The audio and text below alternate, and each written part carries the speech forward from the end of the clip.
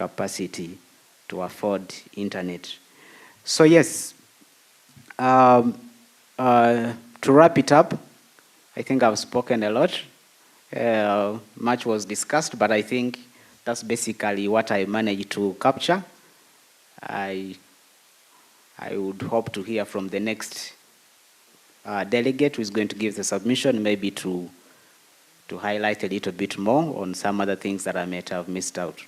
I thank you so much.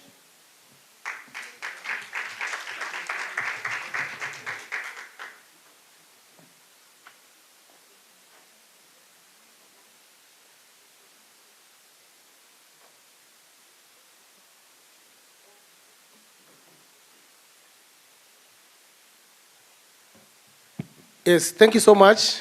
A round of applause for the guy. Wait. You people back there, why are you not clapping?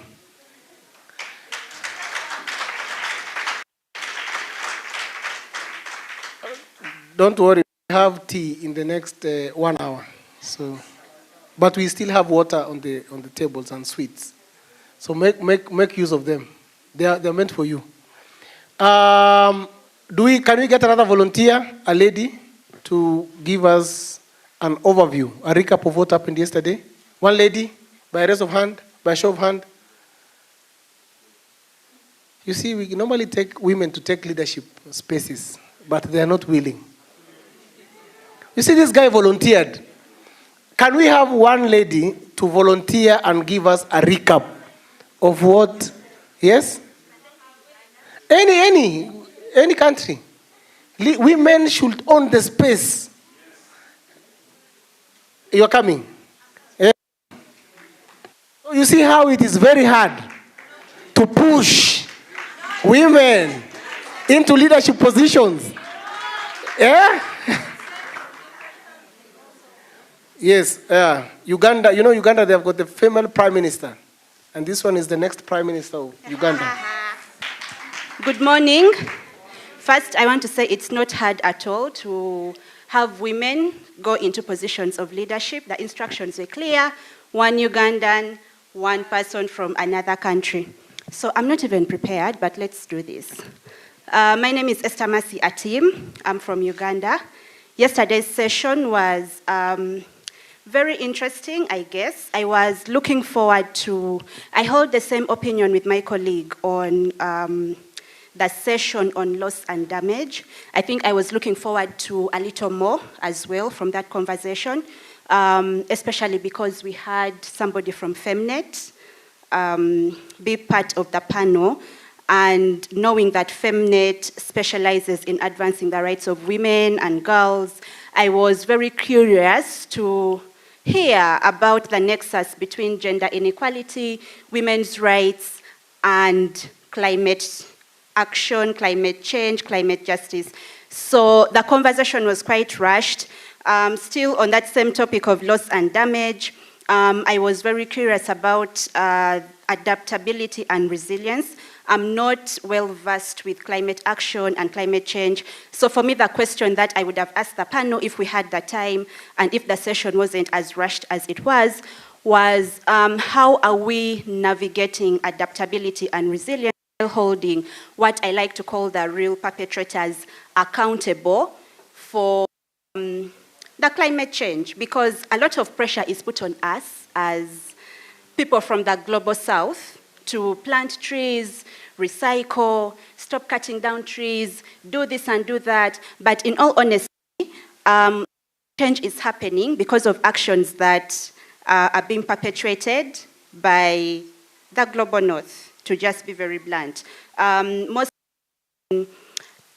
like a big forest is cut down, or we are supposed to give up a lake or a river, it's because investors have come and they want the land to invest.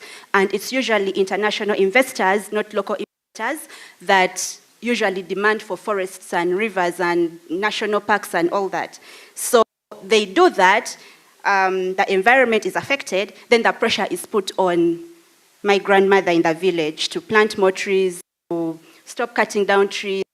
My question would be, as we are saying, resilience and adaptability, are we exerting that same pressure we are exerting on the global south, on the global north, because they are actually causing this problem. So when my colleague mentioned it here that, he was looking forward to hearing about mitigation, I felt it, because I was also looking forward to hearing about mitigation more and not just accountability.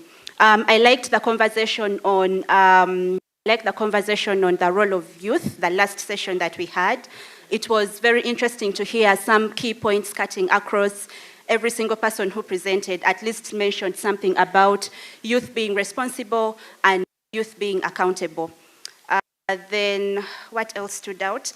The beginning session, the beginning panel had those of Natalie and the CEO of National Youth Council of Kenya. I really connected to Natalie's discussion and presentation. A lot of the young people here whom I've interacted with in their own capacities are founders, small organizations or initiatives or even projects, or are taking on leadership in their school or their workspaces. And hearing somebody say they started with nothing, an organization as impactful as the African Youth Commission started with nothing and no funding, I think was very inspiring. Every young person who has tried to start something knows how difficult that journey can be.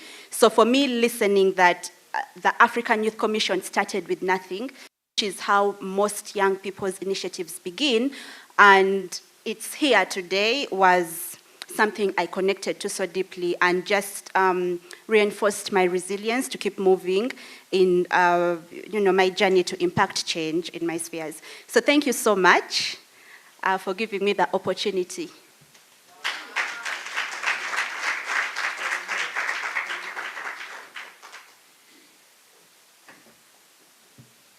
Thank you so much. Thank you so much, Madam Prime Minister. That was well articulated. Yes, we have got two brief announcements, and I want to invite Drusilla to make an announcement. You see, in a conference like this, we have people who have got good intentions for the youth. So Priscilla came along something she wants to share with all of us so that we can take and this particular, opportunity and influence those spaces. Priscilla, please. Drusilla. Morning, everyone. My name is Drusilla. I'm from Kenya. So I'm a psychologist, a child psychologist. I am also a digital marketing expert. I have my own NGO, and so in NGO I have been able to work with the American Psychological Association, and in our space we advertised for applications, those people who are willing to work with WHO. So it's a technical advisory group that is supposed to provide independent advice to WHO on how to apply the behavioral sciences to public health. So the people need in this space, they want anthropologists, behavioral economics, psychologists, sociologists, and those people who have skills in system thinking, design thinking, communications, and marketing. So you can check on their website, the advert, it's called Technical Advisory Group on WHO. Kindly, if you can't find it, please see me. Thank you. Yes, the information will be posted in the delegates WhatsApp group. Drusilla, please get in touch with Mr. Paulo. Is Mr. Paulo in? Paulo, yes. Paulo is the admin of the group. She can share with you, and then you can post it in the group. Thank you. At this point, I want to invite Mr. Nicholas. Nicholas from UNFPA. Nations for, I don't know what. I know population something. And development. So Mr. Nicholas is part of the Youth Fellowship to give us an introduction. You're the one. Oh, your name? Makida, Her Royal Highness, Princess Makida, is going to take us through. Welcome, please. Morning, everyone. My name is Makida Boyd. It's the United Nations Population Fund. The United Nations Population Fund is the sexual reproductive health organization of the United Nations. And I'm going to give a brief presentation, actually a video on what the Youth Leaders Fellowship Program is about. Nicholas, are we ready? Okay. So the Youth Leaders Fellowship Program is a program that UNFPA crafted in 2018. It takes youth from between the ages of 18 to 30, and they are allowed to apply. They get the opportunity to join the UN, work with them, be exposed to the UN agency. They also get a one-on-one mentorship with people, high-level people in the country, so ambassadors, heads of agencies, diplomats. They get that one-on-one session with them. There's also the training session that has like leadership training, health innovation trainings, and all of that as well. The group is a very diverse group, so it's not limited to one country. There are different Africans in our group. We have Ivorians, Malians, Burkinabes, all sorts of people, and very inclusive, persons of disability, very, very diverse group with people. Diverse background. For me, for instance, I'm a licensed physician assistant. I have 3 years of healthcare experience. I also have a master's in occupational safety and health. And prior to joining the fellowship, I had worked with UN Women in Ivory Coast for 6 months and the United Nations Department of Operational Support in New York as well for 6 months before I joined the fellowship. So it's not just for students. Even if you're between the ages of 18 to 30 and you feel like this fellowship is something for you, you could join as well. The age range is because of the AU age range for a youth, even though the UN's age bracket is quite low, where the AU is 18 to 32. And it's also in line with the Ghana's National Youth Policy, the AU Youth Charter, and the Agenda 2063. So all in line to ensuring that our skills are not mismatched, like what was said yesterday, and we have the right youth for the right job currently, basically. So Nicholas would play a short video. It's very, very short, I promise. And we will just have a little bit on how it was started and a little success stories. And we urge you all to apply. And my colleagues are here with diverse backgrounds. Like I said, we have a doctor of pharmacy. Dorothy is at the back. Dorothy is a doctor of pharmacy and preventive medicine specialist. And Fafa, Precious Niti Fafa is a climate design thinker and climate enthusiast. She has a master's degree from the Savannah University. And Nicholas is also a licensed nurse and a sign language interpreter, not only for the fellowship, but for the entire UNFPA country office as well. So it's really, really different, and everyone can come on board. That's basically the gist. So Nicholas, please, if you're ready, let's play the video. Okay.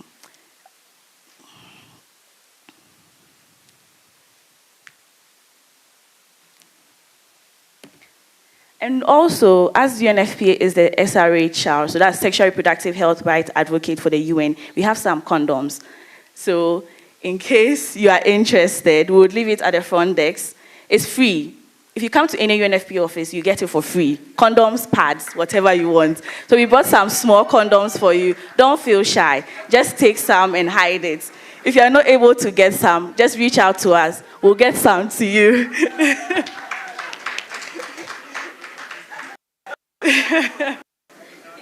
It's all part of ensuring that every young person's potential is fulfilled, every childbirth is wanted, and every pregnancy is safe. Our technical team is having a little bit of challenges, but they'll be sorted. Everything I need to say is in the video, really. And a lot of you know Nii.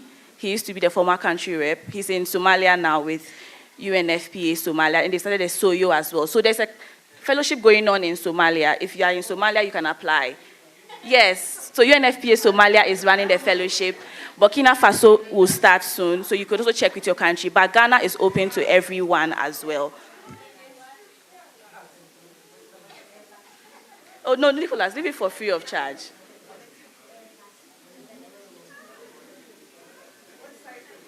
Yeah. So this year, we are the 5th cohort. The call of applications for the state cohort will start in April, this coming April for the state cohort. So you'd probably start in September, and then it will go through the next year. You could check on UNFPA Ghana, Instagram, Twitter, LinkedIn. Those are posted there, okay? So just follow through and check, and yeah, and be a part of the transformative journey. Thank you so, so much.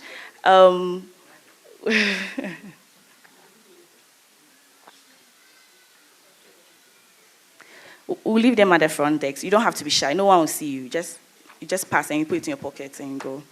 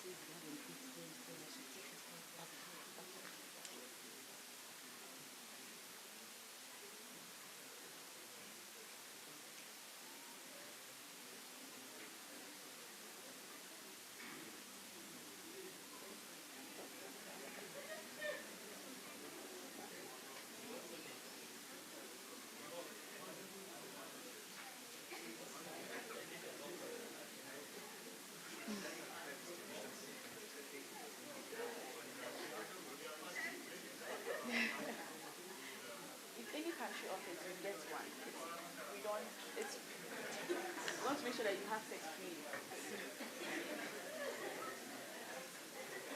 Safe sex.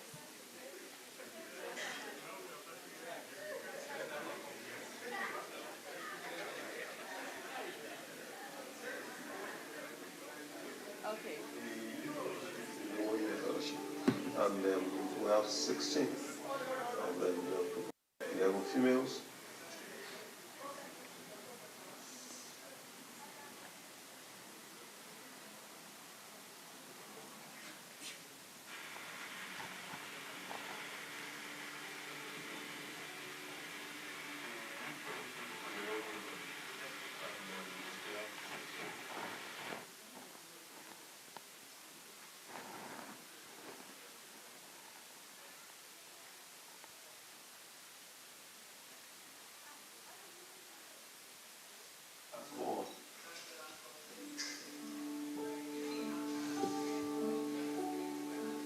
The youth fellowship is a one-year fellowship, and we have 16 of them young people, 11 females and 5 males.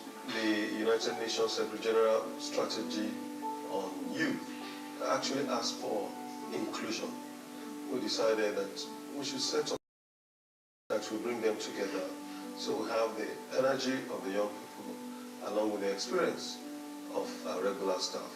We initially started with advertising the fellowship program because we wanted to make sure that it was open to all young people in Ghana. We allowed everyone to go through the interview process.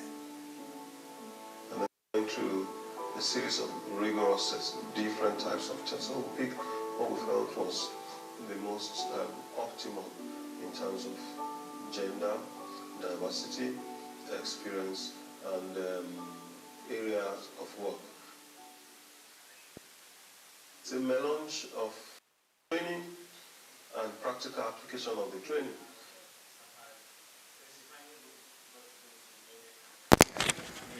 We took them through a set of very, very important training. We build their capacities in leadership management, in project management. I mean, they learn how to behave in the world of public speaking. There have been so many facets of it. Thereafter, we got them, we deployed them to different parts of the office. They are being deployed at the points, different units of UNFPA, the gender unit, the adolescent and youth unit, the family planning unit. So it gives them a good grasp of what happens in those units. Adversity is the mother of invention. Because we did not have enough space to take them, that is the idea behind having a place like we have, like the Orange Loft. So we also owe it to the challenge of the Youth Fellowship.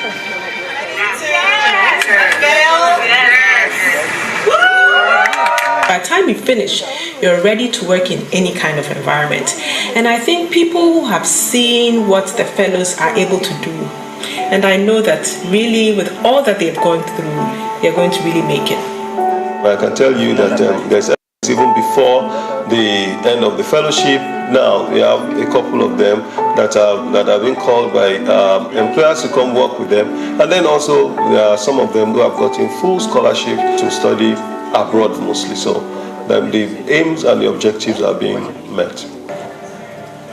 We're hopeful that after this cohort, we will have a bigger youth fellowship, because if you're doing something and it's coming on well, my idea is that you need to raise the bar. My exposure to development intervention has been mainly grassroots. I graduate from the University of Ghana with a background in social work and social. I would want to have an experience with the UNFP. It's always been my dream to be a diplomat. I believe it was a platform for me to learn.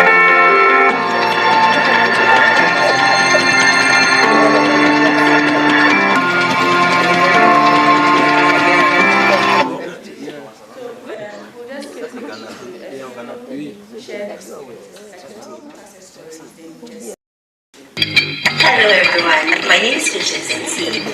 My name is Cyril Alexis Otopo, and I'm joining the third to the Office of the Secretariat, which manages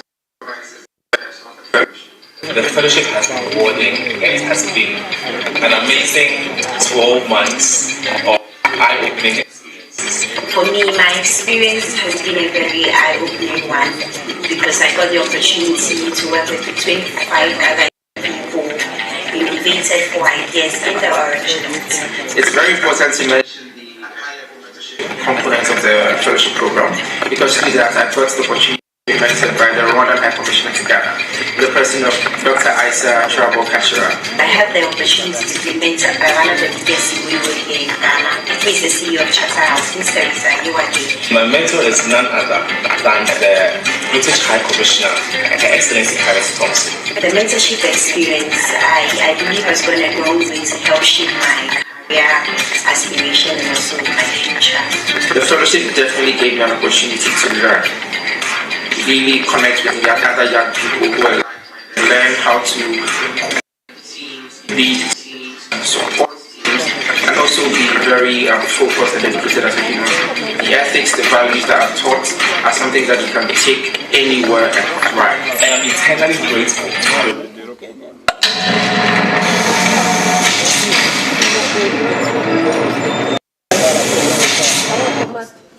So that's basically how it started. That's why we played that video, so that it just says everything I have to say. Just to touch on the shared experience, Selassie, who was with the Rwanda High Commission, was later hired by the Rwanda after the fellowship.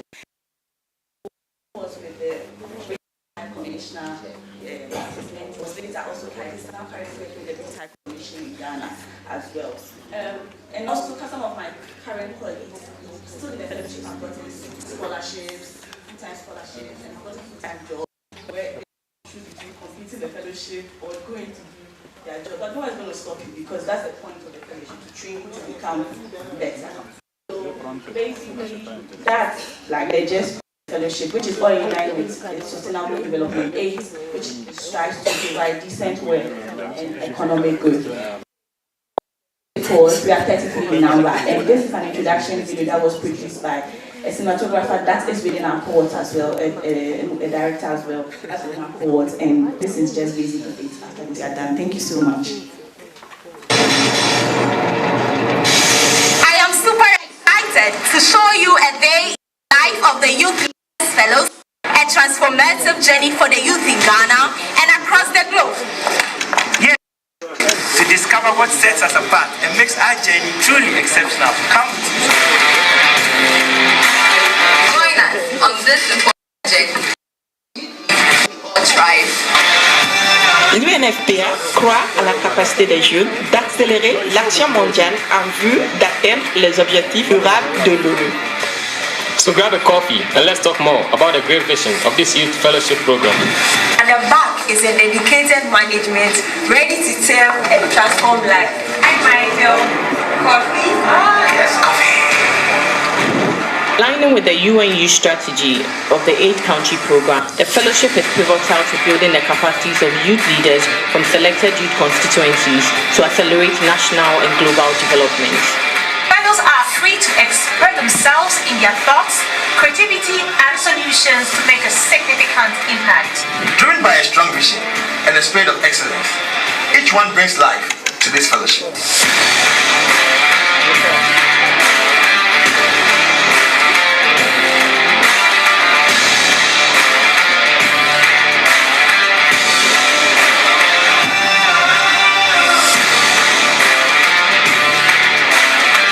Collaborative sessions inspire teamwork and innovative thinking. We are a diverse community of change makers. We challenge each other, collaborate, and inspire one another to reach greater heights.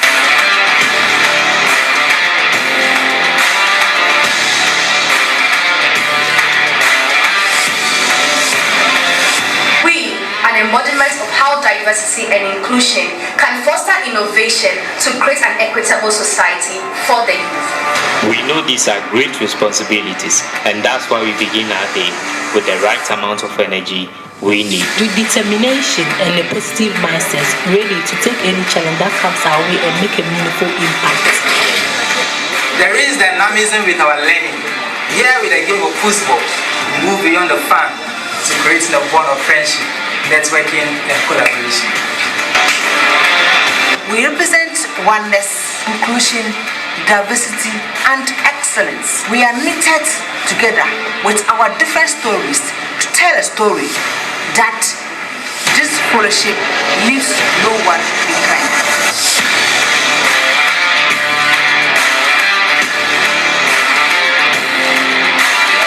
Our mission is to make sure that every pregnant is wanted, birth is safe, and every young person's potential is fulfilled.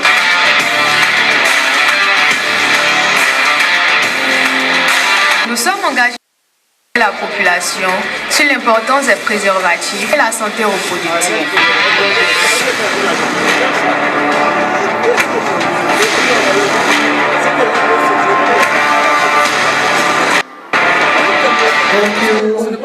Thank you so much. A round of applause to the UNFPA Youth Fellowship team. Thank you for the wonderful presentation. Welcome, Mr. CEO Anthony Bluma from the Kenya Young Parliamentarians Association. Please, on your. Thank you. Thank you so much, sir, for joining us. Actually, apologies, Honorable Bluma Anthony. Thank you, sir. Thank you so much, the UNFPA team, for the wonderful presentation. It's my hope that the young people in this room will take advantage of this information and apply to join that wonderful program. So, ladies and gentlemen, at this point, I want to introduce and invite my brother, Benning Ahmed. Benning Ahmed is the Secretary General of the Pan-African Youth Union. How many of you knows about PYU, Pan-African Youth Union? By show of hands, Pan-African Youth Union. So nobody knows about PYU. Only 3 people in this room. So Bwana AC, you have got a lot of work to cover. PYU, just in a nutshell, is the mother or the umbrella body of all the national youth councils in Africa. It is a body that is in the statutes of the African Union as an organization representing the voices of young people within the African Union mechanism. So the Secretary General here has joined us today for this wonderful forum. He comes from Ghana. I have seen today more Ghanaians have taken over the stage, but works in Morocco. The PYU is based in Morocco, Rabat to be very specific. So Your Excellency, sir, please welcome. A round of applause to our guests today. And I also want to recognize the presence of Mr. Anthony Bluma, the CEO of Kenya Young Parliamentarians Association. I think I'll also give him 2 minutes to greet you before he's joining us in a panel after tea break. So welcome, sir.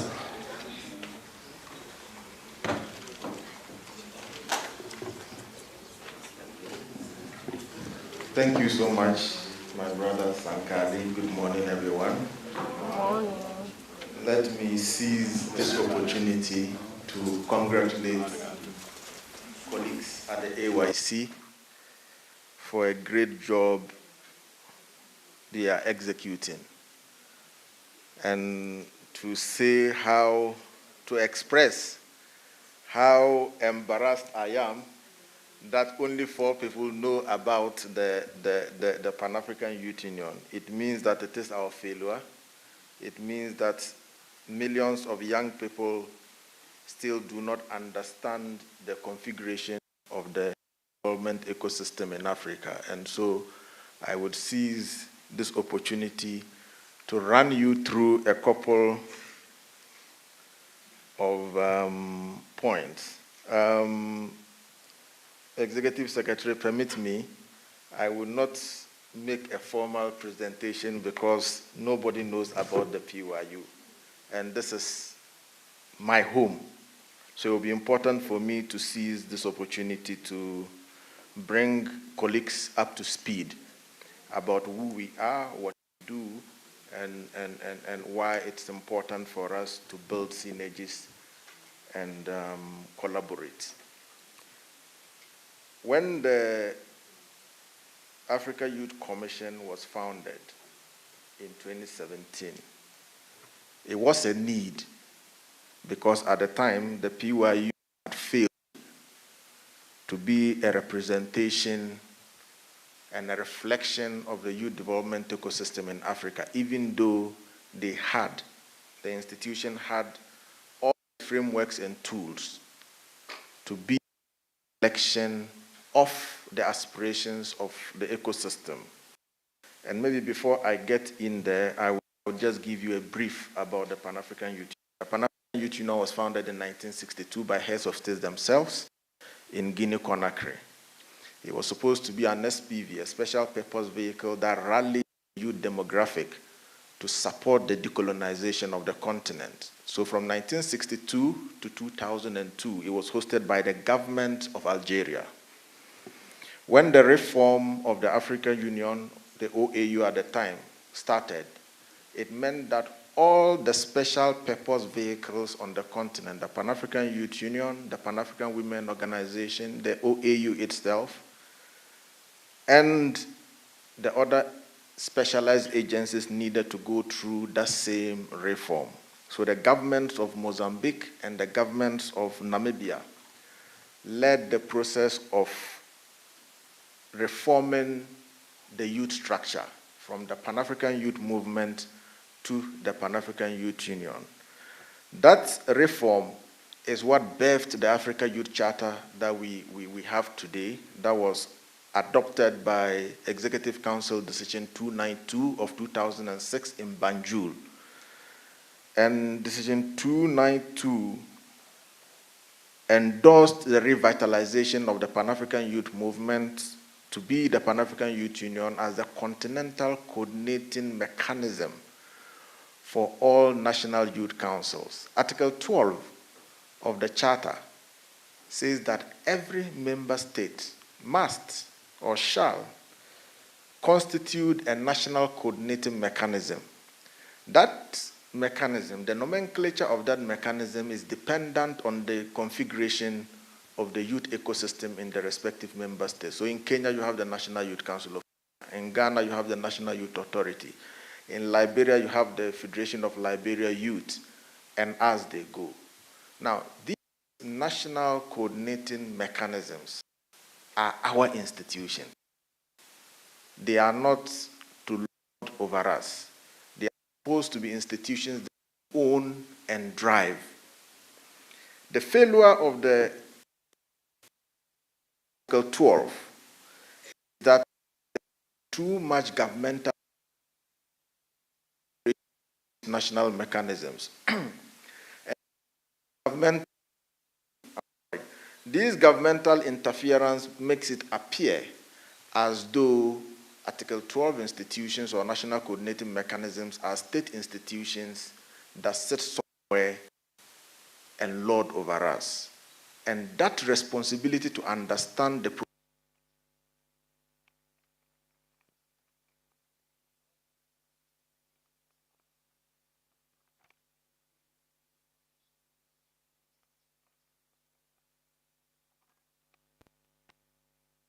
of these national mechanisms.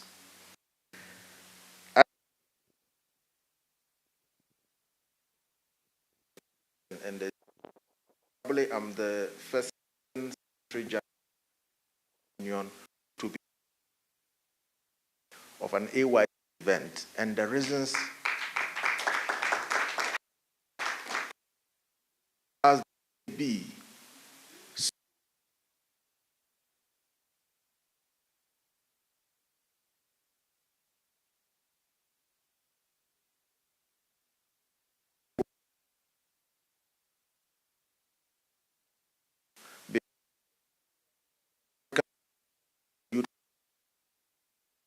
already failed and has no business leading the Pan-African Youth Union.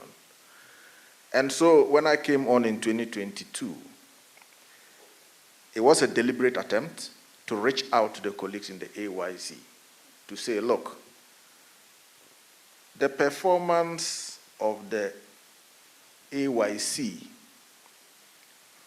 is testament that the leadership of the Pan-African Youth Union had failed and owed the young people of this continent an explanation for their inability to coordinate and mobilize the youth development ecosystem to be a potent force in determining and guiding how our continental frameworks must work and reflect the demographic of this continent. I was privileged to work with Natalie and the team. I was privileged to work with Keith before he exited, and my brother Sankali, with Kaosu, Lamin, and the team, to try as much as we can to reinforce and unite the ecosystem so that we do not see ourselves as competition, but we see ourselves as complementary entities with a collective and shared aspiration of the youth of this continent, and also to be representatives of the ecosystem at the highest level of decision making on the continent and beyond. And I believe that the colleagues in the AYC have not let me down.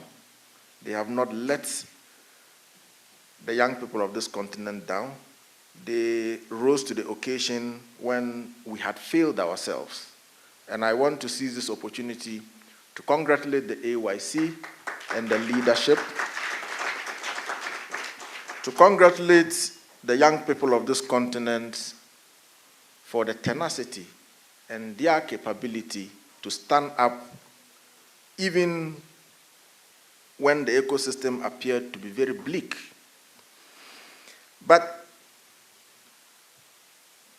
I want to state here that the PYU, or the Pan-African Youth Union, does not belong to me as the Secretary General of the Union.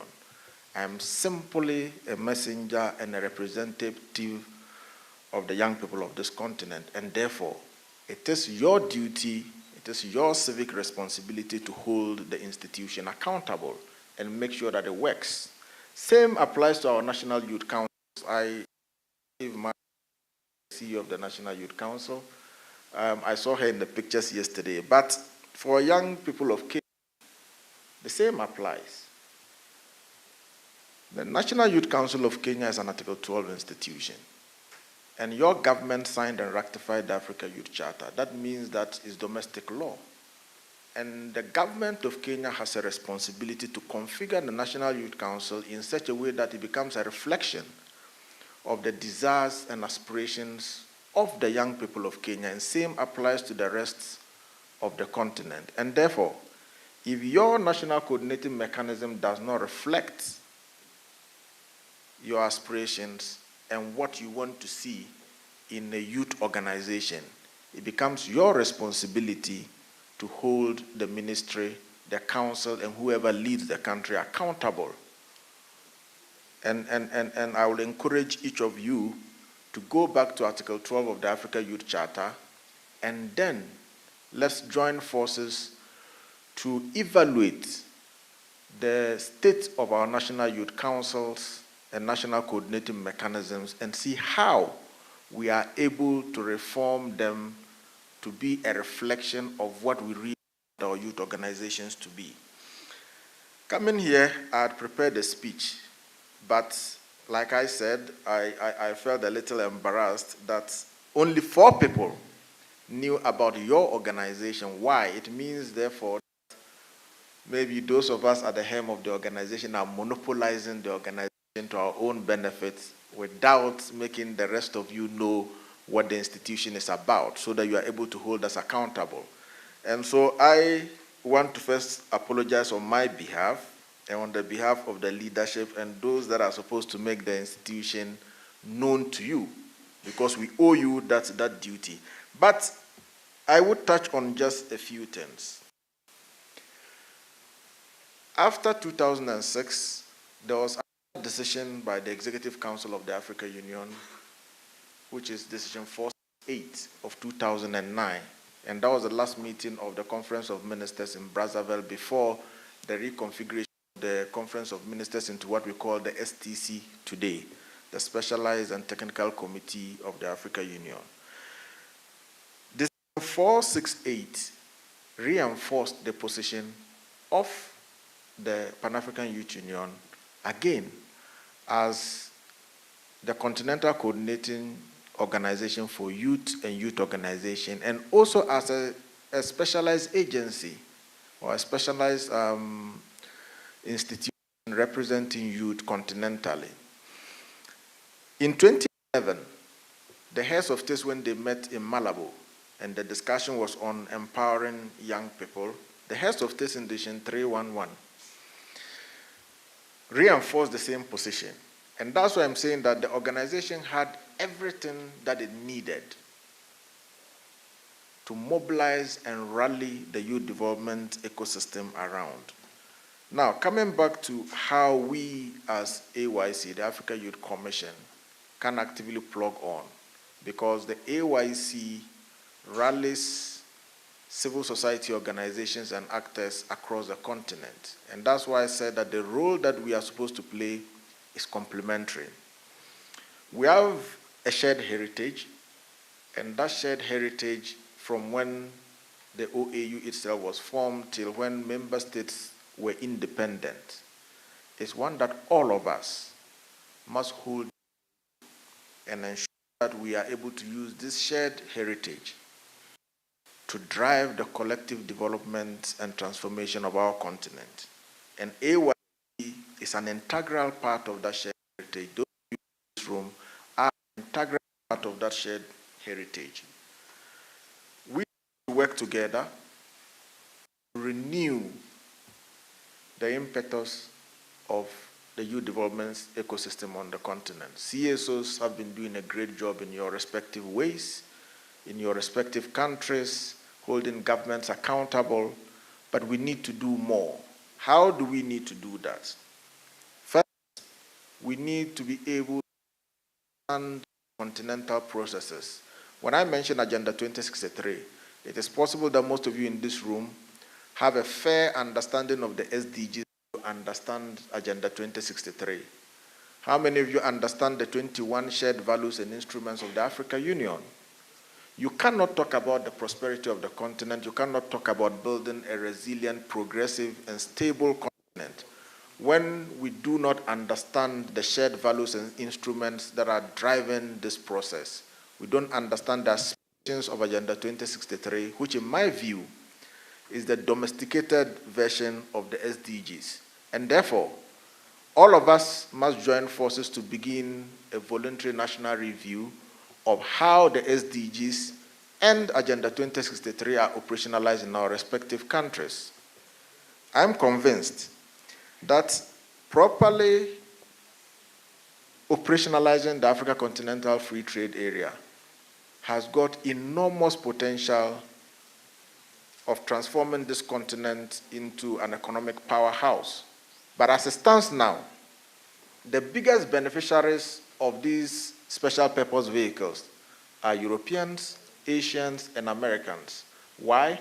Because this continent imports everything from matchboxes, toothpicks, sanitary towels, serviettes, everything. We manufacture almost nothing. And therefore, if we talk about transforming our continent and creating jobs, it would be important for us to collectively map out a way of holding systems accountable in order to harness the potential of this continent to our collective benefit. And that potential includes you sitting in this room.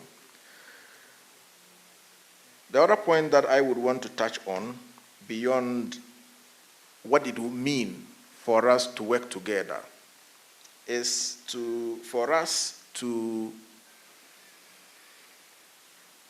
take a quick look at the AI revolution. I'm sure all of us have a conversation around it. And there's a contradiction between harnessing our demographic dividend as a continent and also propagating or implementing the AI revolution. Because if AI is supposed to take full force on the continent, what it means is the majority of us will have no jobs. Because our education, our training, teaches us to serve.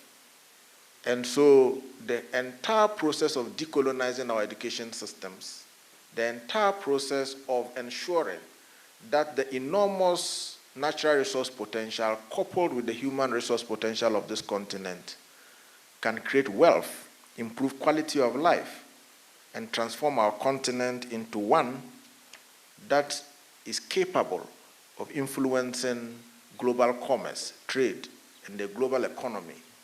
It's only possible if we understand that the AI revolution, much as it is important to us, poses a threat to our ability to fully harness the demographic dividend of this continent. And so what has to be done?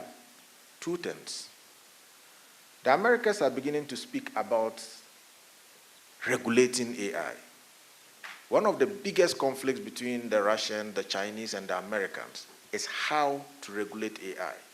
I don't think that any of our ministers of youth or technology has ever pointed out the threats of AI to the existence of jobs and the improvement of quality of life amongst young people. We need to speak about it. The United Nations will be having the Summit of the Future in September. Nobody is speaking about it. What is the future for Africa? How do we envisage the future? And that's why, even though I prepared the speech, I feel a little bit thrown off because these questions that I ask are our collective answers to provide, led by us, the Pan-African Youth Union, and the leadership of the AYC and the other structures on the continent. What it means is that we have failed you, and we have failed to provide leadership. And I think that from this room, we should begin to be futuristic in our perspectives and how we want to see the Africa we want when we leave this room. And so, the Pan-African Youth Union and UNDP, in partnership with UNECA, the United Nations Economic Commission for Africa, will be in a consultative meeting from the 19th to the 20th in Addis Ababa on the margins of the Africa Regional Forum, the 10th Africa Regional Forum on Sustainable Development. And we'll encourage you, I'll share the information with the leadership of the AYC to ensure that we are able to bring together as much views on what kind of future we envisage for this continent and how we expect the Summit of the Future in September in New York to capture our aspirations and the kind of future that we envisage for our continent. Madam Chairperson, Executive Secretary, permit me if I'm speaking too much, but I will just conclude in a second. We cannot also sit in this room without recognizing that the growing incidence of instability, whether unconstitutional changes, wars, the rising or growing incidence of militant insurgency in the Liptako-Gourma region, Niger, Mali, Burkina Faso, the situation in Eastern Congo, the situation in Eritrea, the situation in Somalia, in Central African Republic, serve as a drawback on the progress that we intend to make as a continent. And we as young people would need to make strong pronouncements on the growing incidence of conflicts, unconstitutional changes, and insecurity, because the aspirations of Agenda 2063, if we really want to achieve anything out of it, will be anchored on a peaceful and progressive society. And we as young people cannot sit on the sidelines and allow our governments to have a knee-jerk approach to the stability of the continent. And so I'll encourage this meeting to come out with a strong pronouncement on that. In concluding, ladies and gentlemen, I, on behalf of the Executive Committee, would want to make a strong commitment to the colleagues in AYC to say that our collaboration that we started in 2021, 2022 is going to continue. The AYC deserves a seat on the Executive Committee as a representation of the CSO threshold, and that's extremely important because you are a check mechanism to the institution itself, you are a check mechanism to our ministries of youth and the national youth councils, you are a check mechanism to the inefficiencies of the youth development ecosystem, and therefore, as SG would ensure that it happens and that the AYC would be a representative of the CSO threshold on the Executive Committee of the Pan-African Youth Union. I also want to reassure colleagues here that we would work with you, CSOs, wherever you are, to ensure that we are able to hold our governments accountable in operationalizing not only the Africa continental area, but also that the 21 plus shared values and instruments of the African Union on corruption, on elections, on good governance, on free movement of persons, goods, and services are implemented in a way that inures to the collective benefits of the young people of this continent and the ecosystem. On this basis, I thank you for giving me an opportunity to speak to you. God bless you.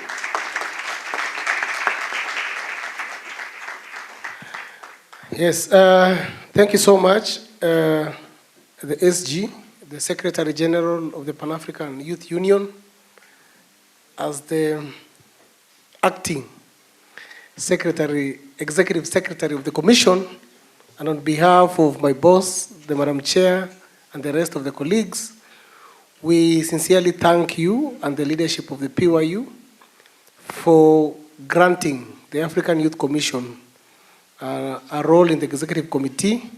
I think your wisdom and the wisdom of the committee is sufficient because you have seen the work that the Commission is doing in the continent in terms of mainstreaming and amplifying the voices of the youth within the regional economic mechanisms and the African Union, even beyond the global context, working in partnership with the United Nations and the UN system.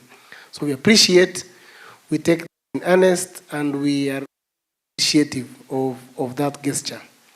Ladies and gentlemen, I want to make a few announcements before I invite the CEO of KYPA to greet us. One is that we will be breaking for tea after after his speech, and we are going to take only 25 minutes during the tea break. This is majorly because most of you were late. So we are going to eat into your time to cover for the time that we lost during the opening session in the morning. So we'll have 25 minutes for the break. Our panelists for the next sessions are here. So it's good that we respect also their time because they have left their schedules to be with us for this discussion. So 25 minutes for tea break. We'll be back here at exactly 10:55. The session starts at 11. So please be on time.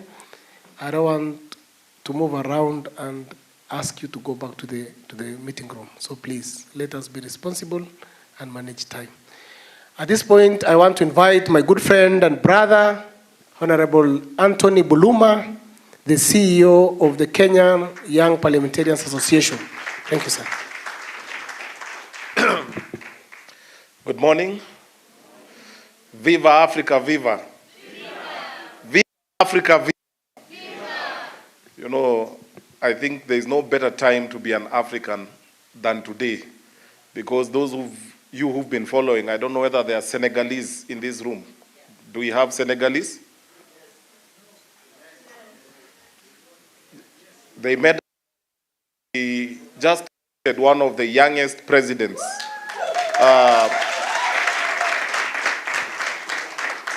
And hence the reason why, because if there are conspiracies to be done, it's done in the gathering. So I am very honored, Madam Chair, my good brother and friend, Ole Case, and the distinguished delegates from all over Africa. My names, as have been correctly pronounced, are Anthony Samba Buluma. I'm Kenyan, but most profoundly a Pan-Africanist who subscribe to being an Afro-optimist. I've been born, bred, grow, will be buried in Africa. And therefore, I take so much pride when I see my brothers and sisters gathering like this. I got this invitation and I could not resist to honor it because this is a dream come true for our forefathers, the likes of Kwame Nkrumah and others.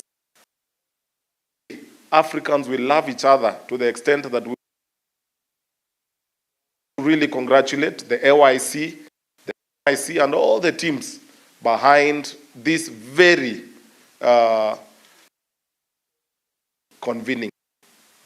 As here in Kenya, we have a caucus for young members of parliament.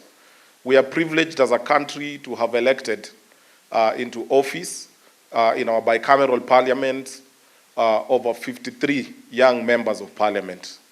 And I am privileged to be the head of their secretariat. And I want to bring greetings and best wishes from my chairman, the Honorable Gitonga Mukunji, of Parliament, for a constituency called Manyata. I also want to convey greetings from the Honorable Babu Owino, who is our Secretary General. Having said that, I just want to, as I prepare to go and sit, share something that was profound, that I interacted with in history. In one of the interviews, one very great civil rights activist by the name Martin Luther King Jr. one day walked into such a hall. And when he was invited to speak, before he took to the podium, he went and bowed before the audience that was gathered. And this really got everyone surprised because they were like, why would you bow? We are not gods. And the moderator actually mentioned that he was a bit concerned, why is he bow before your fellow human beings? But when he took to the podium, he said he may wish to correct them because he wasn't really bowing to the many people who had gathered and they were young, but he was bowing down to the future that was before them. And by that time, things were very complex for the African Americans. But today, we can proudly understand why he bowed down, because America has had an African president. The United Kingdom has an African affiliated prime minister. and Africans are beginning to take their place in the global stage. I do not want any one of us to be left behind. Please join the bandwagon of the movement that is shaping and rechanging even the literature that was written about us. Because they said we are black people, we are weak people, we are ignorant people, we are not smart enough, we are poverty-stricken, we are desperate people, but we must begin to say something positive about ourselves, because that's the first step to changing and transforming Africa. Remember the words of Mahatma Gandhi. Be the change that you, be the change that you, Viva Africa, Viva. Thank you and have a blessed day. Thank you so much, the CEO of KYPA, for joining us. I know I invited you yesterday to be here today, and I'm very glad that besides your busy schedule, you are able to make and share what the future of Africa needs to look like. Ladies and gentlemen, please, one more announcement as we break for tea. I don't want people to queue there for t-shirts right now, especially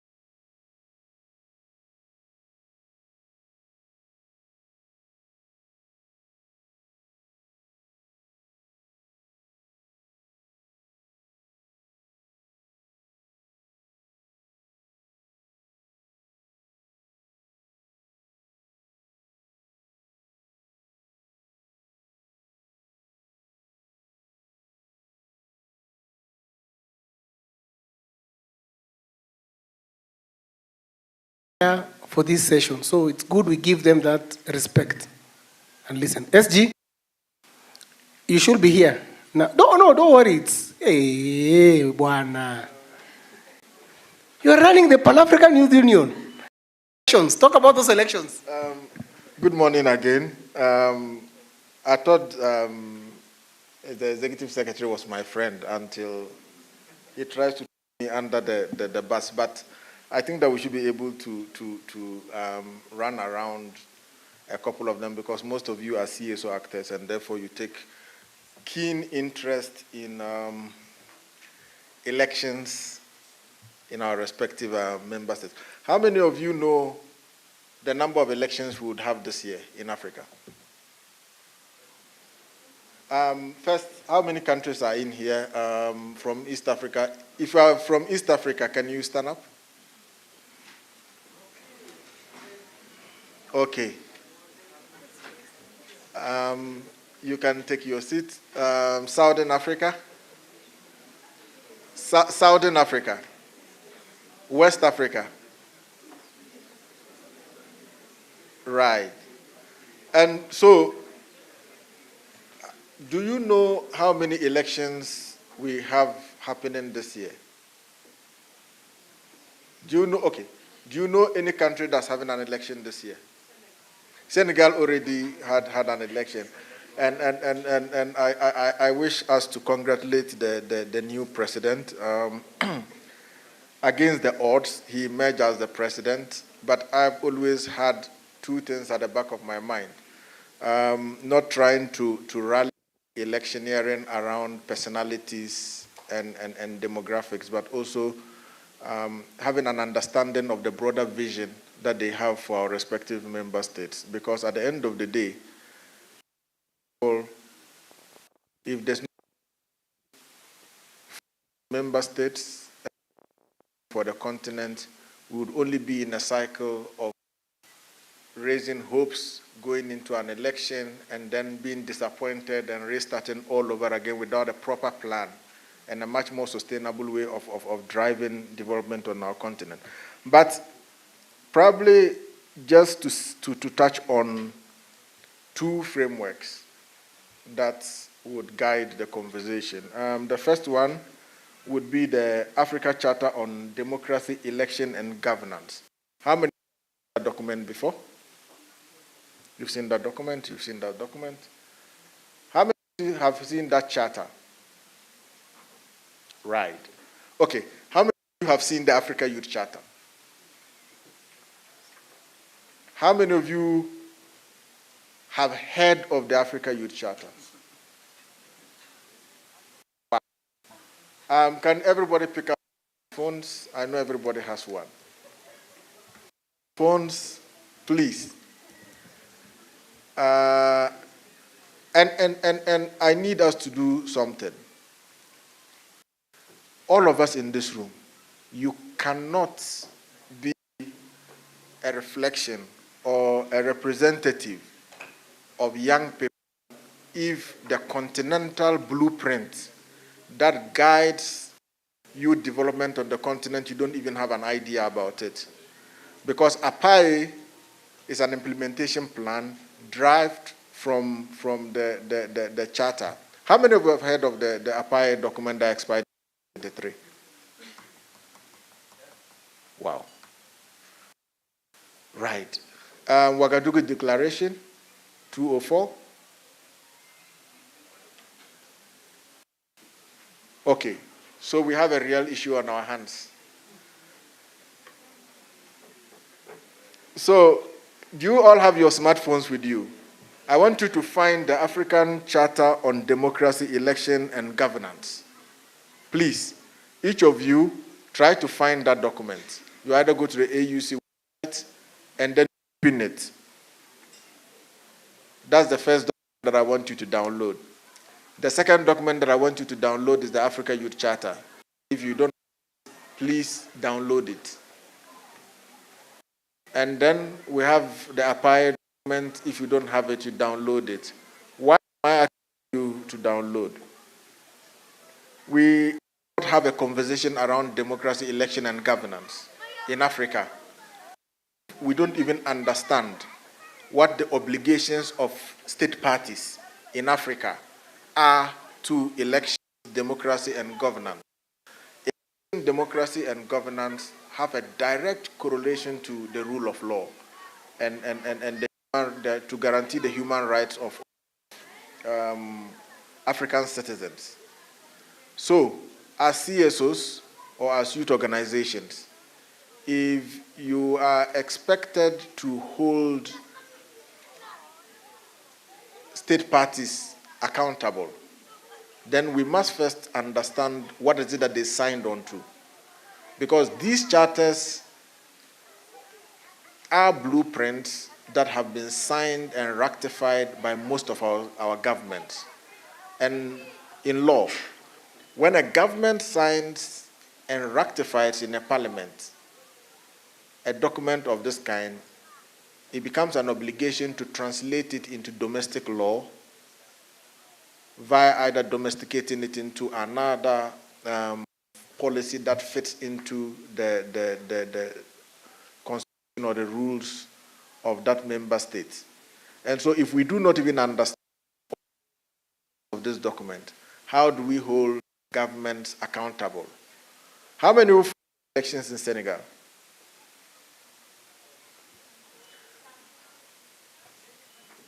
You followed it somehow. What, please, can you tell us what in the last till February?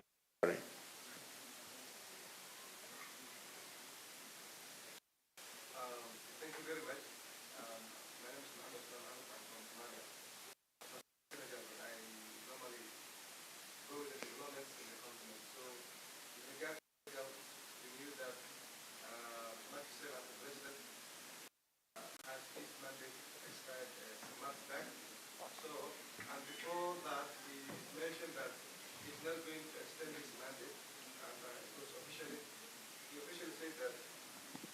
he officially said that he's not going. He came to a conclusion that he wants his mandate. So, due to some chaos, political unrest that the country has faced, and due to pressures that he faced from the international community, even that that he conducted elections. The two political opponents that he had, Osman Sonko and Faye, which were both put behind bars. Some two politicians that that were against the president who recently Faye was in prison and he was released, according to some reports that he was released weeks or days ago for the elections, and that's why these two opponents have come to alliance and elected the former president, Macky Sall. Thank you. I asked the question because the first two articles that the activists in Senegal triggered that compelled the ECOWAS and the African to release the statement was the first 1 and 2 of the Charter on Governance, Democracy and Elections. And, the first of the charter says that they were to promote adherence by each state party to the universal values and principles of democracy and respect for human rights. The second was to promote and enhance adherence to the principles of the rule of law, premised on the respect for the supremacy of the Constitution and constitutional order in the political arrangements of the states. And the third, that was quoted, was to promote the holding of regular, free, fair elections to institutionalize legitimate authority of representatives of government as well as democratic change of governments. When these three instruments were activated, it compelled the African Union, it compelled ECOWAS, which was the Regional Economic Commission in West Africa, to act immediately. Why? Because most countries had signed, not only signed, and ratified this. Now, when we as CSOs, youth organizations, or youth activists start our advocacy on elections, democracy, and governance, there are two things. Evidence-based advocacy is imperative. Evidence-based advocacy will be premised on the instruments and documents that our governments have consented to. Then we have the rights-based advocacy approach to elections, democracy, and governance. What's the right-based approach? When governments sign instruments like that and they domesticate or they ratify it, it automatically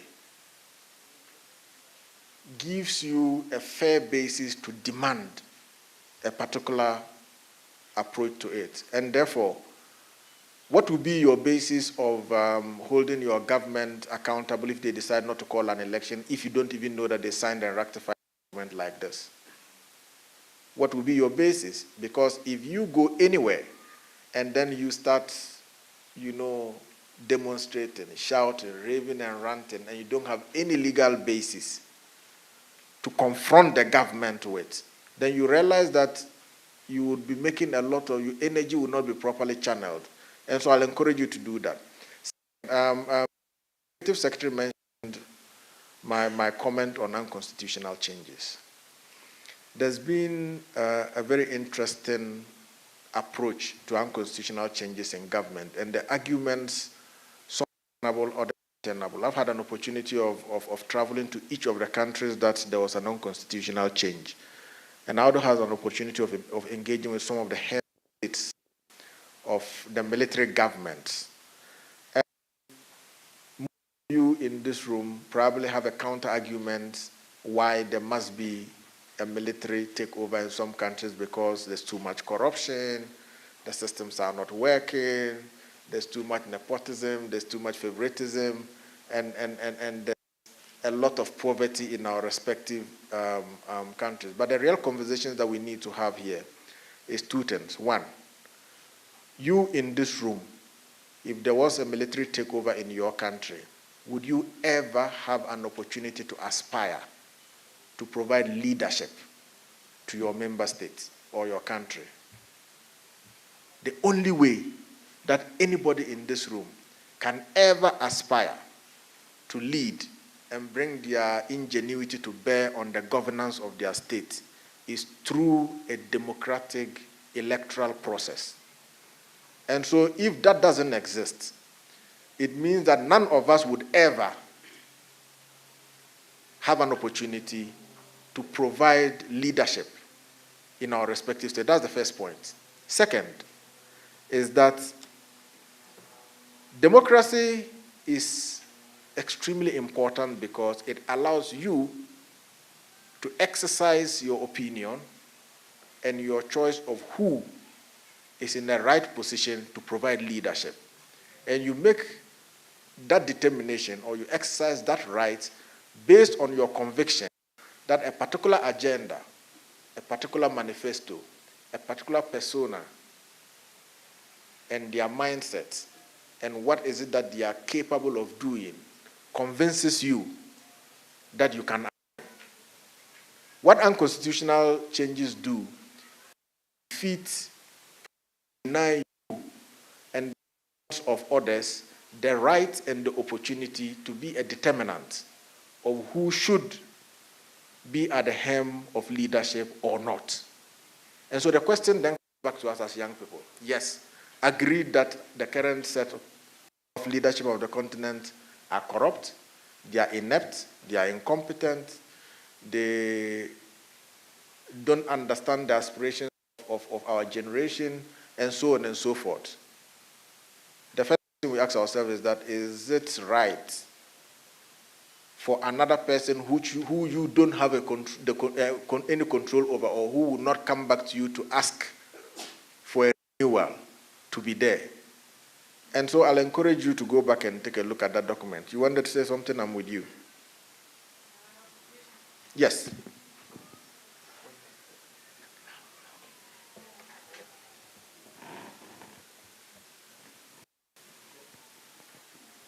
You have just a minute before the session starts.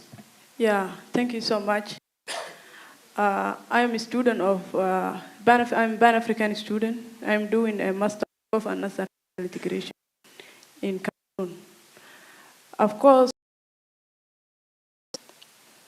all of this agenda of 63, 5 aspiration is all of this. I know the institution is working in governance and democracy, like AGA, ABRM.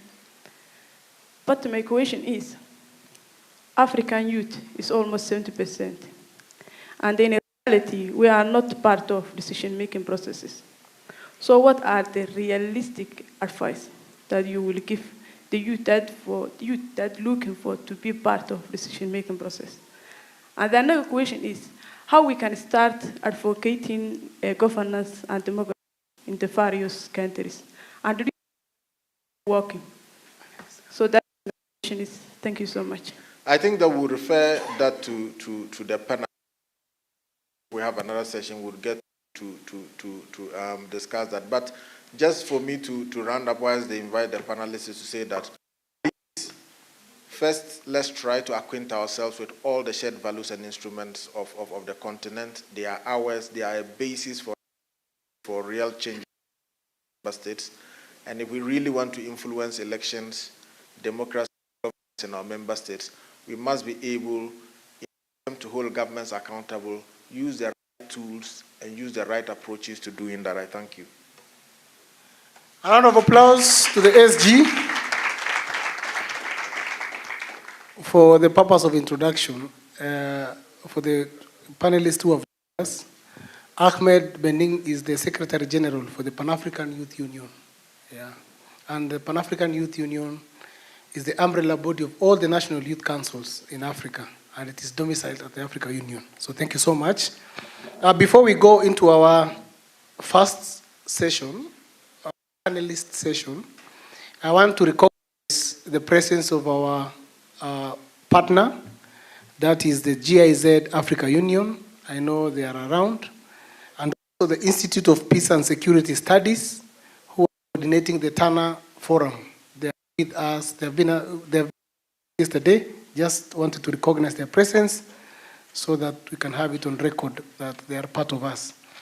Ladies and gentlemen, at this moment, I want to invite our panelists. Our session is promoting the culture of youth political participation, unlocking the power of youth in elections. And we have got distinguished panelists who have got an experience working around issues of governance, democracy. Other institutions here are focused on youth political participation with an experience over 30 to 40 years. Yes, so be attentive. If you are envisioning to be a leader, if you are envisioning to manage elections in your country, if you are envisioning to run as a candidate, these are the best placed people to give you the insights because of the experience, having experience running their own organizations, the organizations they're working with. I know my good friend Yomi has risen from a project officer to a level of country director with the International Republican Institute. My good friend Robertson has been working with Hans Edel Foundation for a very long time. So before I invite them, I'd want first of all to introduce our moderator for this session, Mr. Kevin Kiarie. Mr. Kevin Kiarie is a youth specialist, youth development specialist in Kenya. Currently, he has been seconded from the Office of the President to support the National Youth Council on some of the reforms the council is undergoing right now. So, Mr. Kevin Kiarie, please.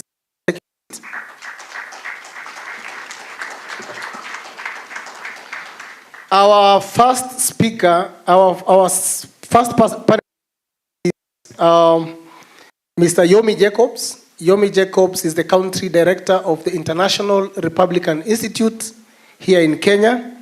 He comes from Nigeria. It's good to have a diverse panelist. Welcome, Mr. Yomi. Our second panelist is Mr. Robertson Kafusho.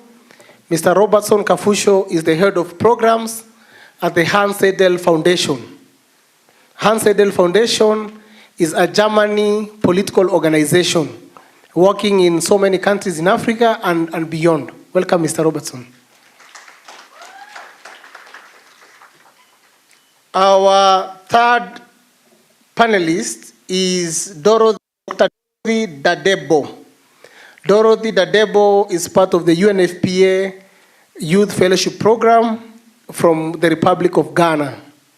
Dorothy, please.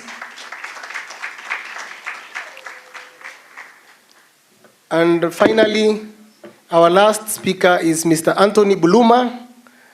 Anthony Buluma is the CEO of the Kenya Young Parliamentarians Association.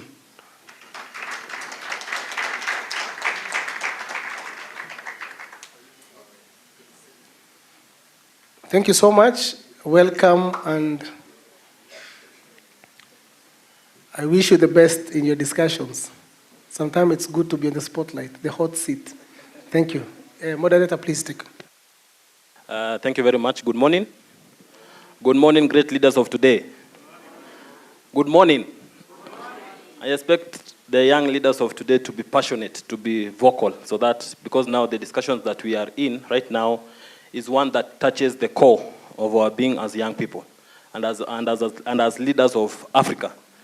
So good morning once again. Thank you very much, Dennis, and the organizers of the Pan-African Youth Conference for this interactive session. First and foremost, my name is Kevin Kiarie. I'm a youth leader in Kenya. I'm a lawyer by profession. For the last 6 or 7 years or so, I've been advocating for youth development, youth inclusion, and youth opportunities.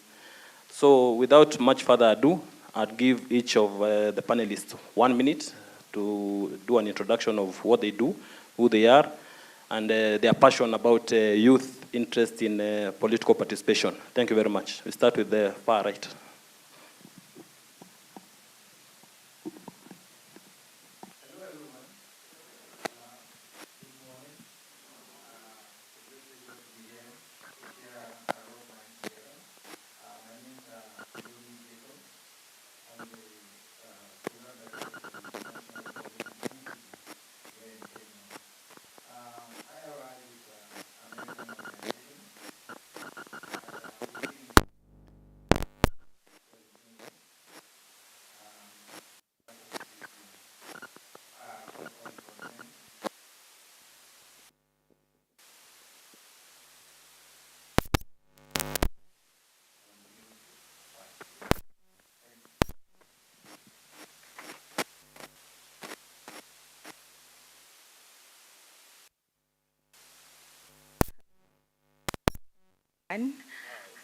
My name is Dr. Dorothy Dadibo. I'm a doctor of pharmacy from Ghana.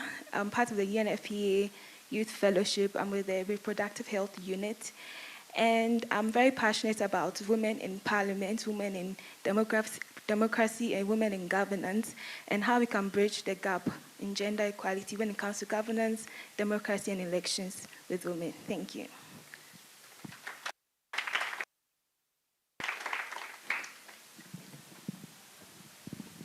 Good afternoon.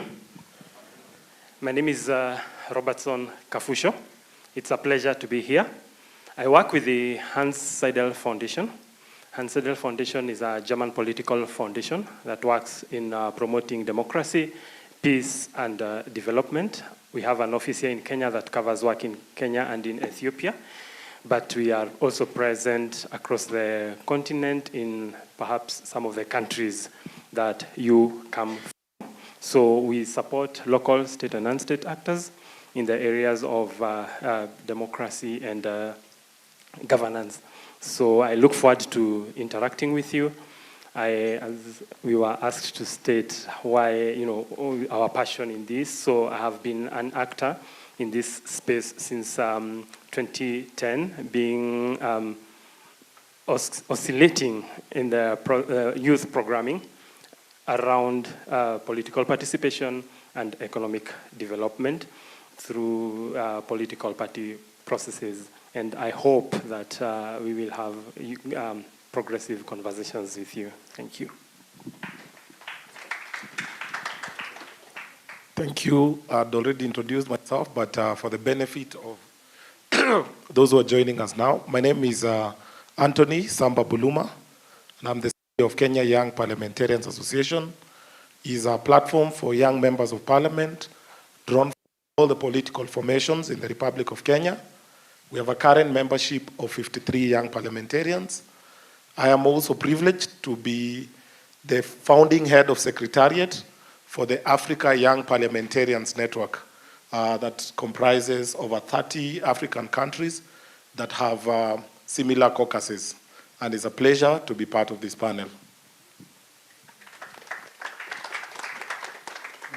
Excellent intro. So I believe I have the right panel here for this discourse. So without much further ado, I'm just going to give a brief on why we are here on this discussion. And I'll just give a case scenario of what happens during elections in Africa.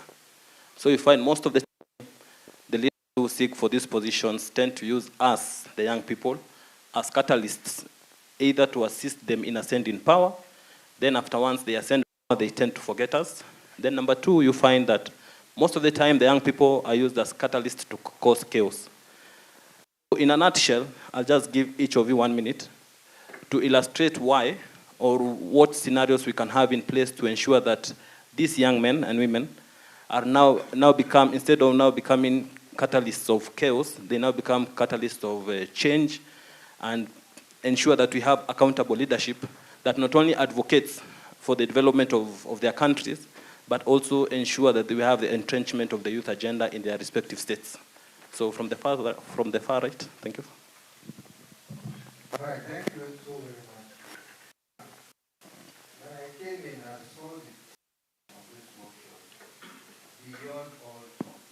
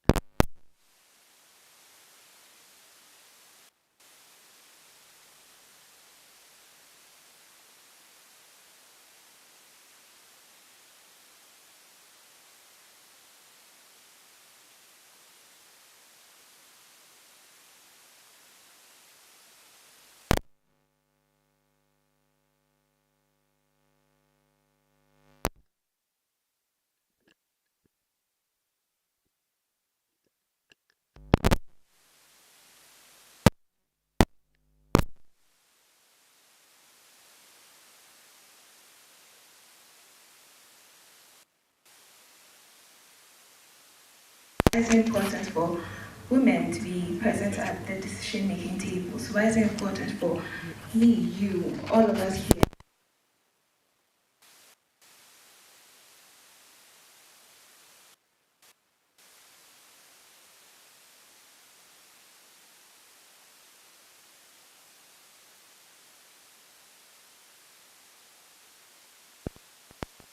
1.8 billion people being used.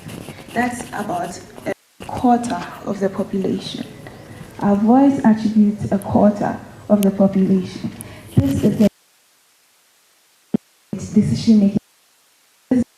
We should be making decisions in our communities, in our districts, in the level and informal level.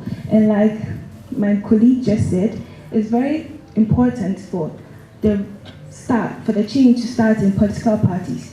But we are not only pushing for just formal engagement, you're also pushing for informal engagement, in the sense that youth will be empowered to take roles in informal areas like in health, in education, in transport and infrastructure, as well as the political scene.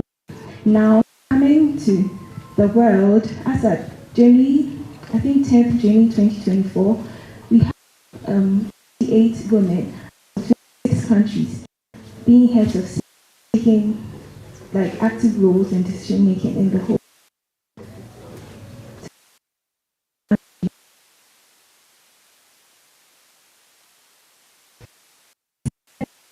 Achieve gender equality based on this. Now, looking at us, I mean, can all the women here raise their hands? If you identify as a woman, can you raise your hand?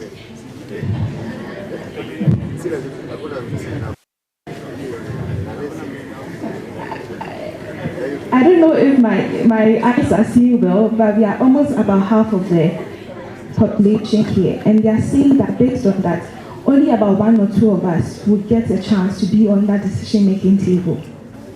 There is a need for change, and it needs to be radical, but it also needs to be very non-violent. And as we bring fresh perspectives, we bring innovative ideas, we bring the energy and motivation for change, to catalyze change in our communities. So there's a need for us to champion and empower ourselves to positive direction. In my, for instance, we have about 40 women out of 275 being parliamentarians, 40 women out of 275 being ministers of parliament. There's a need for more conversation on gender quotas. There's a need for more conversation on youth quotas and for management. Whenever there's up, like, okay, with this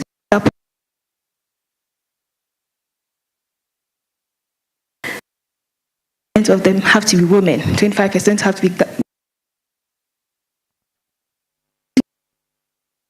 8% of our population are women, but we have just being youth. That is not equal representation. That is not a democratic governance from my perspective. So there's a need for us to champion change, participate and make meaningful contributions to our societies. Thank you.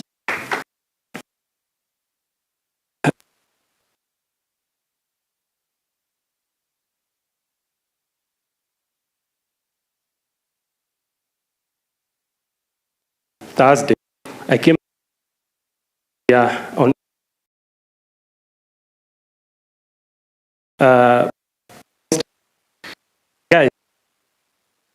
mobilize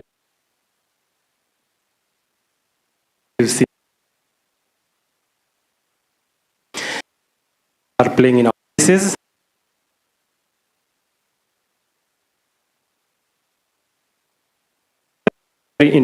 To hear any suggestions that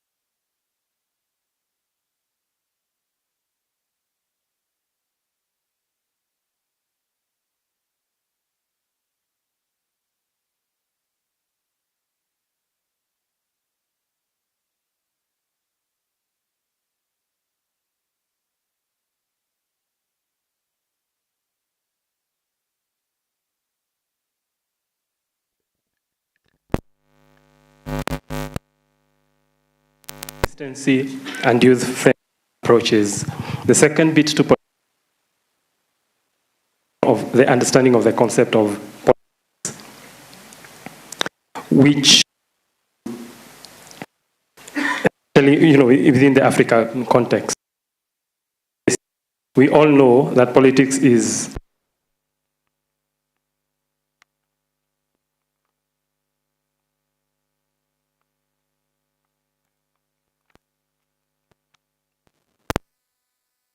bit of it is understanding the forms of democracies in the various African countries you come from, and therefore how you can engage.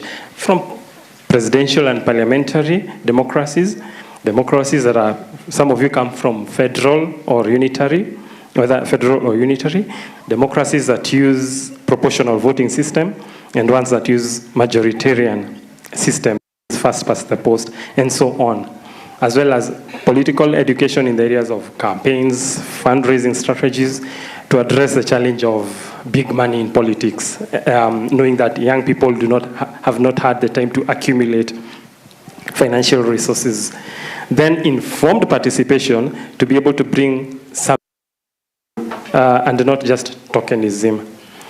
Someone commented and said, youth involved in political instigation of adult political entrepreneurs and social manipulators has compromised. So we need to not just as a result of tokenism, but that we are bringing something on the table. And as had been mentioned before the start of this panel discussion, the issue of the relevant charters that can be leveraged. So that's my contribution on the part of political education that is necessary as a step to enhancing participation in electoral processes. Thank you once again. I think just to build on what has been shared, but now a more practical sense. I was privileged to have been a candidate in our last general election here in Kenya. I did an occasion to speak. They all faulted him, depending on which side of the political divide you belong to.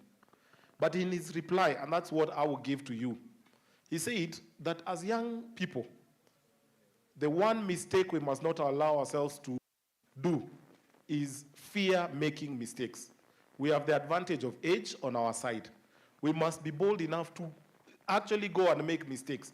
The only people who should be afraid of making mistakes is anyone above 55, 60 years, because you have little time here on earth. So you really need to fear the kind of mistakes you make. But those of us who have over 40, 30, 50 years down the line, surely, why would we be afraid? So I think what I would actually encourage us is this political space, the way I've observed, and working with politicians every single day, the ones who did are not the ones who are given. They take this space. The political culture that has been presented to us is a culture where if you don't have money, then politics is not your place. But we've seen young people who've defied that culture and actually made it to parliament. As I close, in Kenya, giving you a practical example, there's a young man who was elected in the 11th parliament. He's called Kinoti Gatobu. He had no money, he had no name, he had no fame. If anything, probably he just had his little oratory skills and the education he had gotten from university. So he realized that his opponents had every other advantage over him. So instead of him lamenting, he volunteered and mobilized a few of his peers at the university, and they started offering free tuition to primary schools within the constituency. And within a short time, it is the community that was fronting him as a candidate for MP and ultimately rewarded him because of his intervention. So think about it.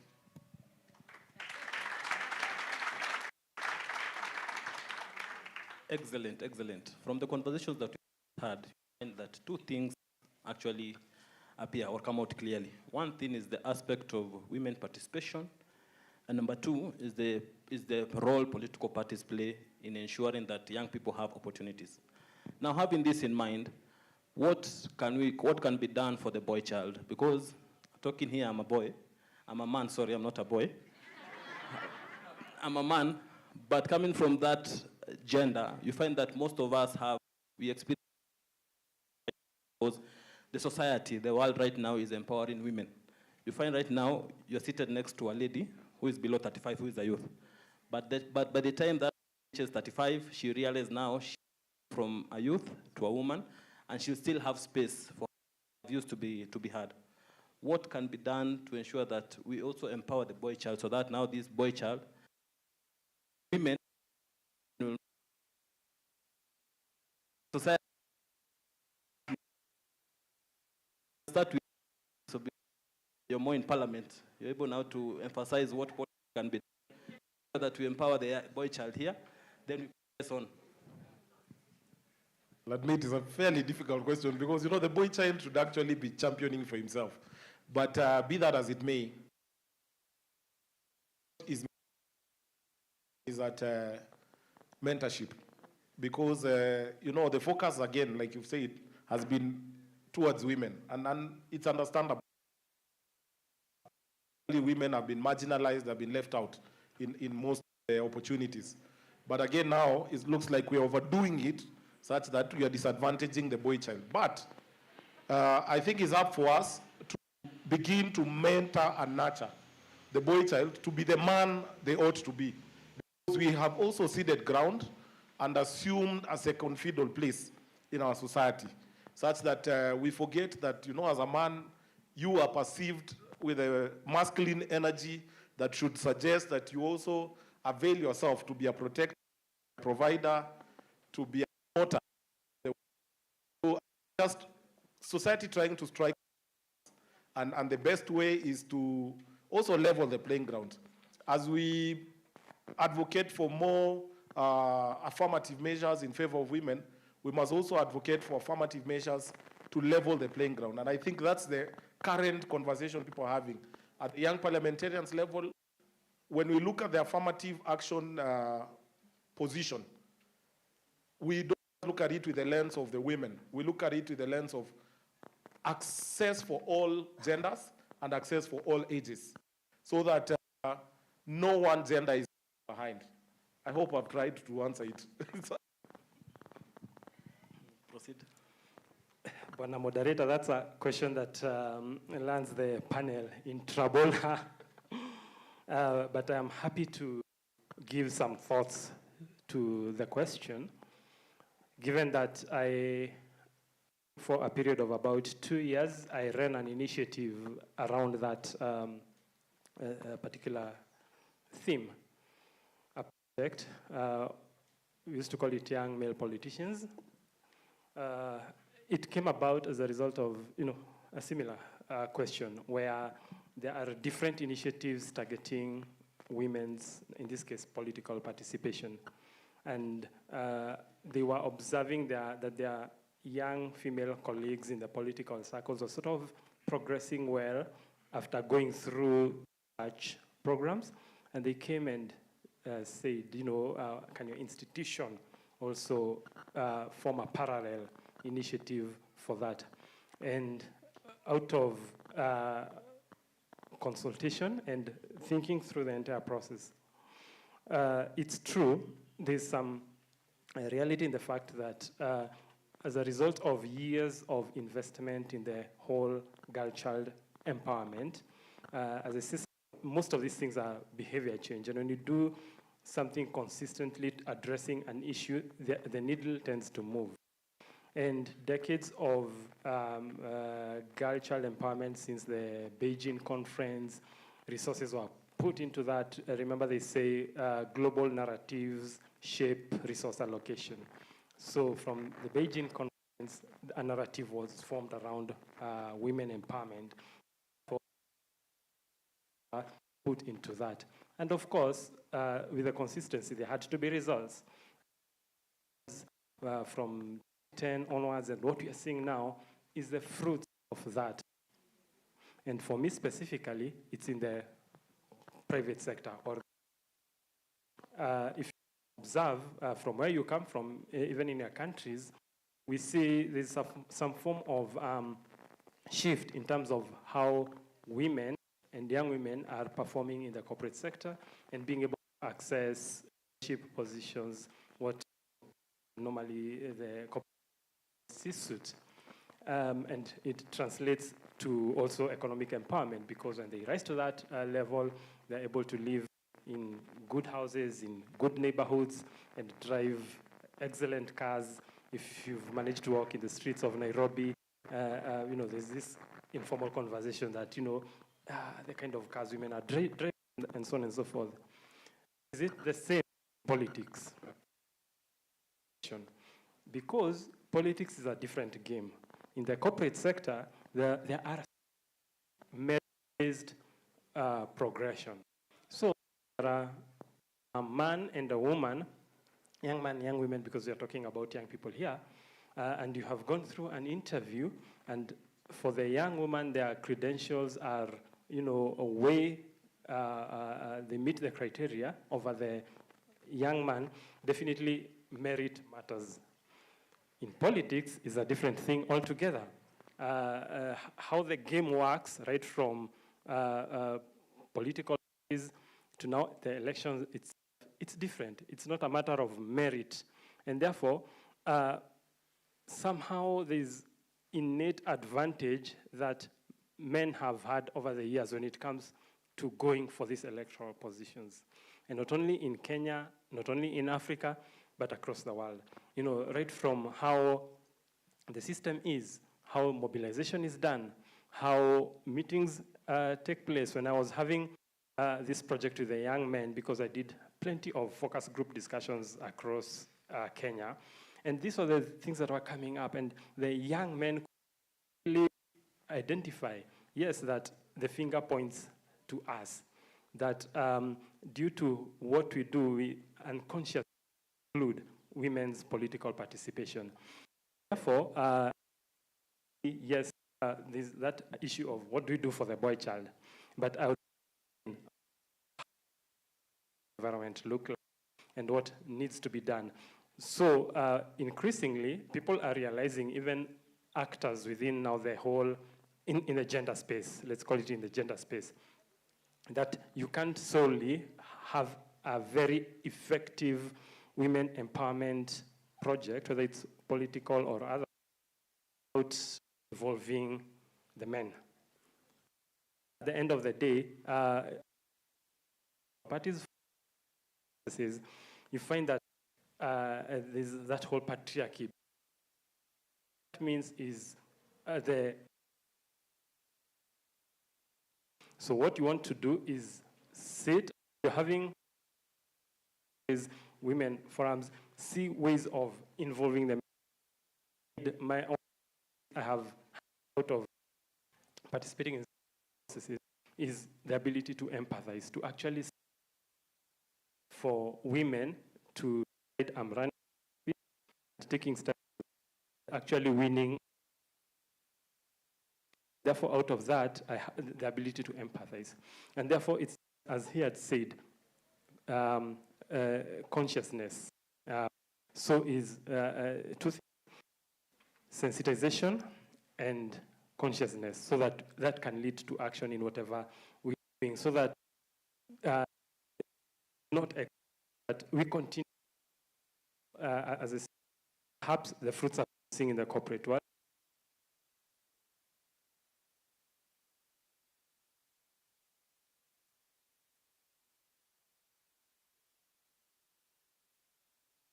The counties have men who ran for elections and they were not nominated. So 7 out of 47. So you can see how the landscape, and therefore walking through this journey together, so that again in 5-10 years we don't end up that one side has succeeded and yet also you have excluded the. Thank you very much. Okay, thank you. I beg to differ on the notion women being in this or because over been left behind and it's now picking up. So it looks like all over women are able to championing the women agenda. The reason for that, it is because population. We've been left behind for a very long time. And with the when it comes to rule of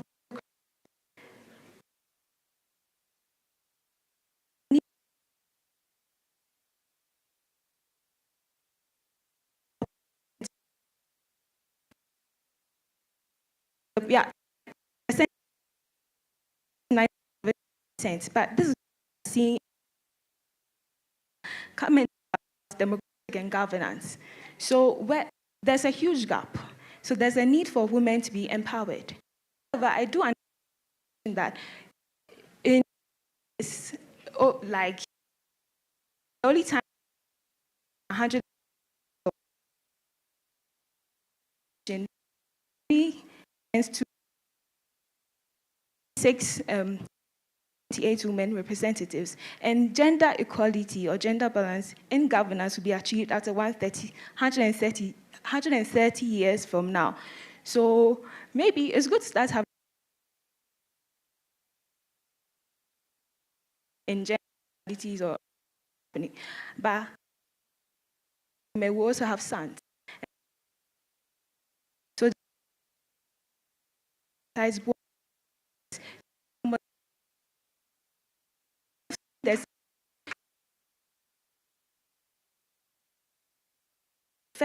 on the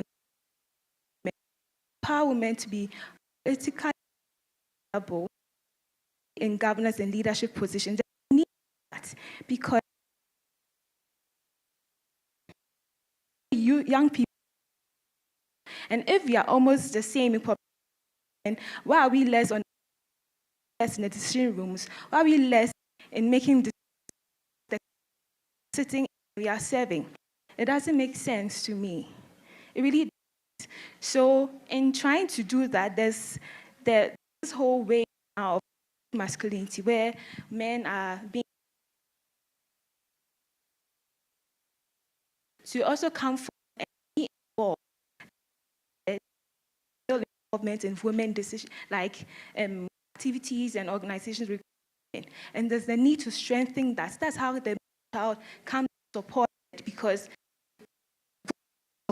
and supported to in every speech.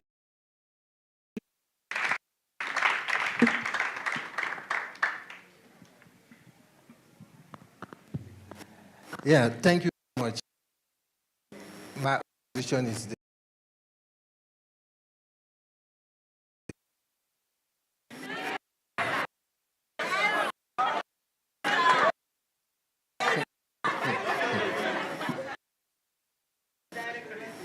Do you know how many women days we have in a year?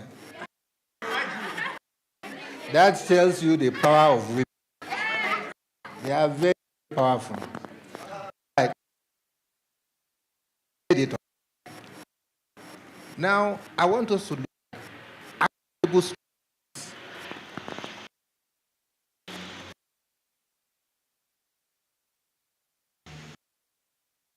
look at Kenya, the elections. The election management body wanted to bring more young people on board as voters and all of that. They achieved only about 40% of that. You understand? Registering young voters. And several focus group and report and research pointed out that there's apathy on the part of the youth. They said they don't trust the process, political processes, that brings out these candidates.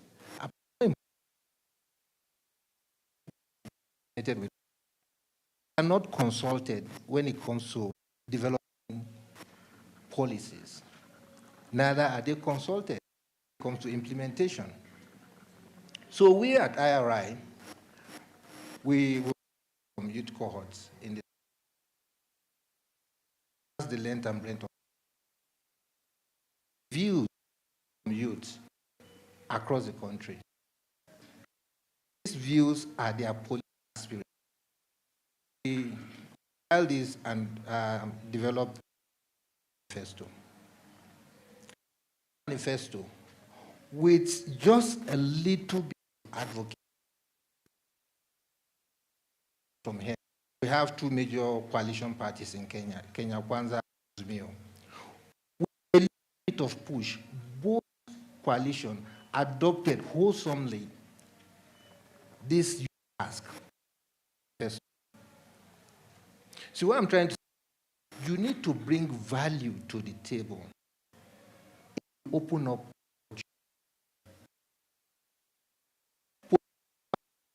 Election is of numbers. Another example, okay, let me finish on this tangent. As this was adopted, it also, you know, we had, of course, across Africa, there's always internal democratic, poor internal democratic practices that sideline youth and women, including women. Yeah? But they also know they need youth to help them mobilize. You know, the presidential campaign council of both coalitions, we were working with 40 youth cohorts. Each of them co-opted five into the presidential campaign. Are we together? Because they value what these guys are at the table. There are candidates without money, but they had support from their constituency. Both presidential candidates, some of this on the platform of this party, they went to the constituency of this to campaign. In fact, the current president went to Kibra, Woodley Ward. Yeah? 3 different occasions, because the success of this guy translates into. Are you getting where we're coming from? If you bring value to the table, they will listen to you. They will open up opportunities for you. So what we did immediately after the election, it was during the process of developing the 5-year county development plan. So these youth cohorts were upskilled. They interrogated the manifesto, look at the policies made by this governor. So now they tied it to a political cost and advocated for it to be included in the 5-year developmental plan. They were part of the process. In fact, that the process of consulting with citizens should start from the ward level. The governor of Machakos went all the way to all the wards. That is one change they were able to institute. Are you with me? So if you bring something to the table that add value to the process and also enhance the visibility of these government processes, they will open up opportunities for you. Some of our youth cohorts, they started advocating on climate change in Machakos County. They looked at the county the plan, at the county plan, made input and recommendations for government. They were drafted as members of the task force on climate change in Machakos. In fact,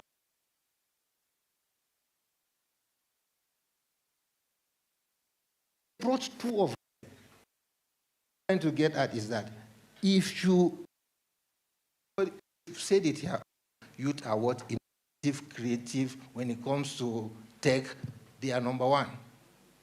What can you leverage from the skill set that you have to? Please, let's not limit it to elections. Post-elections, how do you participate in governance? It is very important. And my sister here mentioned it earlier.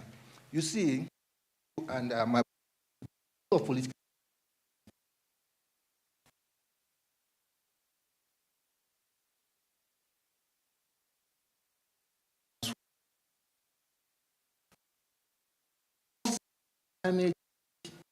health, nutrition, economic growth, we should infuse, I'm talking about people implementing programs now, we should include political education. See, globally, there's also a trend now that we use to link how policy affects our livelihood. It's not only in Kenya.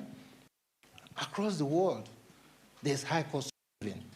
So how do we use innovation?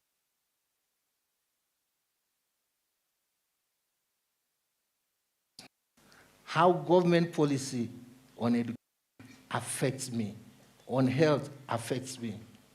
The cost of Kenya now, when you tell people, hey, cost of living, they know it affects their pocket. So we need to be creative. Thank you. Thank you very much. To wrap up the first session, friends, it's vivid that the women, as an affirmative group, they've been able to organize themselves, and they have someone, them themselves, they're leading from the forefront to champion for their own interest. Cognizant of this fact, we experience so many challenges in our aspirations to be leaders of today, in our aspirations to seek for elective positions. Most of us, you brand yourself well, just like you're seeking for unemployment, you write up a CV, you go to the people, you go to the political party, but again, you face these myriad challenges that we experience in our political parties. Some of us, maybe you've sailed through the political party, like Anthony, you reach the final elections. Then at the end of the election, you find challenges at the ground. What are some of these challenges? What are some of these experiences that we all experience? We need to hear from you guys so that now we get to set the theme that really we need to do something. Is it time for us to talk in one voice? Senegal has done a very good job yesterday. They have elected a very young president at 44. I think that is a major step. That is a statement being made to the African Union that indeed the young people are coming up very well. The next position we'll be seeking is for Anthony. Prepare yourself so that now you also market yourself candidate for AU. You now grow.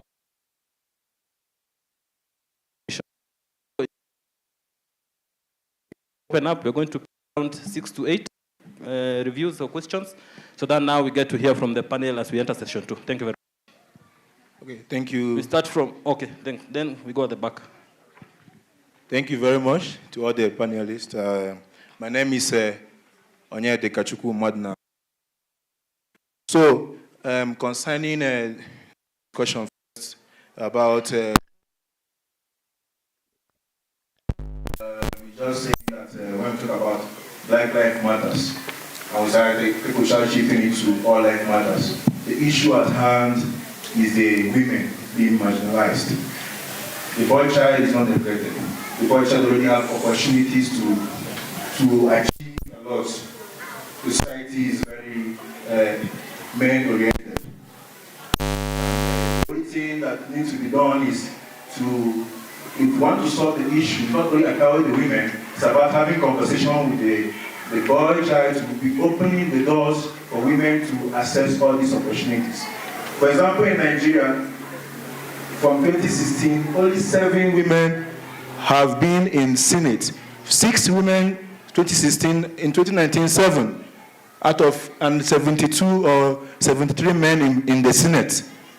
So this is a big change. Right now in the Senate, a man is the Senate president, a man is the deputy, a man is the minority leader, and there are just few women in the Senate. So my question is not about women being given opportunities. The problem is, if we say the women should come and run for the Senate or all those things, there should be men running for the seat. It is the voters that will decide. So how do we now bring things that will create opportunities and say, this percentage will have to be women? So it will be like women will have to contest among themselves. I don't know, but this is like, I'm thinking about the practicality of it. Because if we are talking about beyond talks, if it has to be beyond talks, we have to be looking at the practicality of it and the practicality of youth winning. In the last presidential election in Nigeria, only one woman was there. How will everybody vote for her? Men there, young people there, nobody was even thinking about any young person there. So we have to know the practicality of it. It's not just saying women have to be given opportunity. If they are coming out, how are we going to achieve that? So that is my own take. Thank you.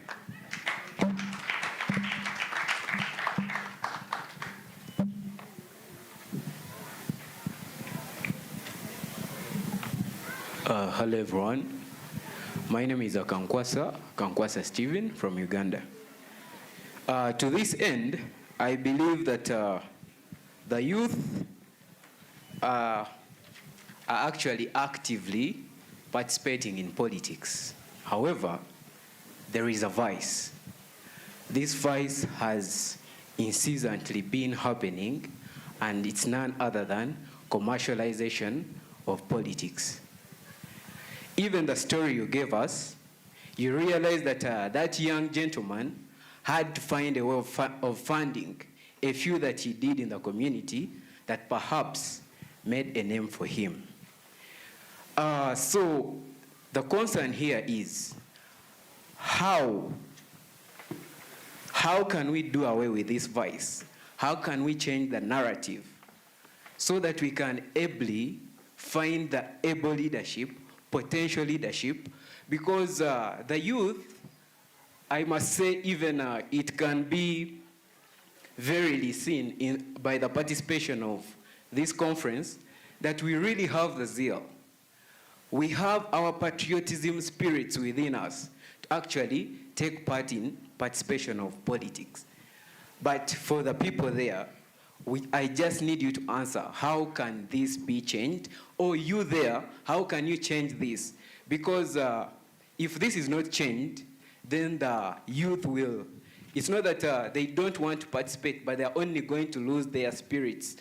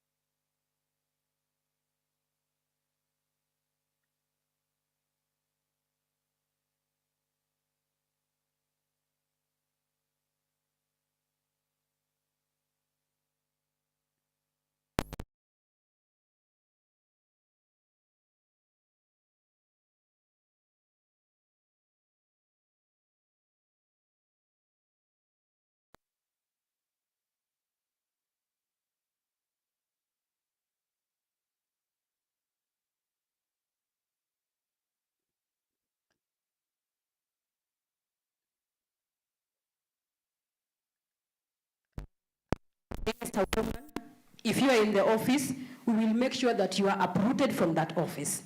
Now, I have a problem with the boy child on the same. When one of them is killed, they start fighting us. Why are feminists quiet and they are not fighting yet a man has been killed? Now the question would be, who do you want to speak for you? For example, as a youth I said this, invisibility is a fate far worse than failure, by Keith Ferrazzi. You can't light a lamp and hide it under the table and expect it to be seen. The boy child must still come up because you're already ahead. The reason why we are having these kind of conversations is to bridge the gap. We are still behind. There are so many factors that are playing against a woman. A lot of it, and we all know. So trying to persuade this conversation of buzzwords where women are fronted is not the truth. Monkey see, monkey do. When you keep on fighting that kind of conversation, it gives a perception that truly boy child are left. And I did a research on one of these things, why there's a lot of femicide. By the truth is, we are swayed by what we say on social media. And as you leave this house, I would want to say you something. Please use the 3 key words, KTN. What you're saying, is it kind? Is it true? Okay? The kindness, the truth, and is it necessary as a youth? Because if you're going to gender, we are going to look at how we can be leaders. It has to start from within. No one will come and tell you how you should carry out yourself. On the issue of how youth can be helped, my question would go to the panel. How else are you going to, we know there's this conversation of political finance and all that. And we know that there are many people who have actually made it even without the finance. I don't know how they cut across, but some of them created what we call the followership. My MP, the previous one, was walking from one door to the other, and he made it. Now the question is there a way you can, is there something that can be done to make sure that the youth financial system or for political participation is reduced to match them? That's number one. Number two, on the women, what are some of the measures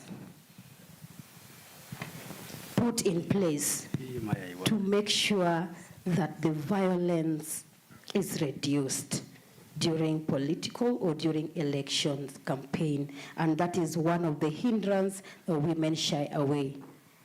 And number three, during the civic education, I know we've talked about training the youth to love their own, because another hindrance is youth versus youth. A youth vies today and they will tell you, we are wezi. In our language, we say, okonyal. Yani, you can't. You can't just sit down. We're going to have that person.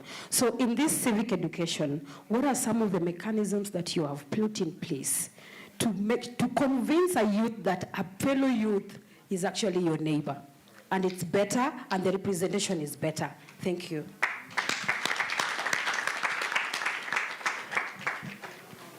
Good afternoon.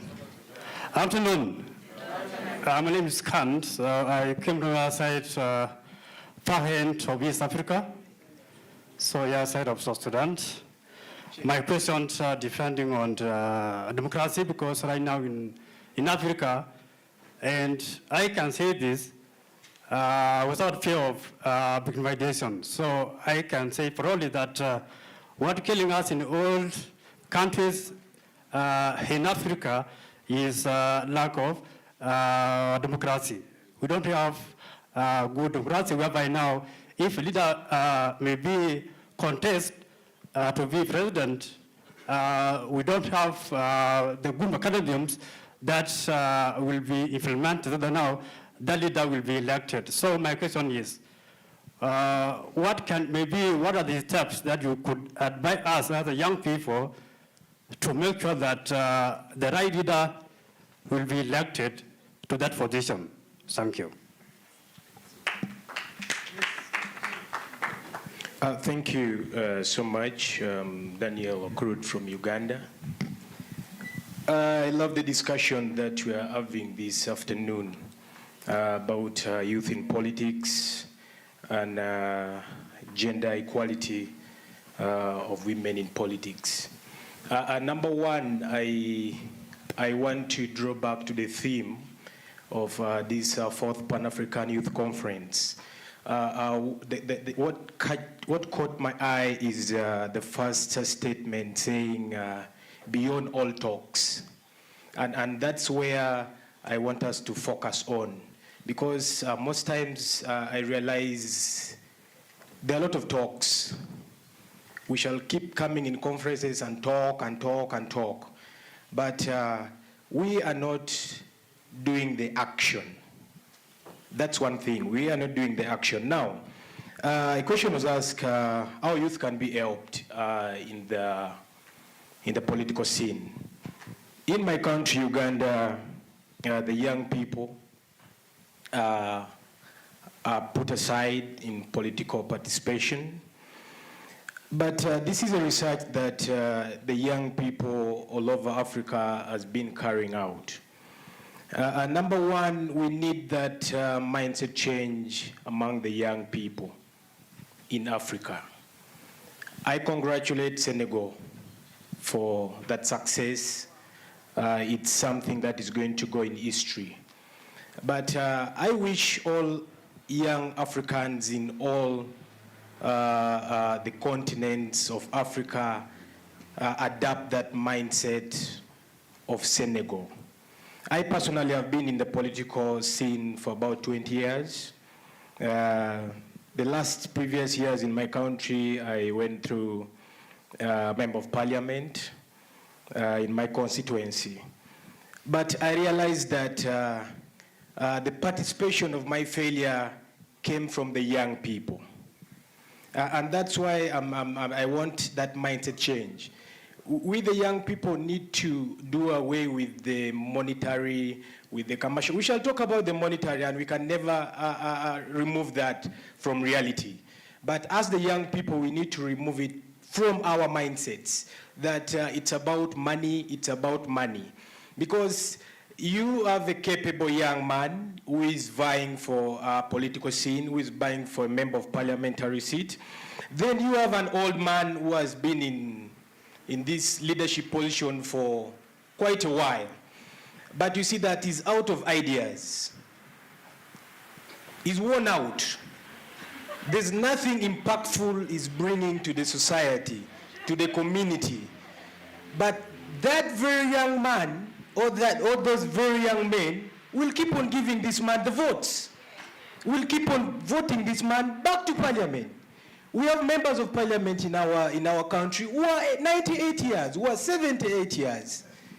And he's contesting with a young man who is about 36, who is about 28, and you'll find the young people are still giving this man the votes. So this calls upon us, the young people, to remove this mindset in ours. All over Africa, all over Africa, we need to change our mindsets. Let's pull each other up as the young people. You have seen a capable young man who is capable of leading you. Why not give the man the votes? Why not entrust him? We have this tendency in us where we say, no, what is he going to do? What can he speak in parliament? How sure are you? Are you going to decide? So let us have this young mentality in us, that we can lift young people. We can encourage young people. We can empower the young people to have leadership positions. If we don't change that, we shall not have young leaders in parliament, as young leaders, as presidents of African continents, because of that mindset. My second point will go on the women, the gender equality. I don't hate women. I like women. But with my colleagues yesterday, we were having the same discussion we're having in the panel about neglecting the boy child. And I'm speaking this as a prophecy. We are going to fight in the generation to come, where we shall be talking about how can we empower the young men, because it will reach a point where all the young women are empowered. All the young women are in greater positions, have been elevated to presidents, to what? Then we shall have the same vice that we are doing right now, the same vice that we're talking about right now, that how can we empower the young boy child? How can we elevate the young boy? Because reason being, right now, the entire nation, entire continent of Africa, we are talking about how can we empower women, how can we empower the women? How do we include the women? Right now, in every part of Africa, women are included. You go for interviews, you're with a woman, they'll say, no, let's give the woman. So let's change this. Because I'm prophesying to you, in the upcoming generation, we are going to fight how to empower the boy child. Thank you so much.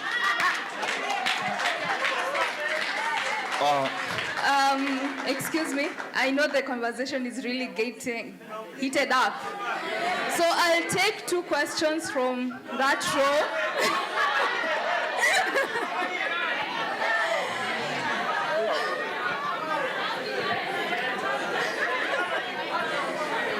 Friends, let's observe decorum, kindly. Order, please, order. Order, thank you very much. Asante. Please, let's keep quiet so that now we understand each other. Hello? We agree that this conversation cannot end today. So let's continue picking up this conversation on our social media so that now we... Wait.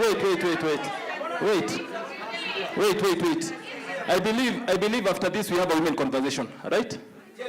So let us just, if you have any view, any question, any burning issue, we only pick in two, and please focus on youth. Youth cuts across women and men, kindly, so that now we don't water down the next conversation, please. Sindio? Aya, tuchukue huko mwisho. I'm here. Huyo na ule huko mwisho. A very good afternoon, ladies and gentlemen. My name is Nkwanga Michael from Uganda. I feel that the discussion around youth and active participation in politics should be a collective effort of revolutionaries to transform reality without looking at whether it should be male or female. I want to be very honest and tell you that right now the youth population is battling survival. The prevalent conditions across all countries in Africa is not favorable for the youths to partake in politics. Let us look at the broader perspective. You want to discuss democracy? There is no democracy in Africa. I'm going to shortly tell you what we have. For me, in my own opinion, you cannot talk about democracy without talking about the nature and form of the democracy you're talking about.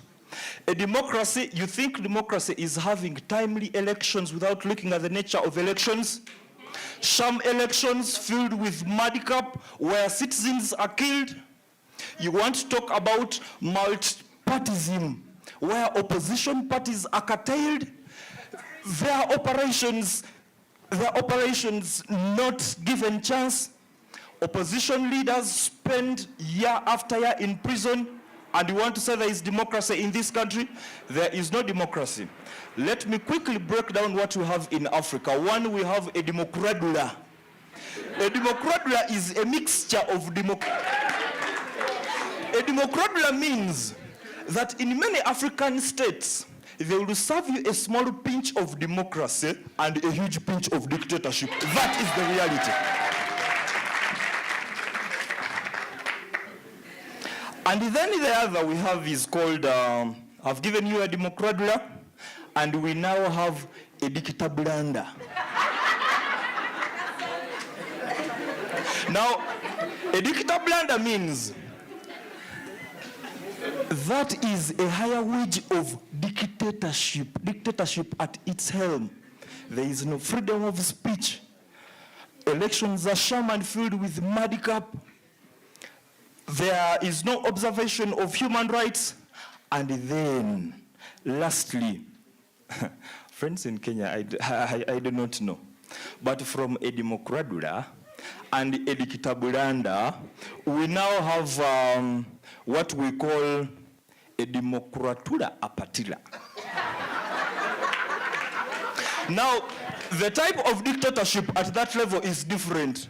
It is use of manipulation, use of propaganda. And everybody in this room is scared to say that the political arena in Africa is more controlled by external influence and external powers at the expense of Africans. Now, we are projecting a future.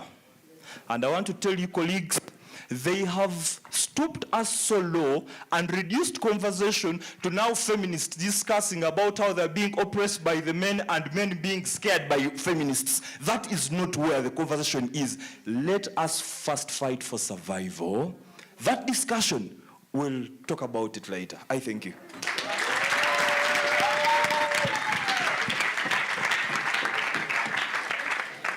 Okay, good afternoon, everyone. Yes, I had a question and a suggestion on the topic that has been raised.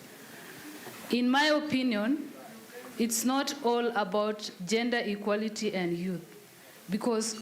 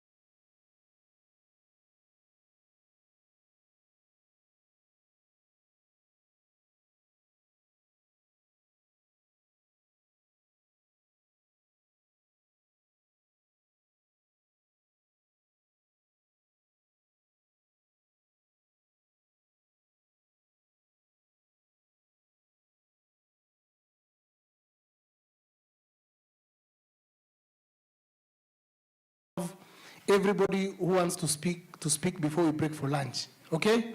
So please, 2 minutes, so that even our panelists can have like 10 or 15 minutes to respond. So 2 minutes, you speak straight to the point. Don't give speeches. Thank you so much. My name is Valentine, and I think it's just a response to my brother there. At what point did you get that empowering the girl child meant disempowering the boy child? I don't think that empowering the girl child is, the conversation should totally be from that. I'm a girl child advocate, and the reason why we are doing this is that back in the grassroots in the village, so many young girls are getting pregnant, dropping out of the school, and we want to leave no one behind. The people that even impregnate them go ahead and continue the schooling, while we have a very huge proportion of girls that are left behind. And that's why here, the reason why, you know, when you say that in the next few years now we'll be talking about the boy child, no, when we talk about the vulnerabilities that affect the girl child, it's because we know that we have so many young girls left behind. So let this conversation not be that when we empower the girl child, we are disempowering the boy child. We simply do not want to leave anyone behind. Thank you. Thank you. My name is John Tulirinya from Uganda, a PhD student at the Pan-African University. In regard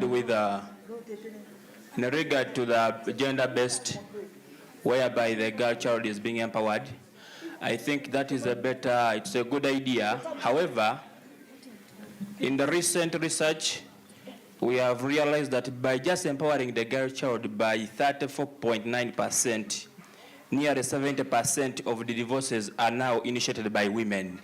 So what does that mean? The boy child, in the future as we are empowering the girl child, the boy child is going to be left renderless without either children, because now we have very many. Please, once you're ready to get exposed, 70% of the divorces have been initiated by the girl child. Why? Because of empowering and leaving the boy child. Now, when we get to the youth being used as catalysts for violence, I think this has been driven by the fact that we have a lot of unemployed youth around. Now, they are only given small tokens and they can get into such violences. So what do we have to do in that we can bridge this gap? Let us focus on how we can maybe create more of the jobs for our youth, such that we can get to a level whereby a coin cannot deviate or cannot lead this youth into being used just as an economy. Thank you so much. Merci. Moi, je suis M. Diallo Abdouraouf, je suis de la République centrafricaine. Donc, tu peux commencer. Ok, bonjour, je salue tout le monde. Good morning, everyone. Moi, je suis M. Diallo Abdouraouf, je suis de la République centrafricaine. I am Mr. Diallo from Central Africa, CAR. Yeah. Central African Republic. Yeah. Merci. Je suis le représentant de la jeunesse au sein du Conseil économique et social, qui est une institution de la République centrafricaine. I am representing the youth conseil quoi? Social Economic Council. Je pense que c'est ce qu'on est en train de débattre ici par rapport à la participation des jeunes au processus de prise de décision en Afrique. We are working on the topics we are discussing here. Je pense que dans mon pays, la République centrafricaine, c'est un défi énorme que nous, au niveau du Conseil national de la jeunesse, on est en train de prendre cette challenge pour participer les jeunes à tous les niveaux de prise de décision. I think in my country is a big challenge to make youth participating in politics, in decision making. Je pense qu'à l'heure où je vous parle, aujourd'hui, on a un jeune qui est ministre de la jeunesse. Nowadays, I'm talking, we have a youth who is the minister of youth. Yeah. Et aussi, je pense que pour la participation au niveau de l'Assemblée nationale, nous avons des jeunes qui nous représentent là-bas. Mais nous sommes... Also, we have youth who are representing us at Parliament. Et nous sommes deux qui représentent les jeunes au niveau du Conseil économique national. And we are two representing youth in that economic and social economic council. Ok. Mais c'est que je voudrais parler ici, moi, c'est une contribution. Ma contribution est que... I would like to bring a contribution, which is, yeah. Et que vous conviendrez avec moi, la participation des jeunes, c'est un défi à tous les niveaux dans chaque pays. I know you agree with me that youth participation is a challenge in every country. Ce que nous jeunes, on devait faire, c'est quoi? C'est que... What, as youth, do we have to do? C'est que nous devons nous cultiver, motiver et mobiliser. Le vrai souci est que nous avons un problème. Please, 1 minute. We have, as a youth, we have to cultivate ourselves, motivate ourselves, et quoi? Yeah, and gather, mobilize resources. Du moment où nous sommes là, des jeunes panafricains, il est de notre devoir de faire un plaidoyer auprès de l'Union panafricaine, Commission de l'Union africaine, d'attirer l'intention de chaque chef de l'État, de nous donner au moins des places au sein de l'Assemblée nationale. Par exemple, au niveau de Rwanda, chaque année, il y a des places données aux minorités au niveau de Rwanda. Okay. As a youth, we have to advocate from African Union so that youth can be considered in the political arena. For example, in Rwanda, qu'est-ce qui se passe? Au niveau de Rwanda, il y a des quotas qui donnent aux jeunes pour aller au Parlement. Ces jeunes-là ne font pas des élections. Yeah. In Rwanda, for example, there are percentages, shares that are given to youth when it's come to MP's elections. Si nous jeunes, nous voulons aller aux élections, c'est un problème parce que nous n'avons pas de problème de financement. Ça, c'est un défi. Et nous, entre nous jeunes, on ne se soutient pas. Là aussi, c'est un problème. Also, as a youth, going to election may be challenges because first, we don't have the resources, and also, we are not supporting each other. Aujourd'hui, vous voyez que les dames, les femmes sont déjà en avant par rapport à leur agenda. Mais l'agenda 22-50 pour nous jeunes sont toujours en arrière. Alors que l'agenda 13-25 sont toujours en avant. Et nous devons prendre conscience pour nous engager de telle sorte que nous jeunes, on devrait prendre relever les défis. Parce que nous sommes le futur de l'Afrique, nous sommes les futurs dirigeants de l'Afrique. On ne doit pas attendre aujourd'hui pour que... Yeah, as we can see, interesting, we can see that women and girls are advanced regarding the agenda, but when it's come to youth, we are still behind. So we need to... La dernière partie? Je voudrais c'est que... Non, la dernière partie de l'autre. Nous sommes les futurs dirigeants de l'Afrique. Yeah, because as youth, we are the future of Africa. We are the future leaders of Africa. Yeah. Merci, je vous remercie. Thank you so much. Hey. Thank you so much, sir. Hello once again. My name is Drusilla. Now, as a psychologist, we do not want to begin a fight on gender war.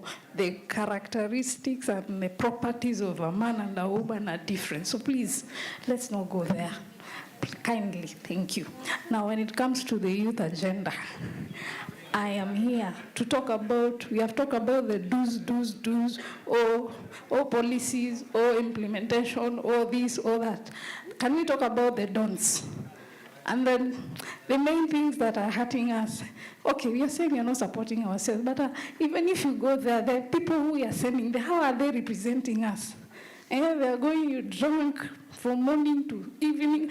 Aish. Even if you want support, which kind of support is that? And there is this thing of destiny killers. You go there, you get your boss, oh sorry to say, you sleep with your boss. Please, I beg, can we just, let's not kill our youth agenda on the altar of sex, altar of money. They give you money, you forget your dreams, you forget what you came to do. Kindly, thank you. Muluma, they are saying your MPs are drunk since morning. Okay, thank you so much. My name is Awabella. I'm from Sudan. I believe when there is any talk about politics, you must to take your chance because it's the only element that affects our life. And me, myself, as I'm standing in front of you, we had, nowadays my country is really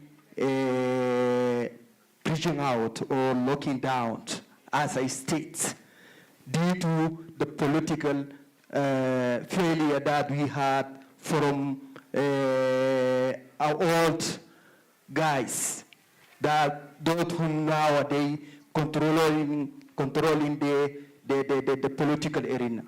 So that's why.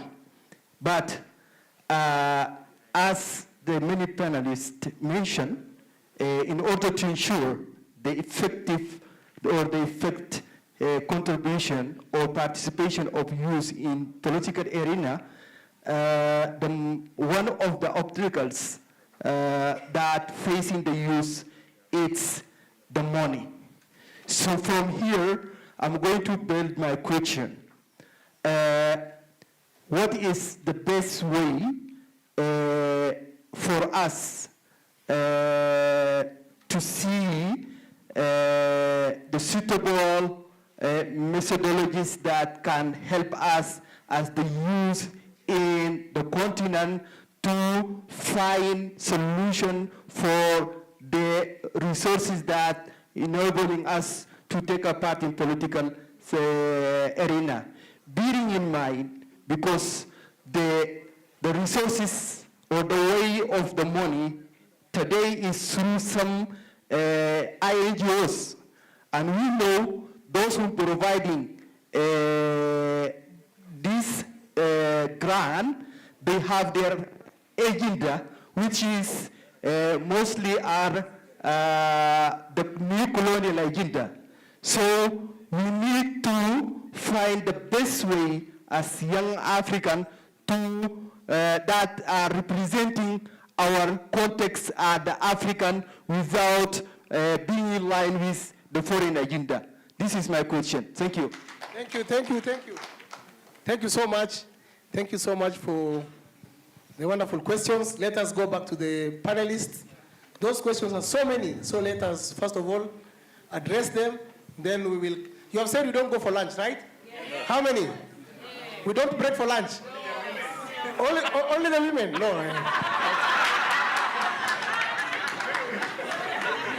So, good people. I think this has been the best discussion ever. So, so having this in mind, 4 things come out clearly from your presentations. One thing is the inadequacy of finance. Number 2 is the youth voice. We're talking so much on youth representation, but when you go to the ground, our fellow young people are not supporting us. Number 3 is about the inadequacy of democracy. This, of course, varies from country to country, but I think it's good the panelists are going to highlight. And number 4 is about our participation post-election. Because we find most of the time we talk pre-election, what's our participation post-election? Talking of participation, post-election, we're looking at what role do we play after we have participated in elections. For instance, you are supporting this side has won. What role are you playing inside that government? You are supporting this other side opposition, maybe your side, lost. What role, again, are you playing to ensure that you monitor what the other side of government are doing? In that regards, I'll give you a case scenario in Kenya. What happened? As we were nearing the 2022 elections, I remember we had a session with that time he was the youth charter, and we had developed some of the contents within the youth charter, issues to do with the entrenchment of the youth agenda. So actually he ratified that agenda, that youth charter. Is that the same from the countries that you have visited? Do presidential candidates have sit-ins with the youth? Do we need to revive the youth assemblies so that now through the youth assemblies that in the various counties, now for instance in Kenya, the youth assemblies can be able to champion for youth participation and youth entrenchment in the counties? Do we need to have same case, maybe through IRI, UNFPA, maybe you have visited countries that have done this kind of setting? What has been the gains? So in a nutshell, let us enter session 2 so that now we conclude. Thank you. We start with the... All right, thank you so very much for all your questions. The issue of cost of election, the high cost of election. Okay. The high cost of election, we need to break it down. Why is election expensive? What do politicians spend their money on? They buy unga, they give money for mobilization, they give you guys money, they buy your votes. Are we not together? That is why it is expensive. That is why you are excluded from this process. You don't have the money to pay for all of this. He's from Nigeria, he knows. You understand? You see, it is painful. They package 6 cubes of Maggi cubes, and brand it on, put their picture on it. Indomie noodles, two packets. A tin of palm oil. Is that what we have been reduced to? You understand? And people are fighting, shoving and pushing each other to collect these free gifts. It is not free. They've bought your votes. So how do we, during the last election, in the stronghold of one of the parties, the candidate went there with this, hey, oye, the campaign. After all the grammar, he was going to his car. Then the youth followed him. Where are you going? He said, this is our stronghold. We have campaigned. We are going. You going where? I left my business. Where is the pesa? You understand? You see, we've been reduced to asking for pesa.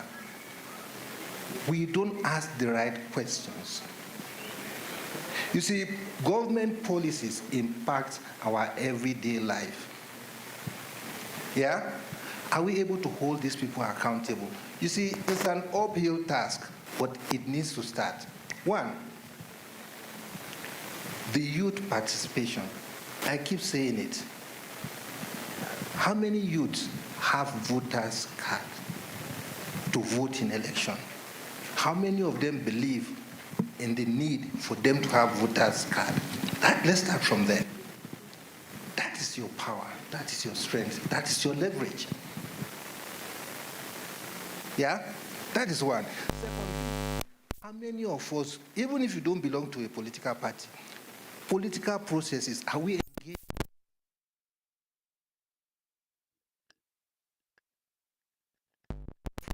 It's one. We are learning and sharing ideas. And I want to, Sankali, I want to challenge you guys. Your team is beyond all talk. This should not just be another conference. We wait for the next 6 months, next year. There should be actionable strategies based on all the presentations that have been discussed here on what can be implemented in all the countries across the continent. Are we together?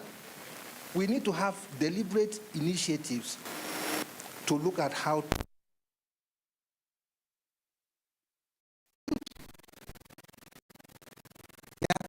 have all it takes.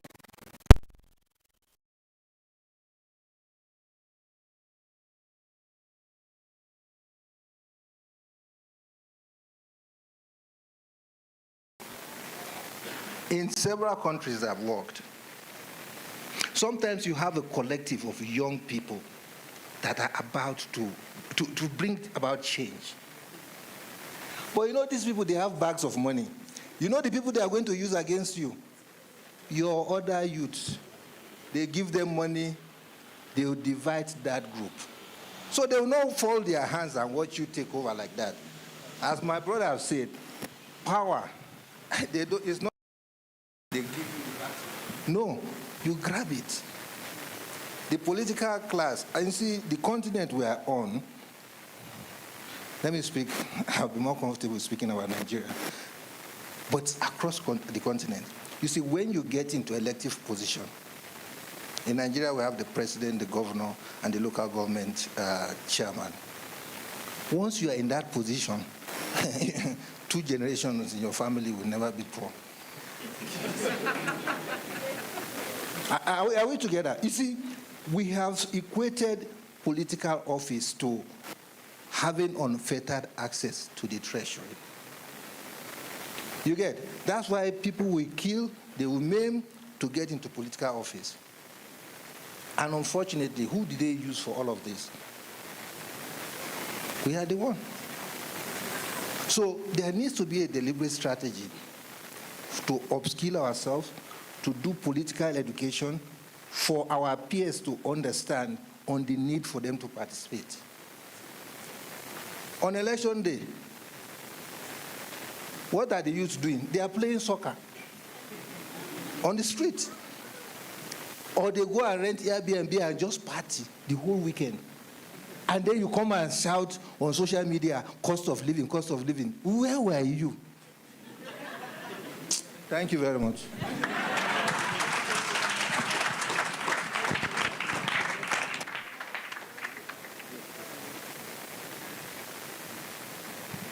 Okay, thank you very much. Hello? Hello?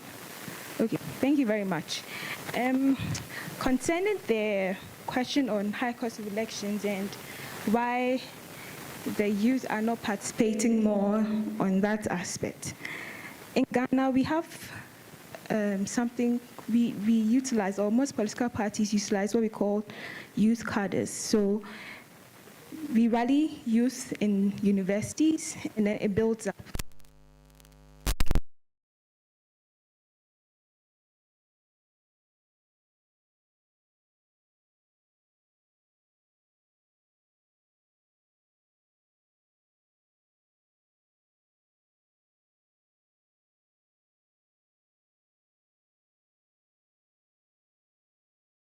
Campaigning against bad governance, against unemployment, and all that. They have that's the channel.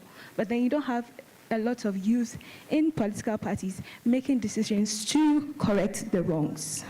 Now, one way, like my colleague said, the reason it's hard for youth to get into it because youth elections are expensive, and like he said, why are they expensive? Because if a young person had a seat in a political party who was being championed to be the next president, they would know that the young person can't afford all these things that is required to win an election. And to do that, we need to start from the grassroots, civic engagement. You can't fight for something you don't care about. You can't fight for somebody's freedom when you don't even care about your own. And it starts from schools, primary schools, kindergarten, senior high schools. No one ever taught me the use of volunteering. No one ever taught me why I should go and vote. No one told me why it's important for men, women to be active in governance. I had to learn it. And sometimes it's through personal experiences that we develop these interests. So how are we going to stir up interest in kids coming up? Your little niece, nephew, sister, brother in class 1, KG1. How are you going to let him know that his voice is important from the grassroots? How are you going to build their capacities over time so that when they get to the age of being in position, and now I think about a third of the world, like 1/3 of countries in the world accept 25 years as the age that you can enter into parliament. But how many young people below the age of 35 are in parliament?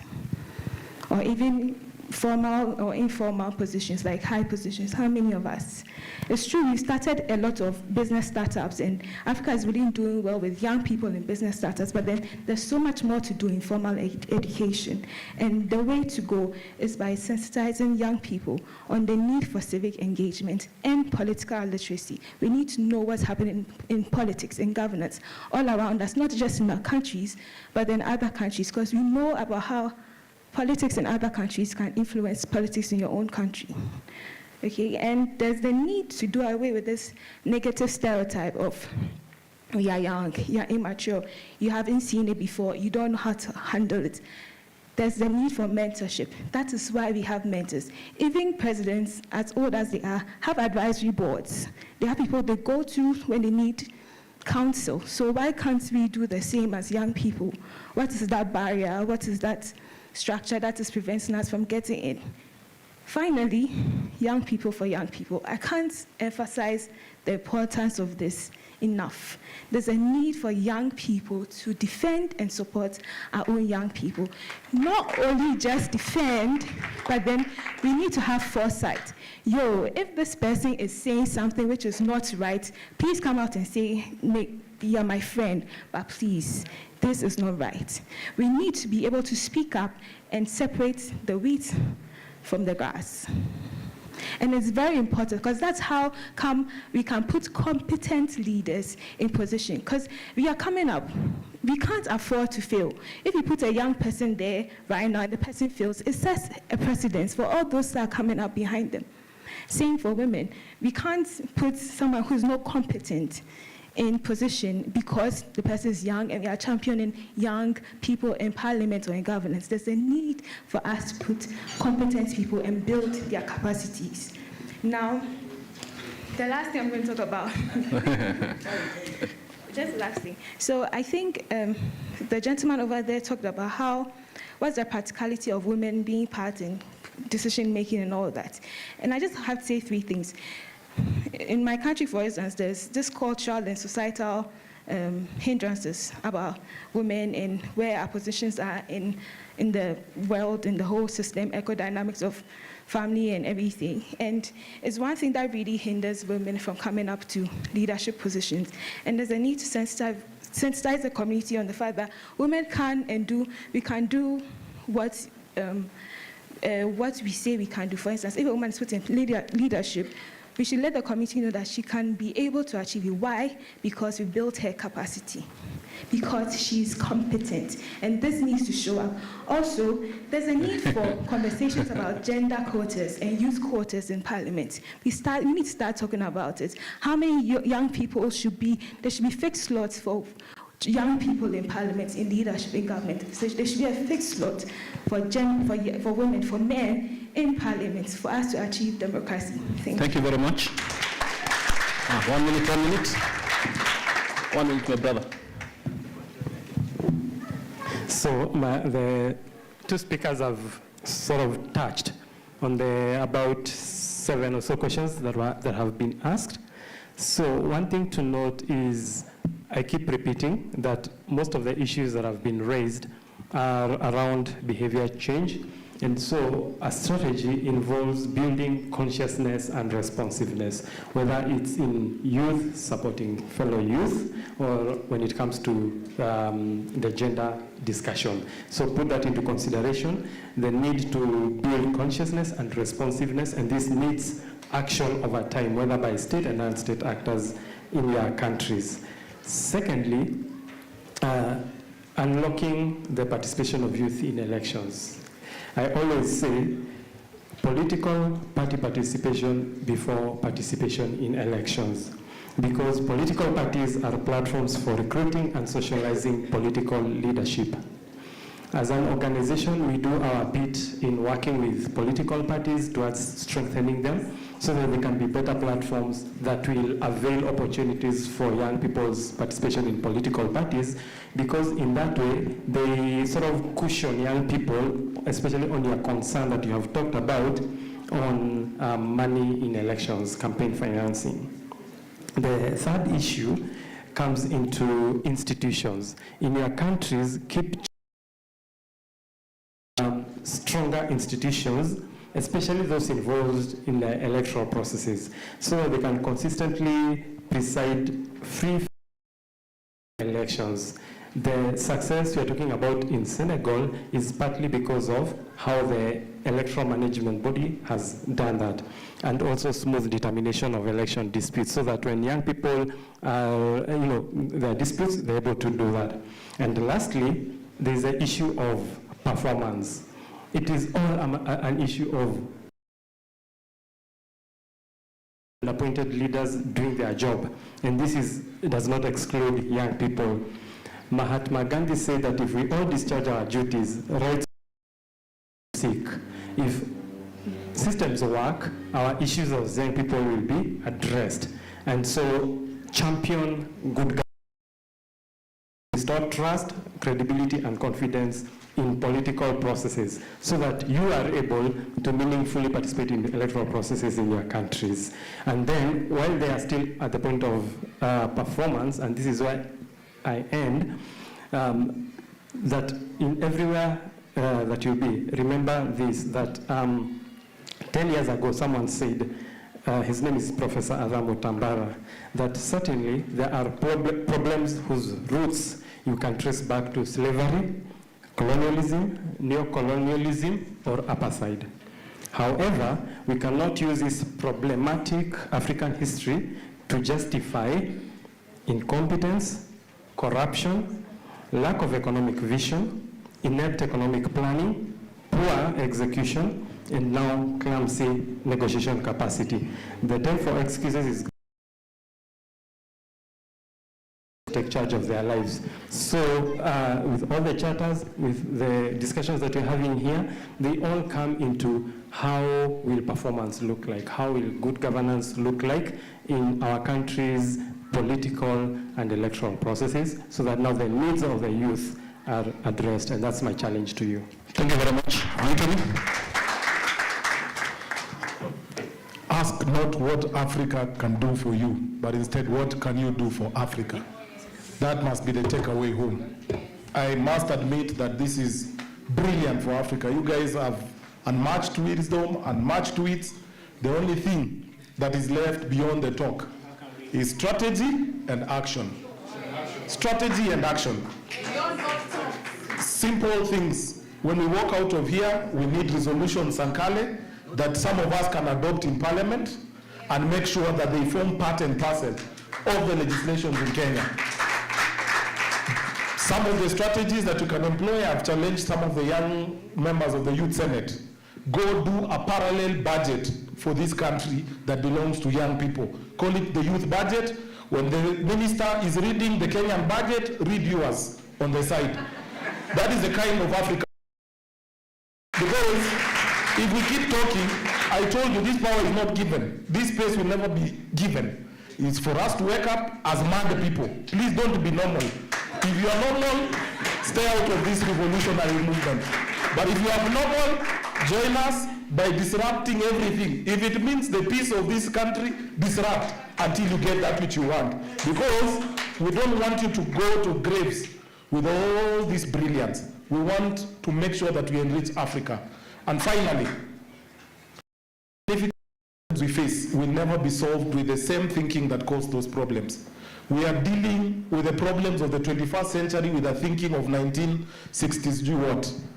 Let us adopt a new thinking as young people. Let's not fall victim to the political culture of fear.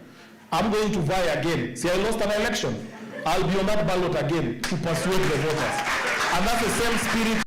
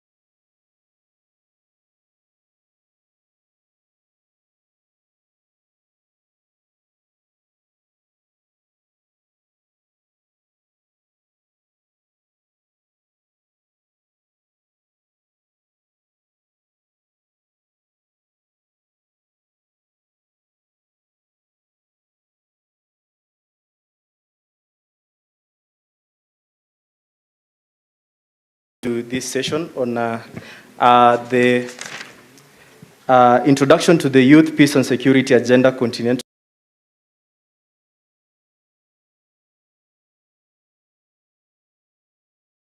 Coalition on Youth, Peace and Security, where we are leading the championing of the YPS localization here in Kenya from the group.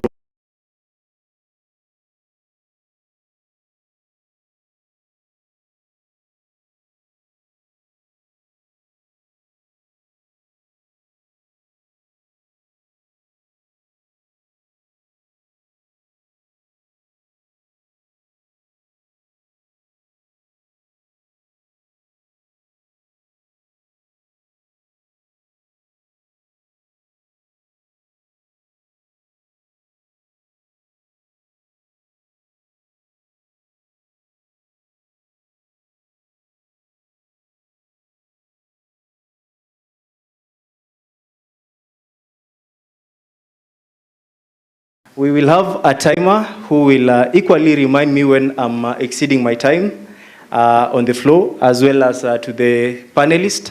So we will give you a section for interactions, but we will limit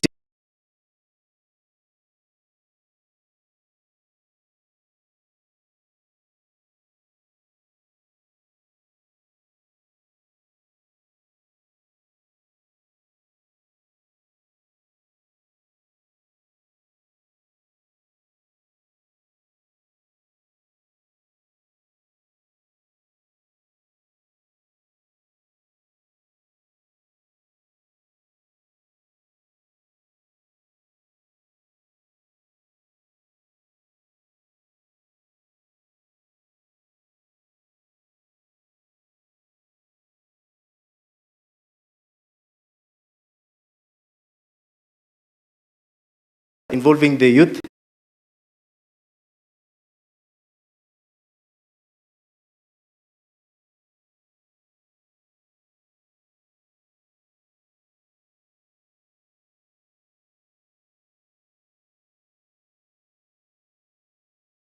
I believe will inform some of our thinking, provoke the way we approach the local context.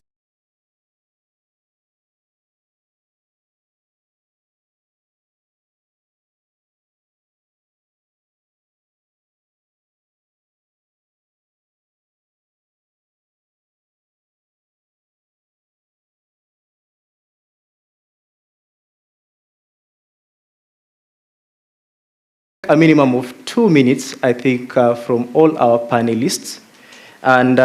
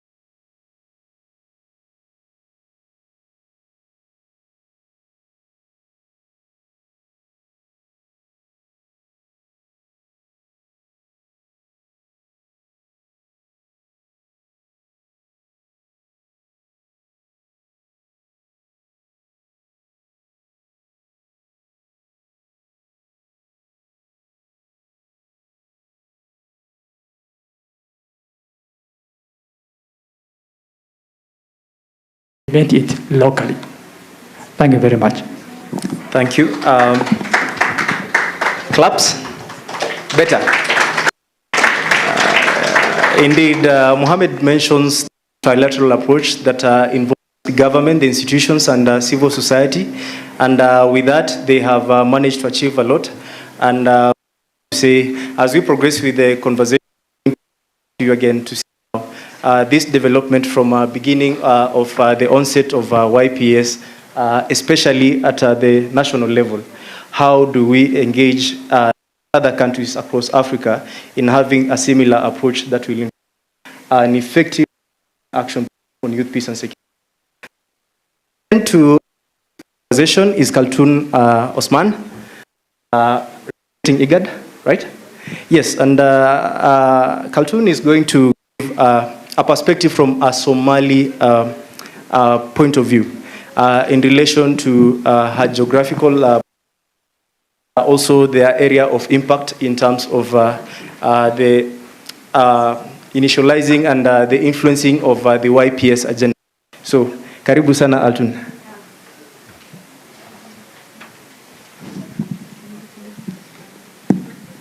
Hello everyone, good afternoon.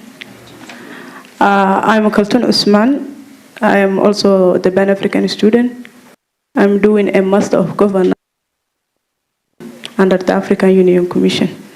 For the last 10 months I'm living in Cameroon, but now I'm doing something in Kenya.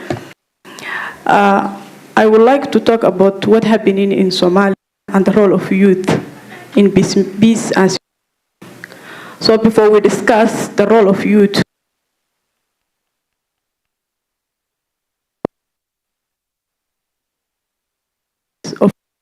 in Somalia, it can be a terrorist of Al-Shabaab, it can be resource, it can be a country in Somalia. I don't want to say that in deep. I think it's something related to the crashes. Other people, they fight for issues about the claim or like that. So the role of youth in Somalia about the peace is almost 0%. Because of we have elders who work this issue with, and the elders, they don't the youth. The youth have the peace and issues of instability in Somalia. So the firstly, I would like to share with you the participation in peace process solution in Somalia in youth perspective. It's almost less than 5% or 1%. After that, I would like to share with you maybe how we can enhance or improve the youth in peace during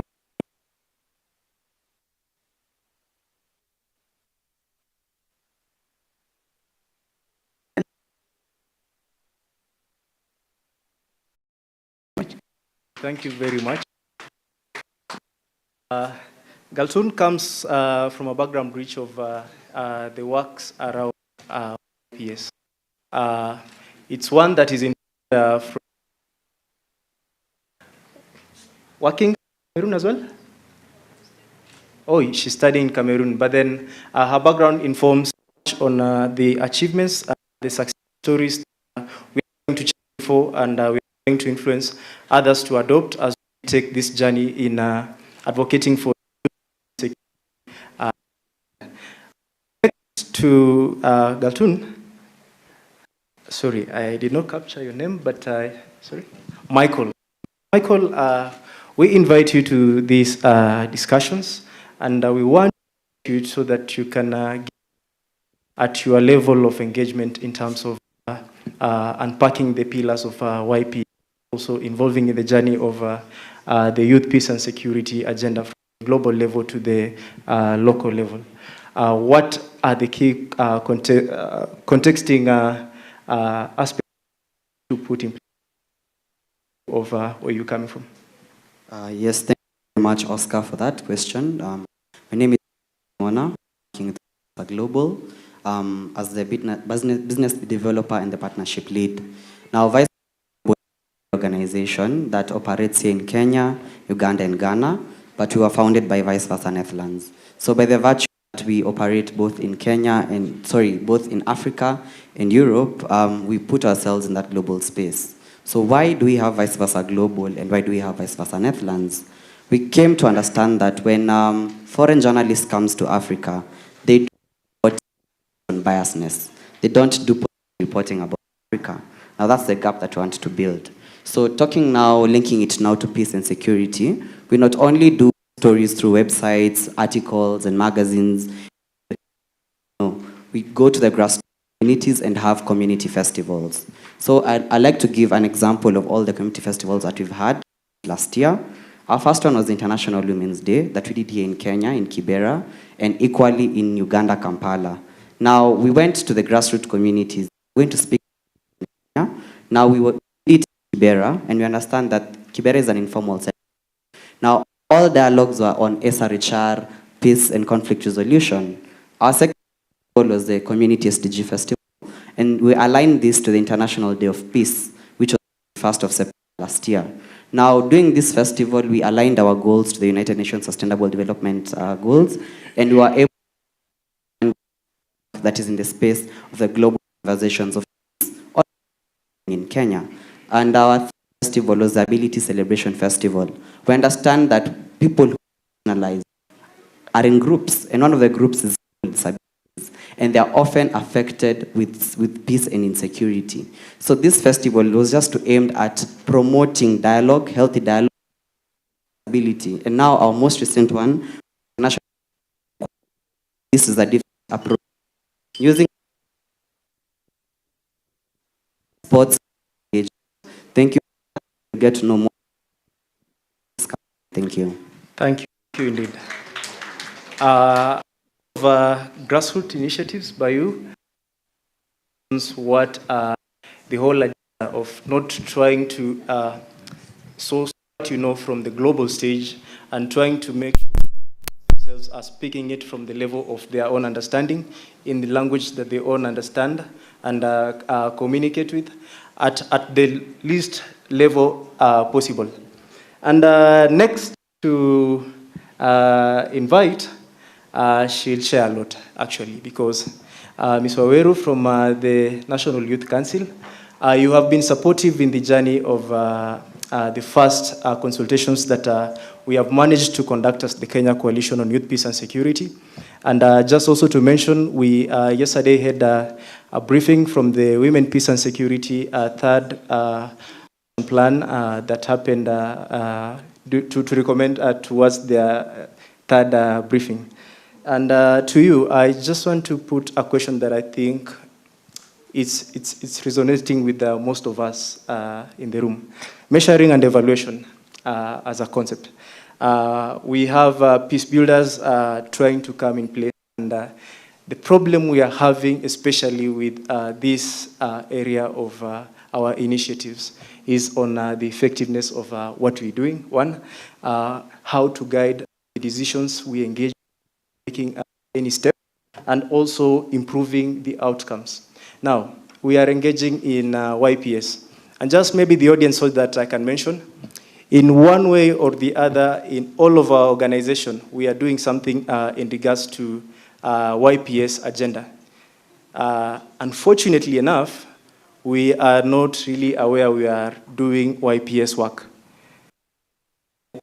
It is at the right moment that through the NYC, we can try to know by these organizations that we're leading from our respective natives to be considered that can be used to enhance effectiveness, accountability, sustainability of our interactions.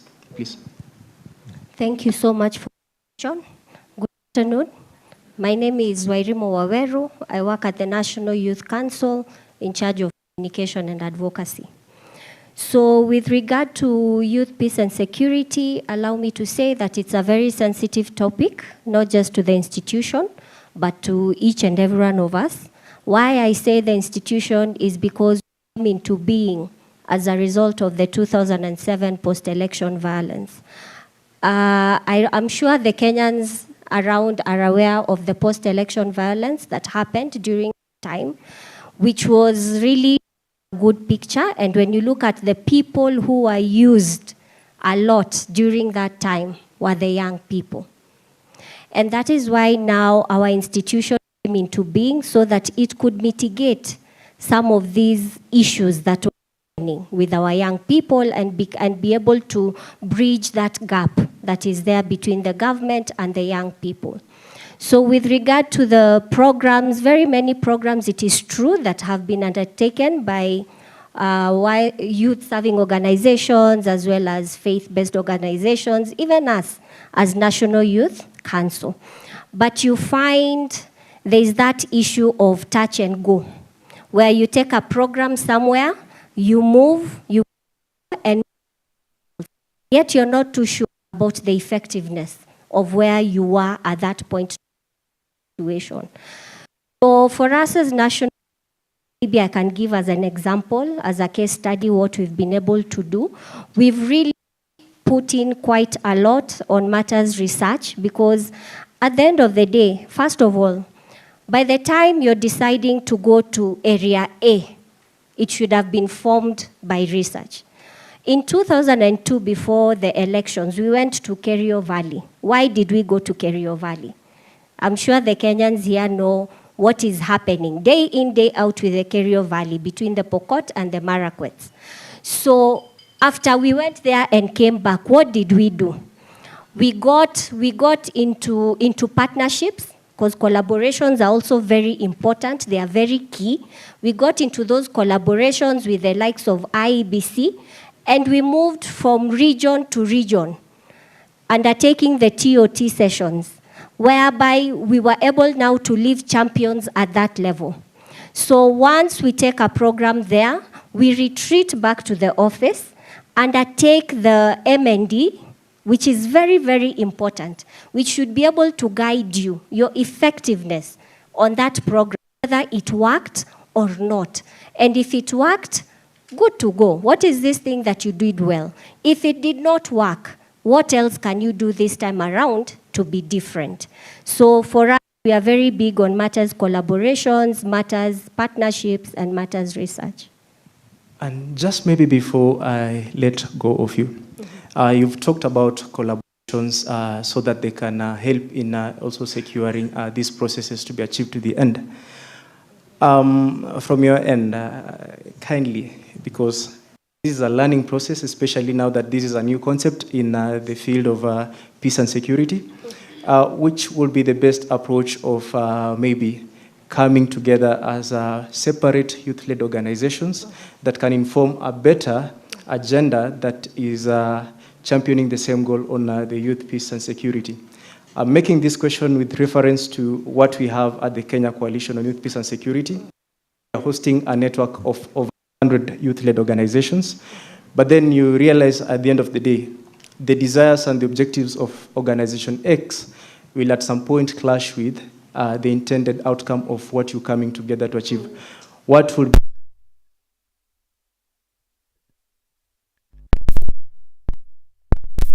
especially now at the NYC level, also funding for these same initiatives? Okay, thank you so much. The current government is very big on matters PPP, which is private-public partnership. Private-public partnership, what does that mean? It means that as much as, yes, we are a public institution, it does not hold us from having a partnership with any other organization. So number one, networking is very key. I remember Madam Chair Lady, who was here yesterday, Natalia, is it Natalie? When she really spoke about networking, the power of networking. You're here today. By the time you're leaving, have 2 or 3 contacts with you. Get to know what the other organization gets to do. Not just to come, tick a box you attended, and go back home and sleep on that information. Do something about that. For instance, we have a partner of ours who's a major partner, but it's a Christian-based organization, all right? And they are very big on matters youth peace and security. So even when you look at most of the programs that we undertake, whereby our programs, they are various, from the tournaments that he's actually spoken about to cultural festivals, because you'll be very shocked by the power of holding cultural festivals, where people come together, you share, you know, the various foods, you dress differently, and people even forget the tribe where you come from. So you find all these programs, we just don't take them as National Youth Council. Because let's be honest, like now, currently, the government needs to be looking at other things to be able to also fund other projects. So you find we are also affected with budget cuts. But does that mean you stay back and do nothing about it? No.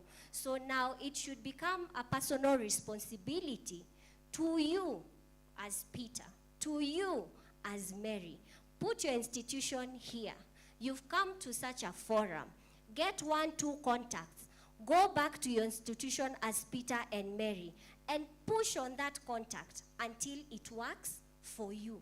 So now it stops being an organizational issue to now being a personal issue, a personal agenda. Thank you very much. I think you've eased. She deserves better. Let's do at the back. Thank you. You've quite well elaborated what has been some of the dynamics that we have encountered since our inception in December 2022. And I think with this kind of unpackings, it will better guide even the better way to forge forward. Next to Wairimu is one of the closest partners we have at the Kenya Coalition on Youth Peace and Security, representing IPHRD. She will tell us what IPHRD is in full. It's an organization that has its network across Africa down to South Africa. They have done quite a lot on youth empowerment, and also just to see the face of youth representation in the conversation on youth peace and security. She will tell us more about the successes that they have managed to achieve in this short period of discussing YPS agenda in Kenya. Welcome, Naomi. Hello, everyone. My name is Shalom Gema, and I am from International Center for Peace, Human Rights, and Development in Africa. We are mostly based in Kenya, but we work with various countries in Ethiopia, in South Sudan, in Somalia, I've mentioned Ethiopia, and I believe in other East African countries, and also countries from South Africa. Now, the IPHRD main focus is looking to advocate for the rights for the youth, also championing for young women rights. And we do this by also building capacity at the grassroots level for young women and young men, be it political or when it comes to peace processes. So most of our work, we do trainings at the grassroots levels when it comes to mediation, negotiations, and all other aspects when it comes to peace processes. Anything else? Oh, thank you. Yes.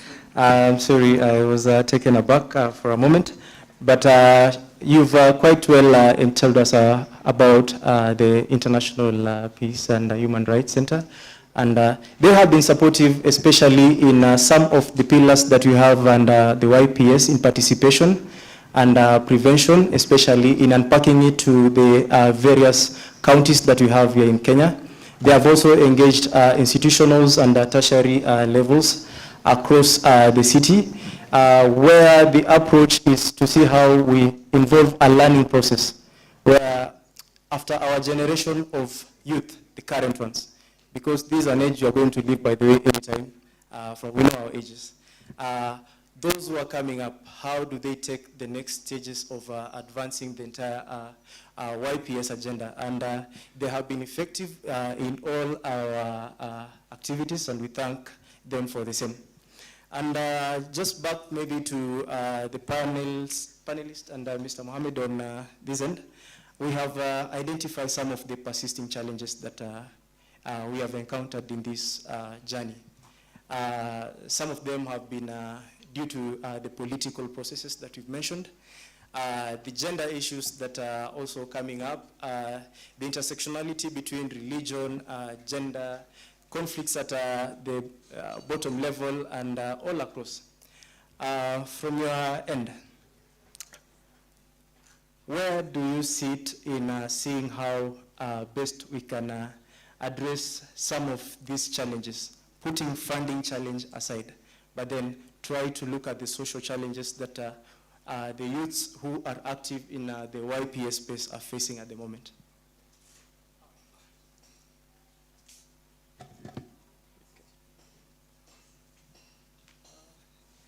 Technical assistance? Thank you very much, moderator.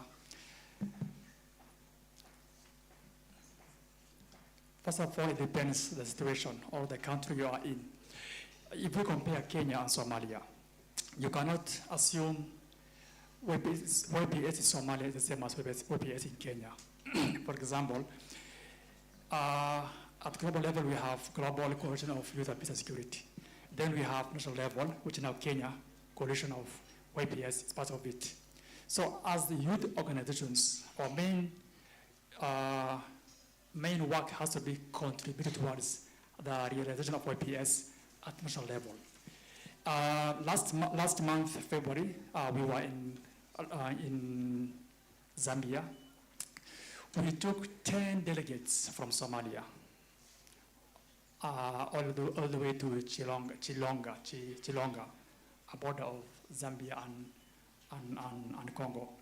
And the training was about PCVE and YPS, and they were trained.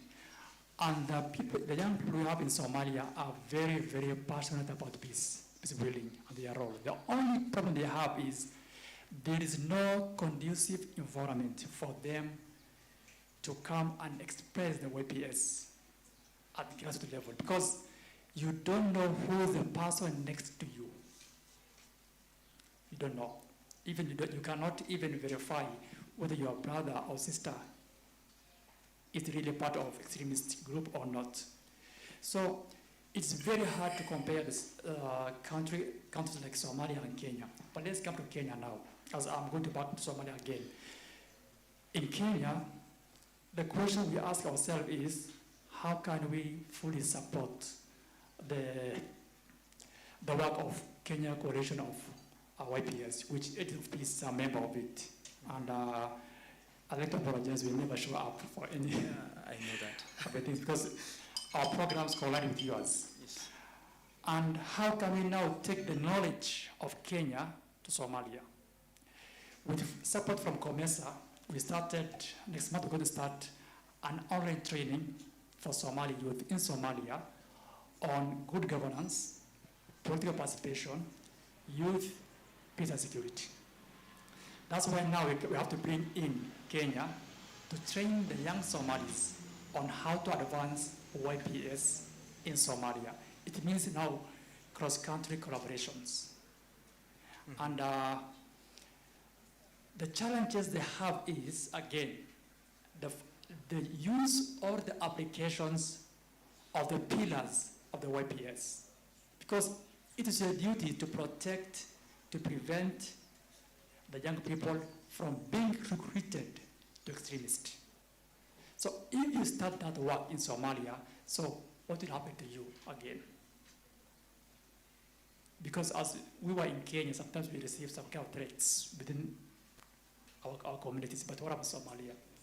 So the challenges young people are facing depends on the environment, how ripe the environment is for the young people to express themselves. As my sister said here, that the people who took over the peace building process are not the youth, but the clan elders. The clan elders in Somalia, at the same time, sometimes, they follow the dictation of a political leader. And the political leader, 10 years from now, not 10 years back, 10 years from now, back to 10 years from now, he was our leader, a warlord. So what do you expect from a warlord as a youth when it comes to YPS. Thank you very much.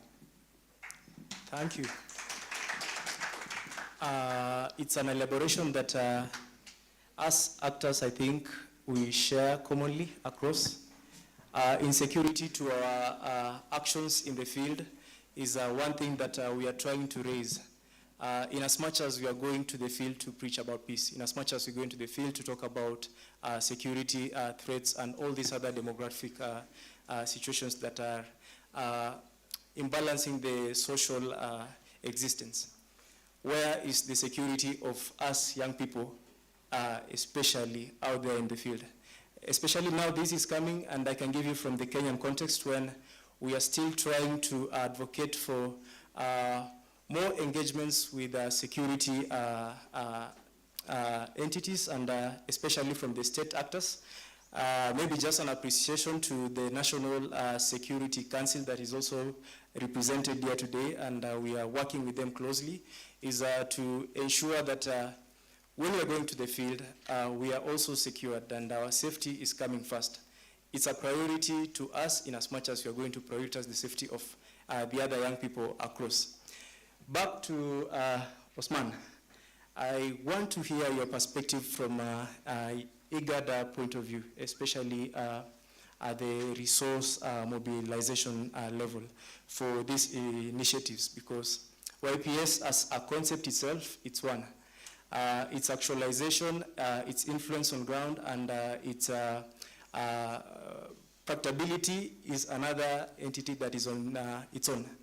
We are talking about maybe countries like Nigeria that have gone ahead and had their first national action plan.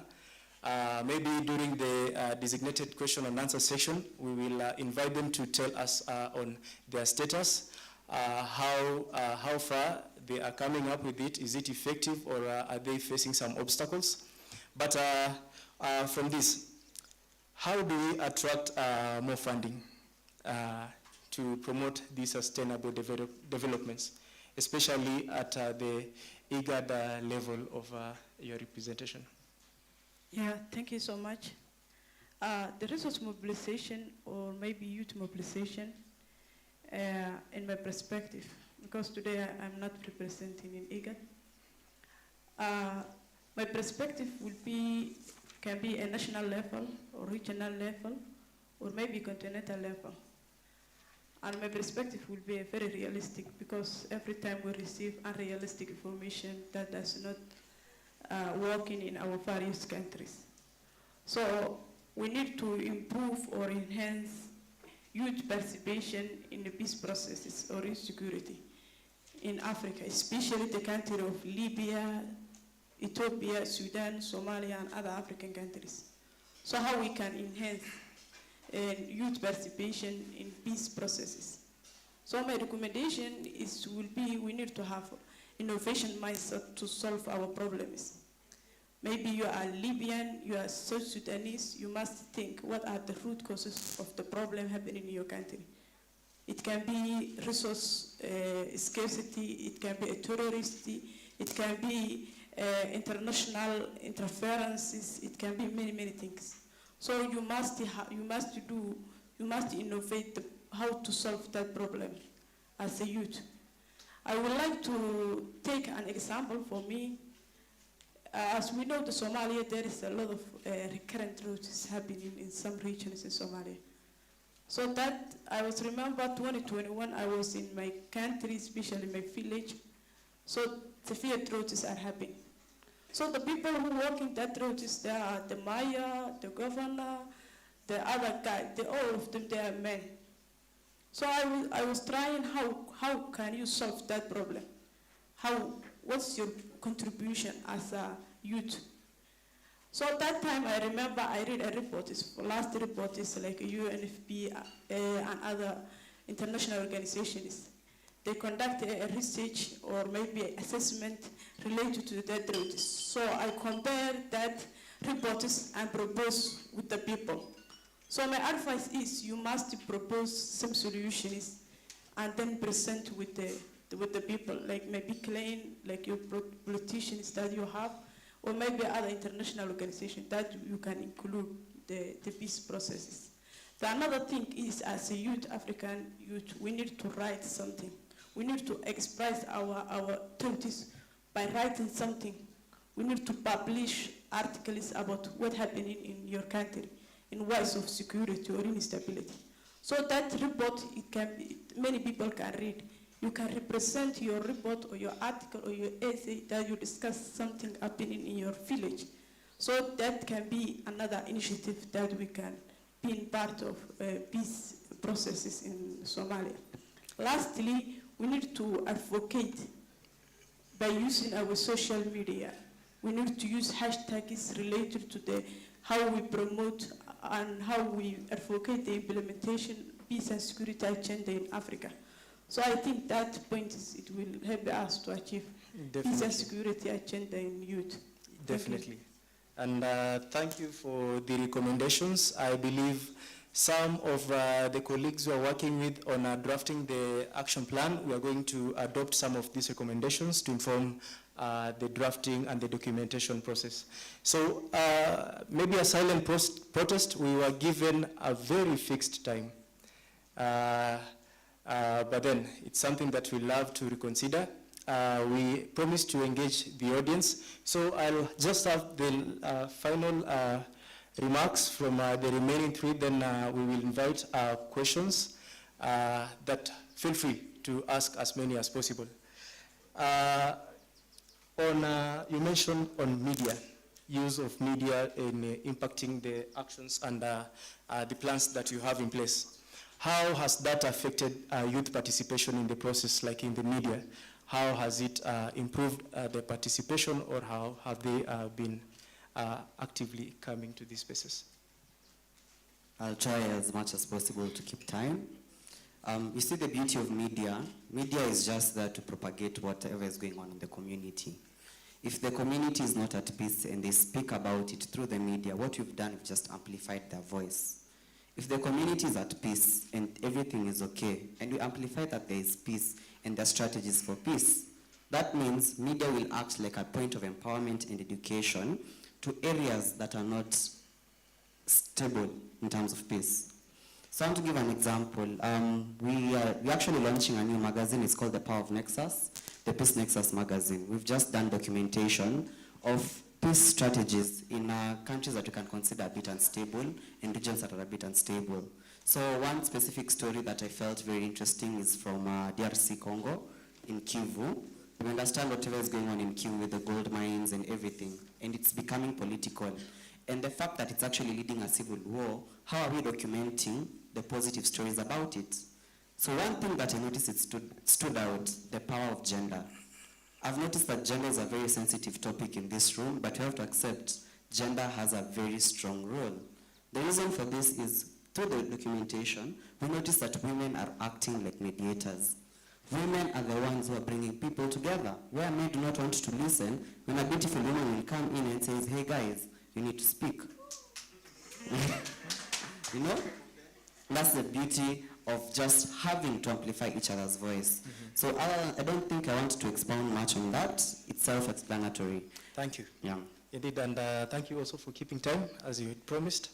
And I will head to, you'll borrow his minute, especially in trying to talk about some of the lessons that we need to borrow, especially from seasoned actors, and maybe at your level, how do we bridge these intergenerational approaches in mentoring, especially young people who are coming to this space with lack of knowledge on matters, peace and security? What are you doing at your level and at NYC level to mentor?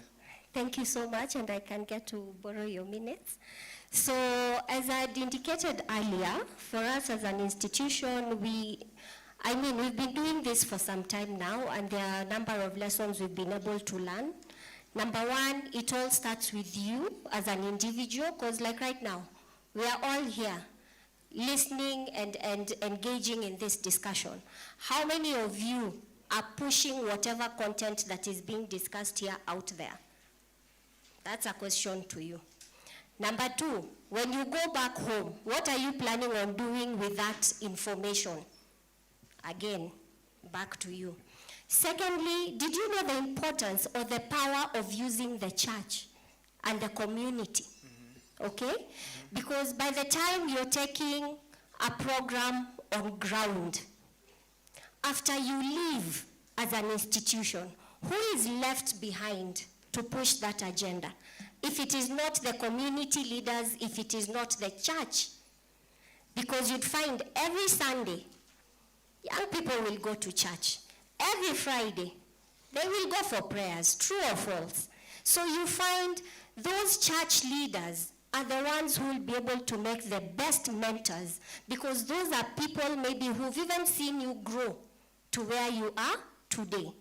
Number three, as an institution, we've learned that classroom kind of programs, most of the times, and dealing with this constituent, young people, at times we tend to move away from whatever is being taught in class. So we've been able to adopt different ways of actually pushing the youth peace security agenda through different engaging programs. Like now, as I'd mentioned before, we undertake sports tournaments, we carry out cultural festivals, we hold intergeneration dialogues where we've changed the focus away from me being the one to tell you, but now it becomes us being able to discuss at the same level. Thank you. Thank you for explaining how the classroom approach is actually the one that we are trying to champion for in terms of bridging the seasoned and the newcomers in the field. I'll finally come to you, Shalom, right? Yes. Yes. On inclusive spaces, you have gone out to the field, and I want you maybe to give a rallying call for hope, because in most of our engagements, we have identified youth telling us where we live should not determine whether we live. And that has come out clearly through the engagements through IPHRD and their works in supporting the YPS. Can you confirm and give hope to the nationals of different countries here that when they take steps in the YPS agenda, they will receive an inclusive space from both the political space, the security space, the society space from engagements here in Kenya? This is to everyone. I do believe that as a youth, and even just being here right now, you are being given the space and the chance for your voice to be heard. Because I believe that's the essence of this forum right here. And I believe one of the hashtag over here is amplify youth voice, I believe, yes? And as it has been mentioned here, we can easily come together, use this forum as a network, and also use it to grow and to amplify our voices in the social media spaces. Okay. And just finish, please. And in the matter of inclusivity, you'll find that, as we've mentioned here many times before, and we'll continue mentioning, when it comes to gender, that women are being included and men are not being left behind. And that is not what we want when we talk about gender, because gender is just not one, but it's both, right? Yes. Thank you very much. Thank you. You are leaving a point on a very high note that we lift the other one on gender inclusion in this process. And just to maybe also reinforce the statement, in all this process, we are not leaving anyone behind, especially in inclusion. We don't have a priority one young person in championing YPS over the other. In most cases, you'll identify, I don't know, across, when you have a co-chair person in a country, it's a male, we'll have a co-chair who's a female. And this is a growing trend just to ensure that the inclusivity is felt both at the decision level and is trickled down to all other levels. We had promised time for engagements and questions, and they will be in a position to respond.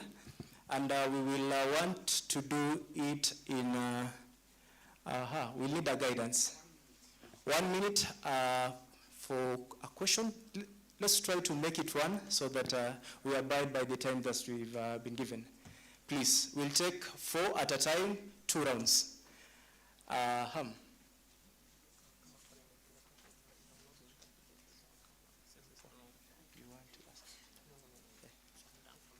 Yes, the mic is around. Just start from the lady in green, please. And then we also have a hand at the back. The gentleman, number 4, from this end. Yes, and we give opportunity to those who have not spoken, so I will select. If I notice that you've spoken for today, I'll give opportunity to another people. So that inclusivity. Start at the back. Yeah, let him start. Okay.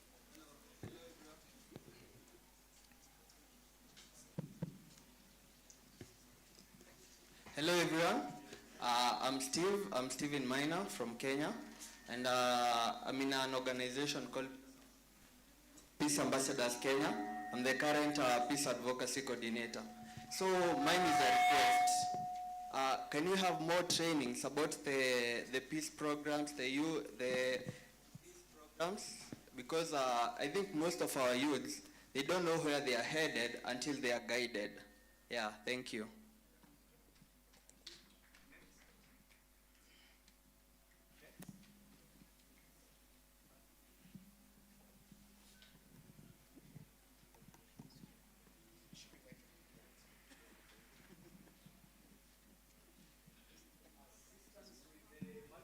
Hello. My name is Yohane Joseph Antonia from Pausti, Malawi. Sorry. My question goes to the second lady from my right. Yes. Yeah.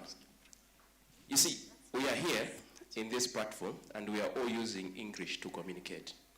Not so. This indicates that at least one must have attended school. Statistics show that it is very hard to manipulate someone who has undergone school. My point goes to political violence, mainly after and before. You see, it's very hard to find a graduate running around castigating violence. But there are these youth who are vendors, selling things along the roads and the market. I would like to understand from her initiative, what is it that they're doing to also educate these very, our own brothers who are not educated. Another thing, we are talking of peace here, but in Africa, we cannot run away. Yeah, we cannot run away from the fact that we have different tribes and cultures. And one of the issues that raise instability is the differences that we have in ethnicity. I want to know, what are you doing specifically maybe in villages to enhance peace, targeting youth in regard to ethnicity and culture? Thank you. 2 more, then we'll get response before we take the final round. Yes. Bon après-midi à tout le monde. Il va interpréter pour moi. Excusez-moi, hein, je suis de la Centrafrique, donc République centrafricaine. Excuse me, I'm from Central African Republic. I'm going to talk in French. Oui, Madame Florence Flore Fally. I'm Madame Florence Fally. Je suis la directrice générale de la jeunesse au ministère de la jeunesse.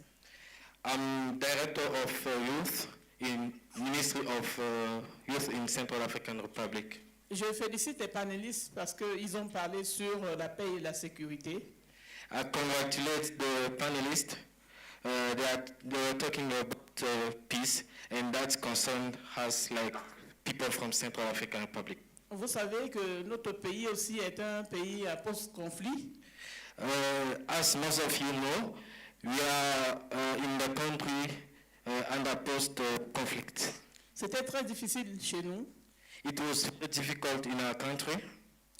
Aujourd'hui, si on parle un peu de la paix, today if we are talking about peace, parce que nous avons travaillé en étroite collaboration avec les jeunes. Because we work hard in collaboration with youth. On avait un accord pour la paix et la réconciliation en Centrafrique avec les groupes rebelles. Yes, we had the agreement between youth and rebellion group. Et la mise en œuvre de cet accord-là était faite par les jeunes. And the point of this accord was made by youth. C'est pour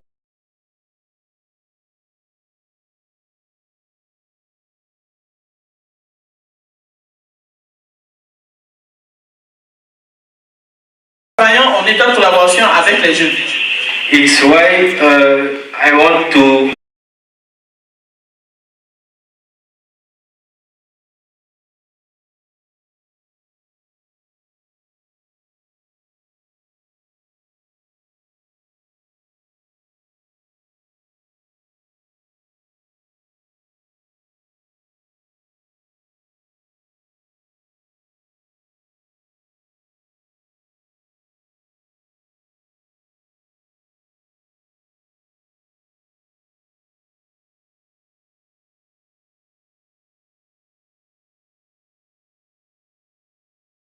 de la paix et la réconciliation. Et aujourd'hui, la RC. And we are also talking about the politics of promotion of peace in our country. And nowadays, Central African Republic can say it has peace now. Well, Hatiwan, let's take the final was, okay. Okay. Good afternoon. Bon après-midi. Je vais commencer. I want to start by giving my recommendation. Next conference, please, you could bring the interpreters because we have many Francophone countries here. They can hear, but they are not able to ask questions. So, my name is Bonfise Gapangwa. I'm a student in Kenya Methodist University. I'm doing international relations, criminology, and security. I'm also a journalist. I want to tell you shortly about the situation in my country. I'm coming from DRC. From my childhood, I have never found peace in my country until when I came in Kenya in 2016. Until now, in the east of Congo, the war is going on. People are dying day to day. And that war is caused by politicians. And in French, we say that the war, or la guerre, c'est le conflit entre les gens qui se connaissent, qui ne se connaissent pas, pour l'intérêt des gens qui se connaissent. The war, I want to translate in English. The war is the conflict between the people who doesn't know each other for the interest of those who knows each other.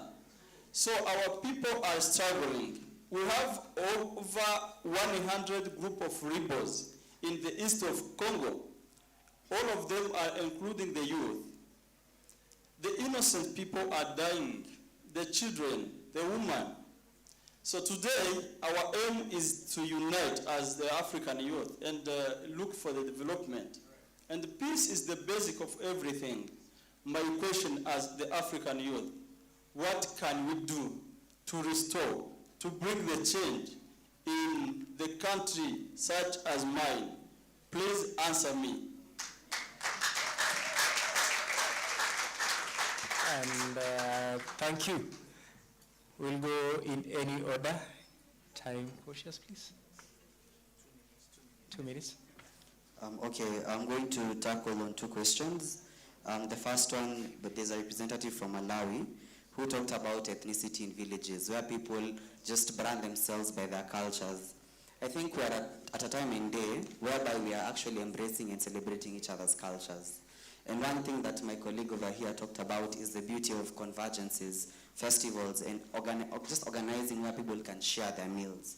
When you have these dances, when you have this entertainment, You enjoy someone's ethnic music and even forget that you're not a member of that community. That's the impact that you're trying to make in different areas. Now, how do you penetrate these communities? We all understand communities have gatekeepers, communities have people with influence. Now, the matter is just having them understand the beauty of converging together. Second question from the journalist student from Kenya Methodist University about the conflict in Kivu. It's a very sad state of affairs of how things are going on in DRC Congo. But at the end of the day, I believe in the power of narratives, in the power of media. Allow me to speak about our country, Kenya. Kenya experiences media freedom, whereby we can publicly say something about our president, about our government, through the media. Now, the challenge that most African countries are facing, there is no media freedom. If I stand out as a journalist attacking the government, attacking these politicians, bear you witness, I'll be found dead in a river. By just being a mere journalist, by doing my job. So I feel like it's a journey of whereby how can African media converge together and have policy documents that are actually in the African Union concept framework. So thank you very much. Maybe also to continue with the statement from yourself to him, I can say at least today I've learned something. I've really liked your statement, and I'm thinking this is something we should also carry on matters youth, peace, and security. That people who don't know each other, you kill each other, you fight each other using this same hand. Because you're always told, do you see this hand? This hand has the power to do what and what. It has the power to greet, it has the power to bless, and it has the power to do what? To pick a weapon and slash the other person. Okay? But we tend to forget this for the people who know each other. People with that selfish motive. And this is something we should always carry. And that is why I said it's a personal responsibility. And now, moving from that statement to Johan from Malawi, I'd like to answer your question on education and the ones who've not gone to. For us as National Youth Council, we have all those various categories of young people, where there are those who have gone to school, there are those who've not gone to school, we have the ones in the streets, we have the orphaned, all those categories, and it is only us who cater for all these youth in this country. So what have we been able to do? We've been able to integrate the classroom kind of training where all of us maybe speak English and moved to the ground, grassroots, where let's say we've taken soccer. We go and say today the theme is soccer for peace, one life, one nation. Yeah, so that by the time those young people who are not educated, I mean, they have talent. Yeah, they have talent. So they'll use their talent to be able to learn on what agenda it is that we've taken on ground, as well as now also in collaboration with what he said on matters cultural festivals. Thank you. 1 minute, please. Thank you very much. I want to talk about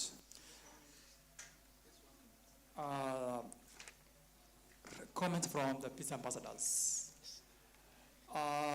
Yes, you can be trained, but it's better for you right now to link up with the Kenya Coalition of Peace and Security. Wasikuache, make sure you have them and be part of their programs. And at the same time, they have a membership of, I think, all youth organizations in the country, which they can recommend you guys to be trained on peace building. So the umbrella body is here. The other one is that why CAR and DRC are in conflict. If you look at Rwanda, we remember Rwanda in 1994, 800,000 people have died, right? But now it's one of the most stable countries in Africa. Am I right? What's wrong with the DRC? There is nothing wrong with the DRC other than their resources. Wherever there are resources, there is armed conflicts for external forces to loot it and to steal it. And the only way to do that is to make sure that there's no stability in that region. So as Africa, how can we utilize our resources for our own benefits? Thank you. Thank you, Mohammed. Yes. Thank you so much. I would like to say something about my friend is from the DRC.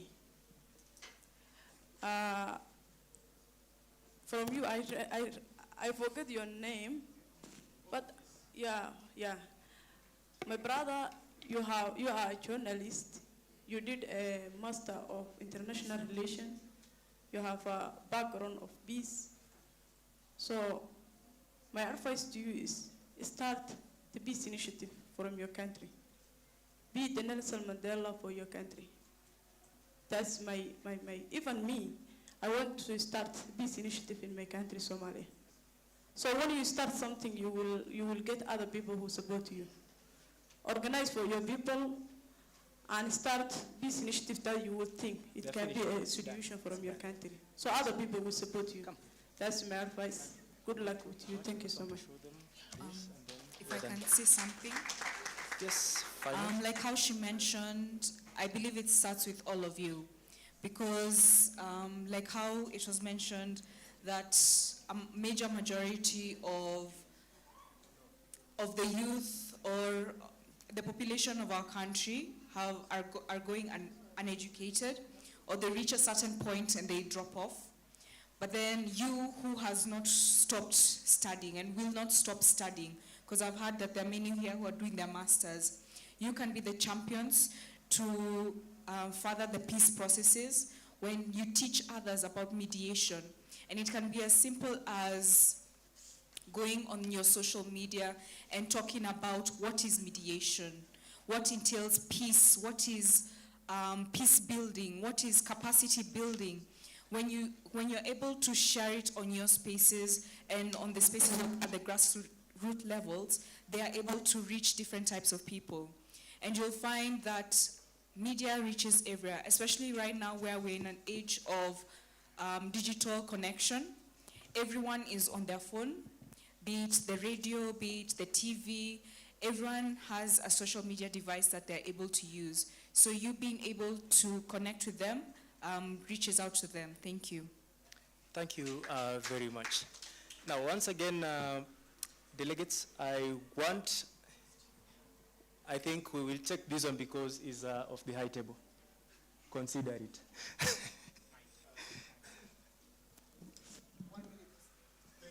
Just 1 minute. You're limiting Secretary General. So thank you. So I'm compelled to make an intervention because of the dimension that we are getting from colleagues. But we cannot talk about peace and security when we don't have strong institutions.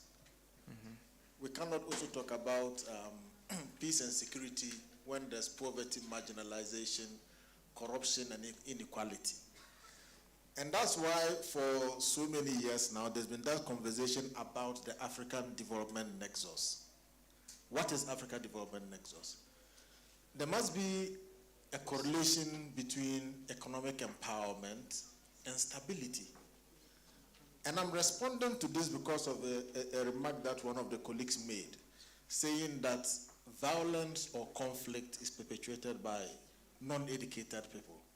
Actually, in most communities where there's violence, the educated people lead that because they have interest either in political leadership.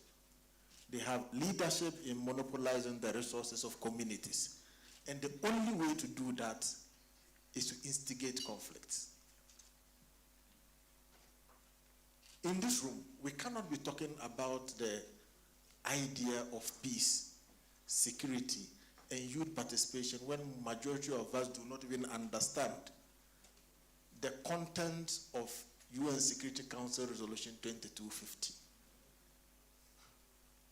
From 2013 up until 2015 when it was adopted, the major reason why Resolution 2250 was adopted was because young people needed a basis to plug onto peace processes in member states. I dare say that majority of us in this room probably have never Googled, read, or even know what it entails and why that document was carved out. So for me, when we speak about peace, security on the continent, I think that as young people, we must begin to focus attention on institutions. How is it that a country like the DRC, as somebody indicated, with an excess of $30 trillion worth of natural resources, have one of the poorest people on the continent? It borders on institutions. And if there are no institutions, the Belgians will take advantage, the Chinese will take advantage, the Americans will take advantage, and every other person, including our neighbors, will take advantage of the country. But if you have real institutions that are working in the interest of the citizens, then there will be an improvement in the quality of life. And when there's an improvement in the quality of life, let's ask ourselves a simple question. Put educated people on the side. If you were $50 million rich and you owned one of the 5-star hotels in Nairobi, will you be interested in getting into a conflict that gets it burned down? So, those that have nothing to lose would always be in conflict. In concluding, the issues of militant extremism, the issues of insurgency, if a young person is being paid $200 a month when he has finished the university, a graduate, and a militant is recruited and paid $5,000 a month, why wouldn't the fellow follow bandits around? Because the conversation is about livelihood, quality of life, and welfare. And so once we don't focus the attention on security, zero it down on quality of life, we would always have issues and incidents of violence. Thank you. Thank you so much, SG. He deserves better handiclaps, please. You know, I read some temperatures in here. We are appreciating the growing trend in the political appreciation of young people. But in doing so, let's also appreciate this is a process that initiated from the 2250 in 2015, that later followed with 2419, that called for youth to be actively engaging in political processes. In the one on 2535 that came in place in 2020, it enforced every member state of the UN under the Security Council to ensure that every young person is involved. Now, it wasn't all about what is recorded on the document. Thank you for bringing that up. As we champion for what we want to desire in politics, let's as well remember the root of all this resolution is coming because of our involvement in peace processes. Now, as we continue to work together in leveraging our collective strengths to create a brighter future for all of us, the young people, I want to first express my gratitude to the panelists for their great contribution, and also to you for your great insights and the questions. They have definitely informed much that as Kenya and a team that is working on the development of the National Action Plan, we are going to use the same to inform even in our endeavors in the county governments that we are looking forward to achieve in the next 3 months. We have a target of 42. Yesterday we began with 2. And I want to call all of us, let's engage each other in our various spaces. I have here a copy of the Finland National Action Plan. We have been consulting with them on a continuous basis. And for them, they are on their 5th. This is the first country that actually came up with the National Action Plan.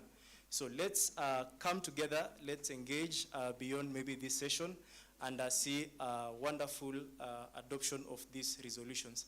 May I kindly ask a photo of me in between the panelists, please? Thank you so much. A round of applause for the panelists. And the excellent moderation by Mr. Oscar, our moderator. A round of applause for him too. Thank you so much. Thank you so much. Yes, DJ, as we stand up and, stretch a bit. DJ, 1 minute song. So we stretch a bit.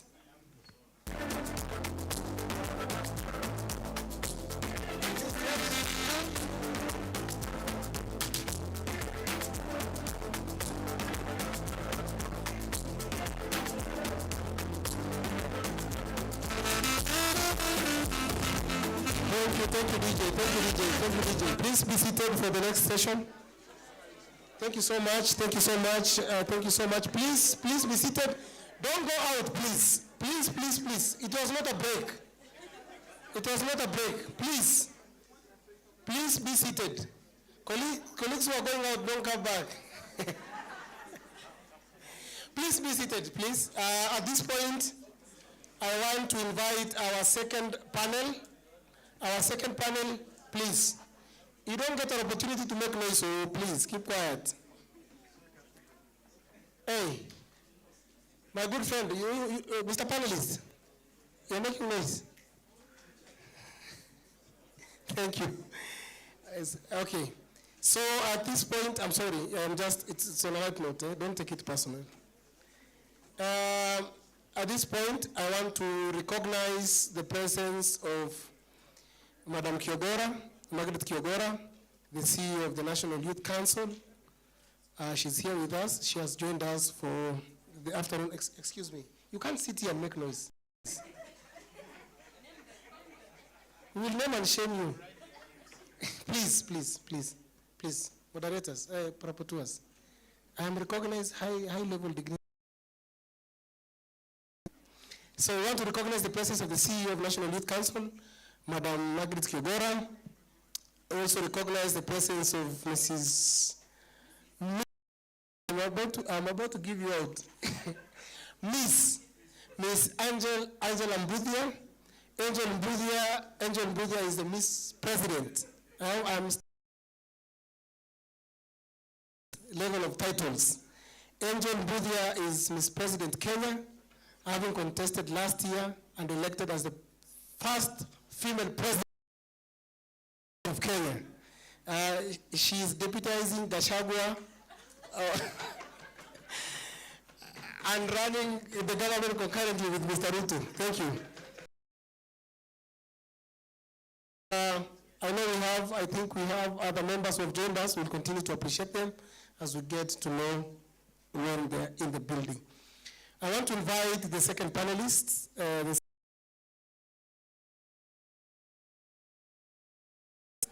I want to invite Rukaya to join us on stage, Mr. Joseph to join us on stage, Hallelujah Solomon to join us on stage, Commissioner Jennifer Abaji to join us on stage, and Elseba Kokeyo, aka Sebi, to join us on stage. This is a panel of women. Hey, good, lovely.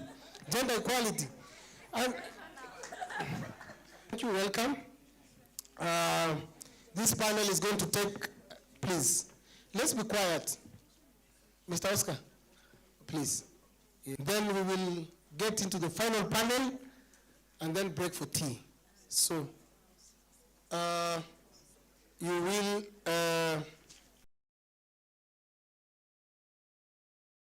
so that we save time. The good thing is that the two last panels, we have broken it into one because it is focusing on education and the panelists are. So we will have one more panel after this, then we are done for the day. Then some communications will be made. Guys, I can hear a lot of noise. On the issue of youth peace and security, I just wanted to, I am not an expert, I'm always learning. Hello, are you together? Excuse me, what are you doing?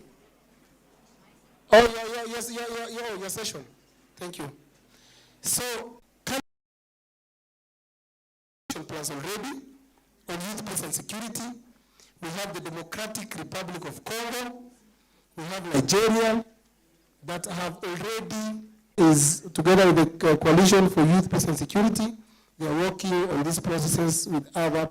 Please, when you go back home, one of the resolutions of this conference is you hold your government into account to start developing the National Action Plans on Youth, Peace and Security, so that you can. So thank you so much. Madam Moderator, you're here. Thank you. Thank you very much. So before we go on to the panel, we're going to watch a very short video. And basically, it's going to just tell you before the video, while getting set, in 2020 or 21, AYC and its partners were in Malawi, and we were confronted with, a very disturbing statistics. And it says that by 2030, 20 billion jobs are going to be disappeared and be replaced with robots. After that meeting, I was worried, but I went on to do further research. I found out that it was an opportunity. Yes, because you're talking about AI, you're talking about digital assets, you're talking about the future. And funny enough, the pandemic accelerated us to the future. The future is already here. So what we thought was going to happen in 2030 is already here with us. So please, I want you to listen. After that, I wrote an article, Gender and the Future of Work. I wrote 1 2 proposals. I got grants. I started working towards that. So before we go on, I want to tell you a bit about 100 Day. 100 Pay. 100 Pay is a platform that brings a future to you, like now, So we envision a time where you and I, when we go to a conference like this, you don't have to touch any currency. You can do all your transactions in a one-stop shop. You pay for your flight, book for your tickets, everything, and whatever the currency it is, whether crypto, normal currency, you have, a whole ecosystem that can handle all your payments. So I want you to just watch this video, and then the panelists will talk a little bit about how important it is, especially with regards to gender.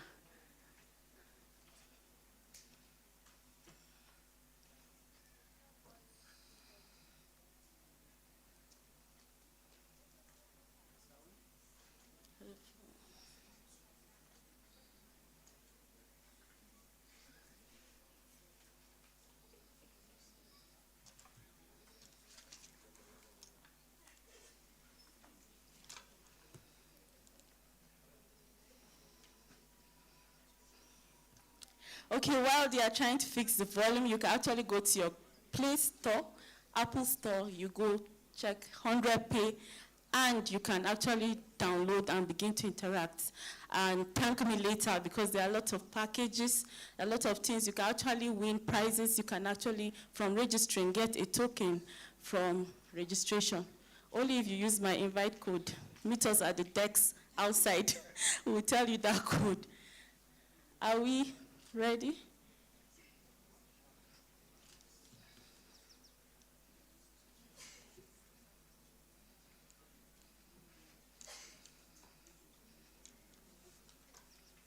Hello guys, we'll be launching our 100 Pay token in a matter of time. But before then, let me tell you what the token is all about.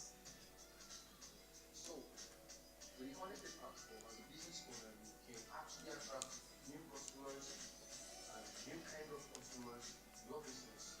Now, 100 Pay as a platform actually powers a business to be able to accept crypto payments, such as your Naira bank account or your bank account or any other local currency bank account. Now, this is actually done by our 100 Pay platform, which actually includes 100 Pay checkout, that you have a QR code for you as a business, and we also have a mobile app that you can actually use to access the payments. So now we actually have a lot of use cases and videos from key players in this industry who have actually adopted the 100 Pay platforms, ranging from the nightlife, businesses like hospitality. So we actually have clubs and lounge in Nigeria. You can actually go and play the crypto. Places like Lagos City, Accra, you can actually go to malls, supermarkets to actually buy stocks and pay the crypto. And this is not just limited to Facebook or cryptocurrency, but you can actually use any of the potential supported cryptocurrency on 100 Pay checkout. This includes currencies like USDC, Solana, you name them, Bitcoin, Ethereum, and all that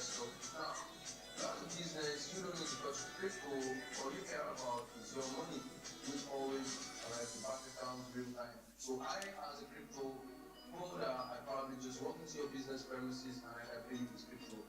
And then, why is this important to you and why should you actually adopt this? First of all, the first thing I believe that you as a business, you want to move forward and you actually want to attract new kinds of customers, and also customers can actually find it very interesting to shop from you, because one of them make sure that they get discounts when they shop from your store or from your mall, or they can access to services. Now this is actually done through the Facebook, the official cryptocurrency for the modern ecosystem, which is actually a cross-platform cryptocurrency and doesn't just stop at on our platform, which means you can actually use a play-to-game system on third-party platforms, website, mobile apps, or in person. All you just have to do is probably buy play-to-game from a centralized exchange, which will listen soon, and you probably become a holder of the play-to-game, which actually means you can actually access these discounts by businesses who are actually already on the monetary ecosystem.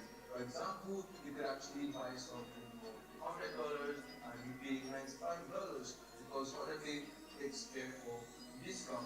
And you as a business, all you have to do is try and grow.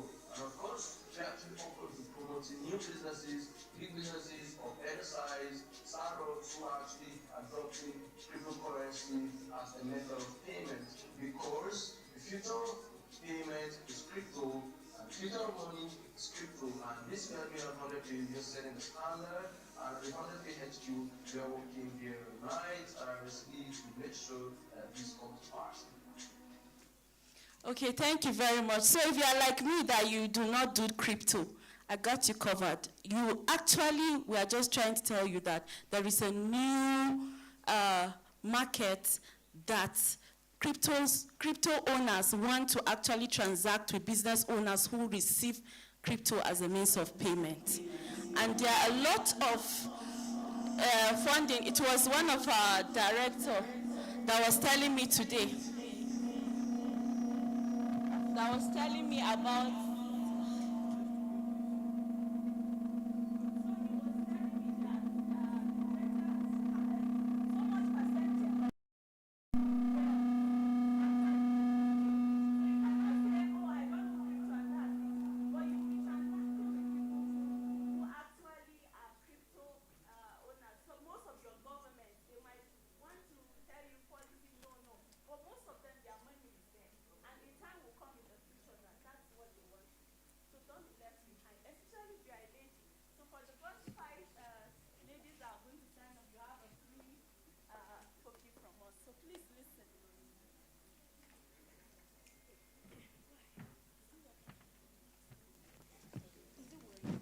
I think it's okay.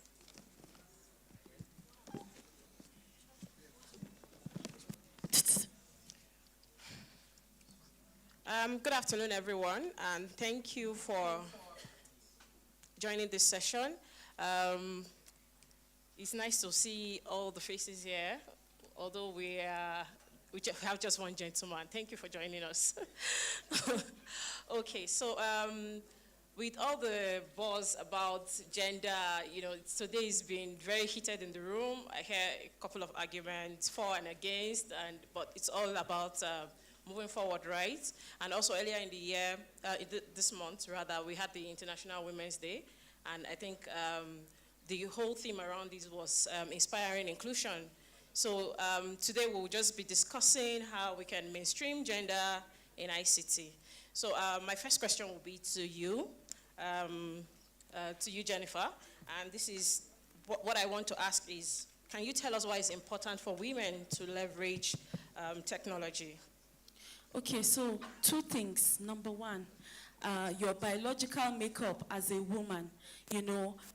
God created you that way.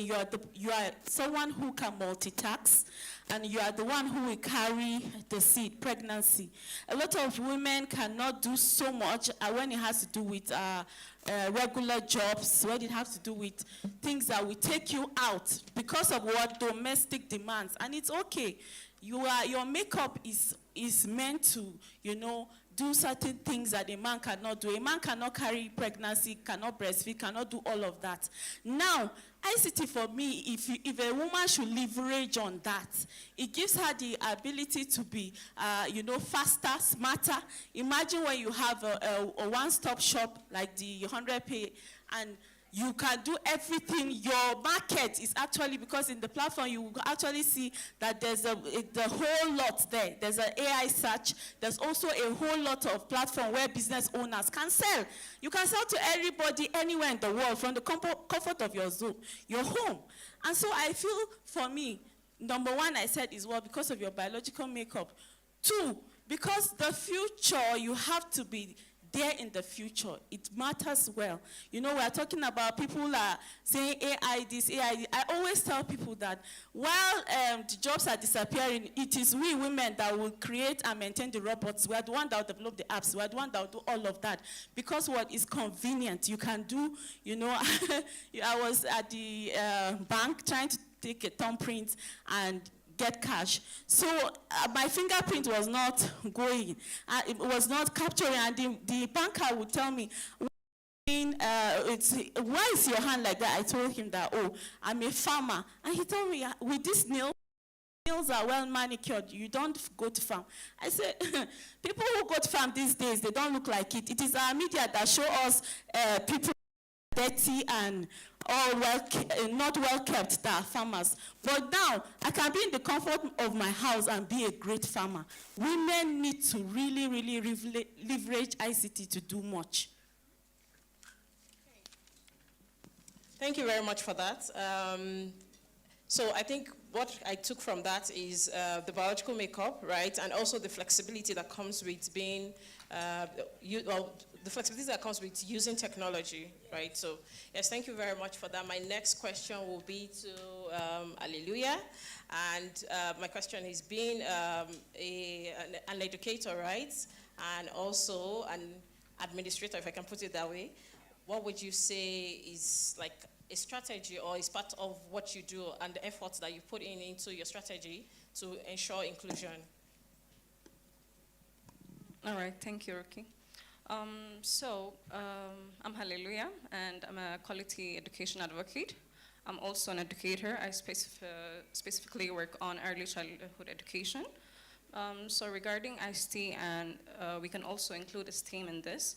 So I can be able to speak about our experiences in my country back home in Ethiopia. Personally, I would say that I have been able to collaborate with different institutions to ensure that this collaborating with different kinds of institutions that focuses on gender-led or gender-focused institutions. So I highly engage in education systems within the Ministry of Education and the government also. So I would say that through education and empowering finances, capacity building, and having training sessions, social ventures, and boot camps also, that are the some ways that we can be able to provide opportunities for girls and women and young girls so they can be able to have an opportunity to engage in different kinds of trainings in ICTs and STEAMs. And after an intervention has been made also, we have to make sure that they are feeling belongingness in that kind of capacity buildings or session they have been to. So we have to be able to ask for their feedbacks and for their insights so they kind of have their feelings of they have been heard, they have been seen. So we have to be able, so as young people and as young leaders, I want to urge you all to fight for young girls, to provide an education system for them, to fight for equality education, and then give them the chance to work and show for themselves. You should not be able to tell them their limits. You have not seen their capacities, so they have lots of capacities. So educating a woman is not only educating a woman. So you have to be able to give her a chance to educate herself, educate her society, and educate her communities. So we can be many things as we want to be. So we can be technicians, we can be engineers, we can be pilots, we can be different things. So as early childhood education, so what I have seen is like in my I am an administrator of a school, so I can be able to speak an example if I have time. So I don't know if any one of you guys have children back at home. So the first thing we might do out of love for our children might be, if I have a girl, I would tend to buy her a Barbie doll. But if I have a son, I buy him a robot or something, a block, or yes, a gun. Yes, or a machine, something like a fire truck or something. And then I buy my daughter a doll, a painting. I am giving her something. I'm putting something in her mind that she can only play with this. She can only do this. But I'm giving my son a Lego, a block, a truck, many things that he can build with. So we have to make sure that our mindsets are not fixated to this, because that is what we're showing to them. So this is what school should be like. So we should also give them. So we should be able to provide or create centers like maker spaces, innovation, so they can come up with different ideas and techniques to make up something. We don't have to give them or put a laid out instruction for them. We can give them recycled materials and form many things as they want to. So we should not be limited. Let's educate women, let's educate ourselves, and give them the platforms. Thank you so much. Okay, thank you very much for that. I'm sure if given the time, you probably still have so much to say. And I think the most important part is like almost the last part of it, which is that we also need to make sure that the orientation that we give to the little ones is correct. So, you know, reasonably, because it's what the education starts from the home, right? It's what you tell them, is what they see you do, and the way they see you respond to certain things. That's what they take into, you know, the outside world. And of course, when we say that the theme for, you know, I was saying that the theme around the International Women's Day this year is to inspire inclusion. Inspiring inclusion means carrying everybody along. It doesn't mean that we only want to empower the women, right? Because this stems from, you know, the argument I heard from the room earlier. So it's saying that we should include the women, because so many times, you know, you find out that women are being left out in, you know, decision-making rooms, in, you know, powerhouses, and also to our communities, to the grassroots. A lot of domestic tasks are assigned to women, and they don't expect them to, you know, maybe go to school or do, because they feel like it ends in the kitchen, you know. So this mindset is still very much a thing in some places, right? Maybe for us in this room, we might have the exposure, but, you know, back in some of our communities and in the grassroots, they still believe that, you know, women's education ends in the kitchen. So including women, empowering men is not just about funding education, you know, in capacity building, like you have also mentioned, it goes a long way to, you know, empower the women. And this brings me to the question. I think we've had the lady speaking, the gentleman. So I would want to ask, what would be your recommendation, you know, in terms of mainstreaming gender into ICT? What would be that recommendation that will be effective? What can you recommend?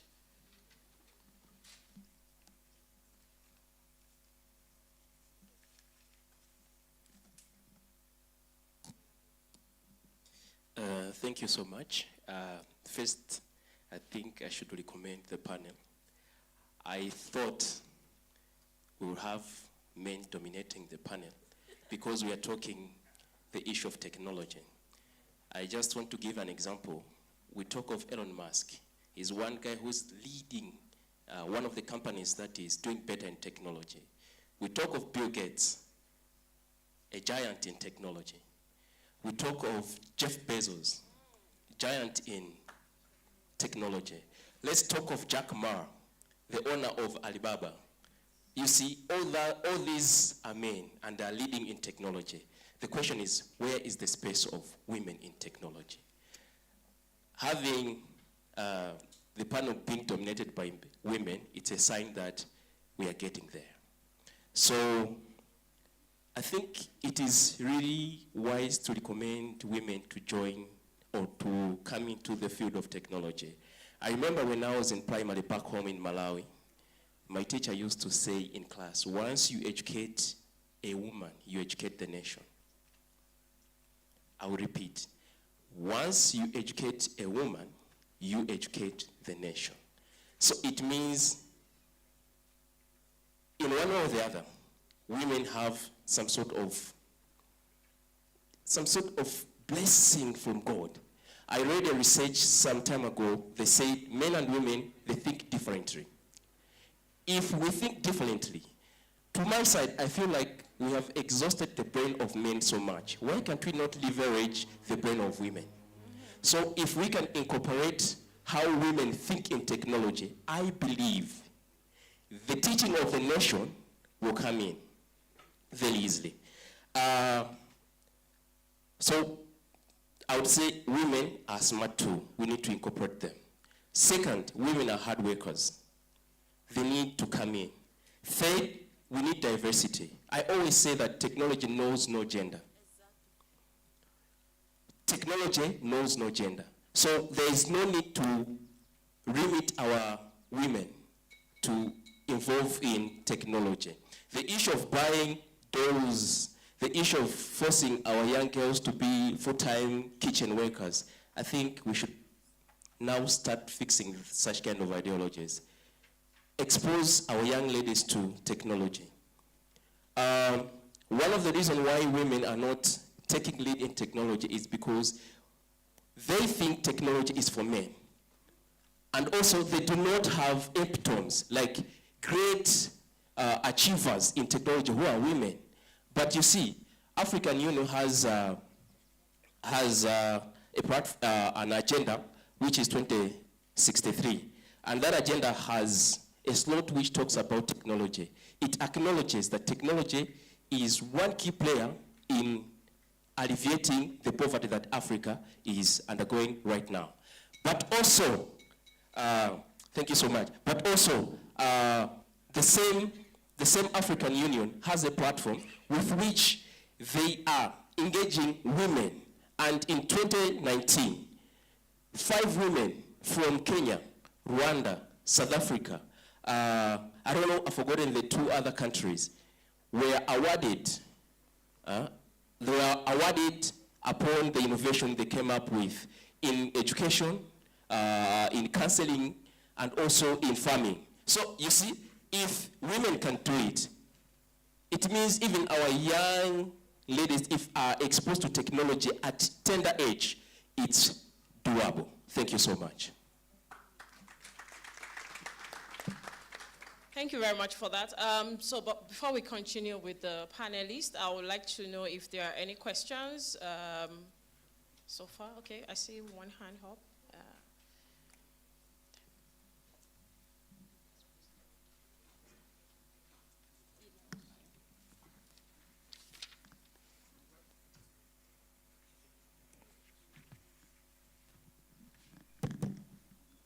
One minute, please. Let me not disgrace you because of time, so 1 minute, 1 minute.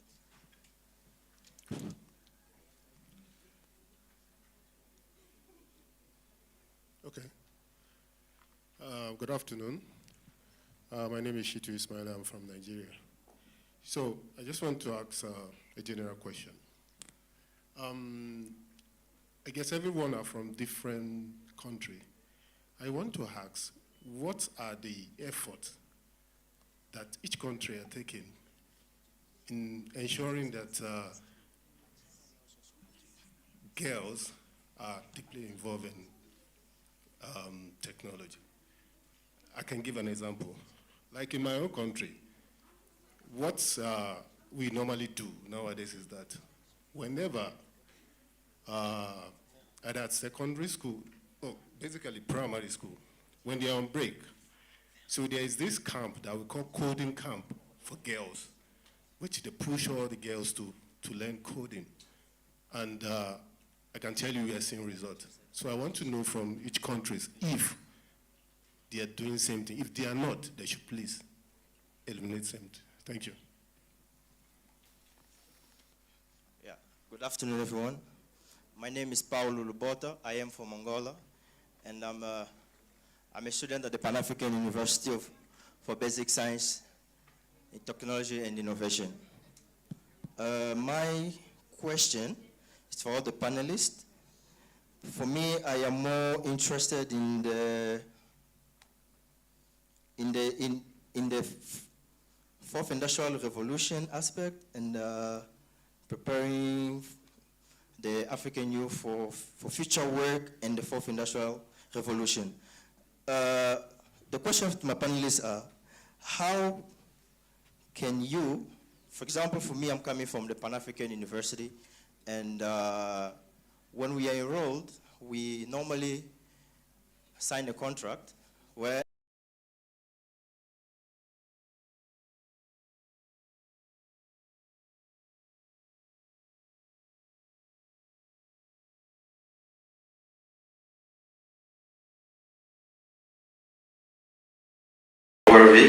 so I want to know all these Pan-African organizations such as Pan-African University, the AYC, the AYU, the PYU, sorry, the Pan-African Youth Union. How can all these bodies leverage on the potential of the many talents that are being produced by the Pan-African University? Especially in the Pan-African University, students are coming up with innovations, they're coming up with research, they're contributing a lot in the field of science and technology. So how can all these Pan-Africanist organizations collaborate so that to empower these African youth and expose them to the market, to the job market, and give them more opportunities? Thank you. Thank you. Last question. Okay, everybody have ideas, but we cannot listen to all the ideas. We have time, so straight to the question. Thank you. My name is Theophilus Momo. I am from Nigeria, and I'm a student at the Catholic University of Eastern Africa. For starters, I want to say congratulations to you on the development of this app. It is a very brilliant idea, and I wish you the best. But that being said, recently, the Nigerian government banned Binance, and Binance is a wonderful company which is fostering development in very many countries around the world, and the Nigerian government seem to have a very negative view towards crypto, so I would like you to shed light on your collaborations with the Nigerian government to make sure that they don't just wake up 6 months in the future or 2 years in the future and just cancel OPay. And maybe I have $2,000 in my wallet there, and what do I do? Thank you very much.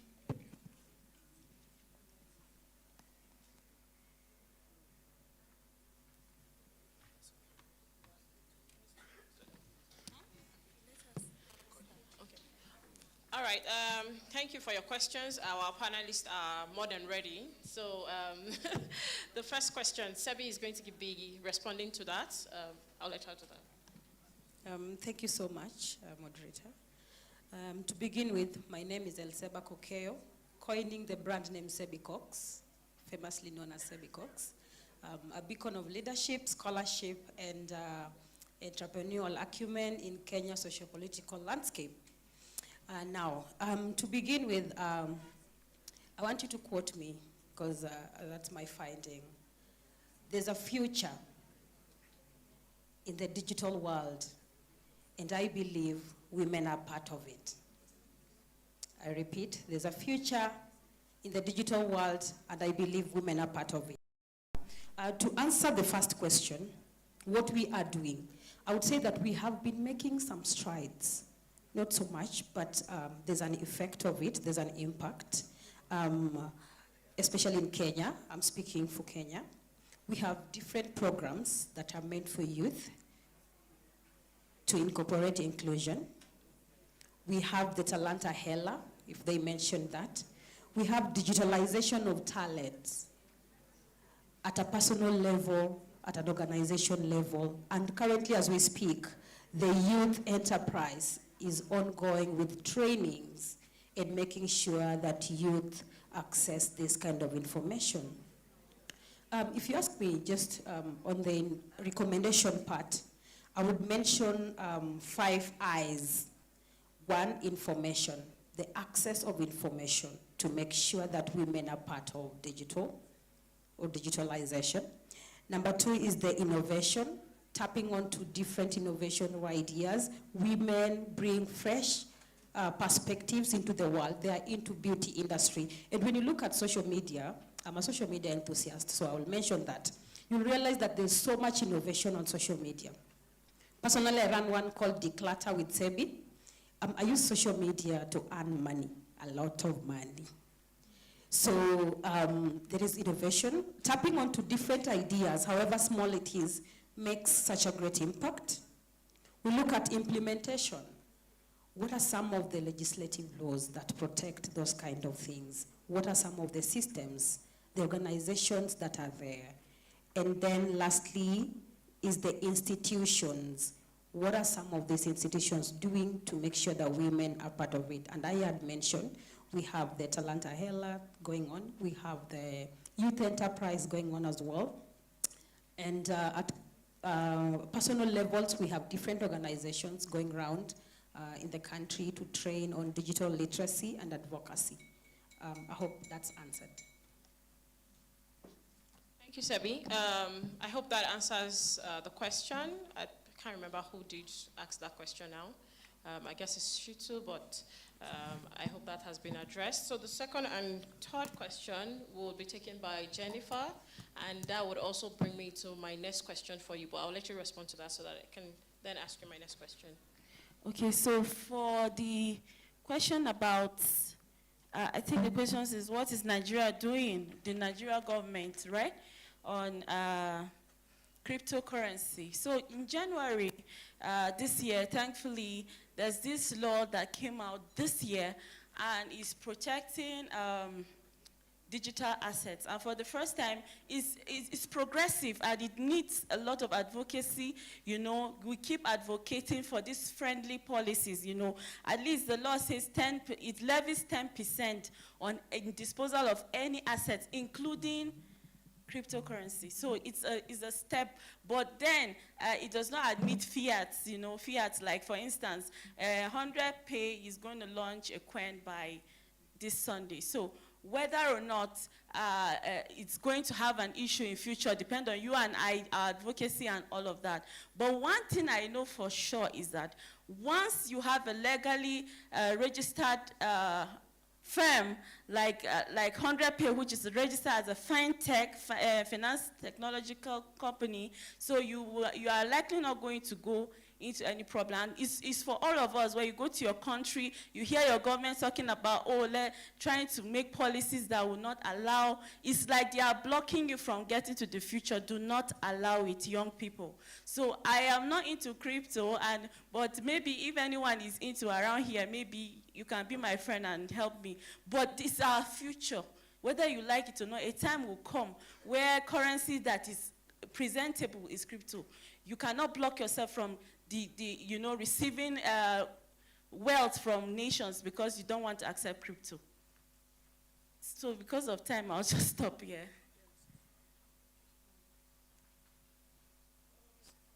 Okay, what? Okay, the collaboration, when it comes to collaboration, you know, I put a post one time, a few years ago in Twitter, and I was like, how I wish we have someone to partner with us on certain things. So somebody now replied me, how I wish there is someone who will tell us what they are doing. So Pan-African, beautiful thing you are doing, but how have you, the innovation, how have you been able to put it out there to get collaborations and partnerships? So you cannot, someone said you can't put the light and put it under. So please, we need to know how these collaborations can happen. Yeah, thank you. Thank you very much. I hope we've been able to answer your questions, but if not, the panelists are still very much around the building. You can just walk up to them and get more clarifications if need be. So my last question for this would be to, again, the gentleman on the panel. What would you say is an effort that you've made, maybe individually or maybe collectively with other groups of people in mainstreaming or including gender in ICT?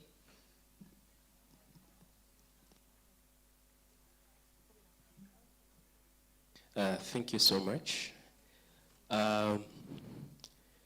Personally,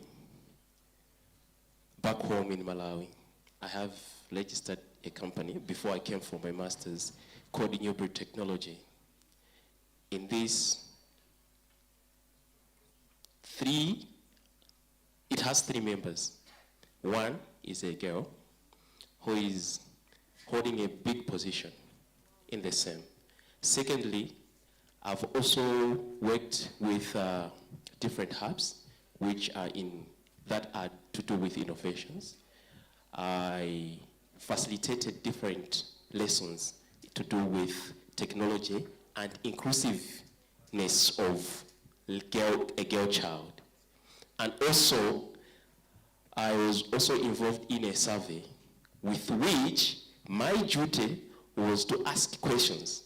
But where I saw it was necessary to talk about it, I was going in to encourage our young girls in the village that they should take part in technology. Because my field of study is electrical engineering and telecommunication, which is full of technology. So it is my passion. So wherever I have the chance to talk about it, I go in with no hesitation. Thank you so much. So thank you very much for that. I think we've heard from the panelists, and it's very important that we leave no one behind, right? Like they said, if you need something done, you should ask a woman, right? So please, please always remember the importance of the female gender, whether, no matter how little their age is, try to, include them in. Okay. Try to include them in, or try to orient them on the importance of their gender and how they can leverage their skills and their adaptability to the environment and in technology, to be specific this time around. So they don't always have to be caterers or nurses. They can actually be engineers, and they can, be like AI experts. And like she said there is a future in the digital field, right? And the digital economy or digital world, as you put it, and you believe that women are part of it. So please, this brings me to the end of this panel. I wish we had more time to, keep going with the questions and answers. Thank you all. Yeah. Thank you so much. A round of applause to our panelists and the moderators. Please stand for a group photo. Yes, please.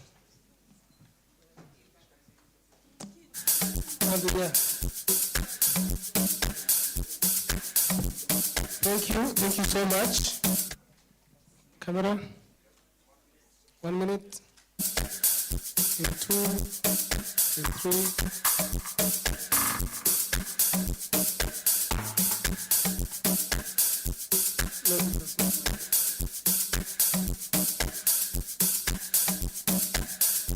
Thank you so much, thank you. Yes, we are coming closely to the end of the program. I want to call upon our final panel. The panel is about education and the future of work, and the fourth industrial revolution, shaping the future of education and skills development in Africa, enhancing equitable access to quality education and reconfiguring Africa education system to fit for purpose. At this point, I want to invite our esteemed panelists to the podium. I will start by calling our moderator, Marubini from South Africa. Please join us on stage. She will be our moderator. Stand here. Our first panelist is Miss Angel Mbuthia, the National Youth Council of Kenya Advisory Board member. Please welcome Miss Angel Mbuthia. A round of applause.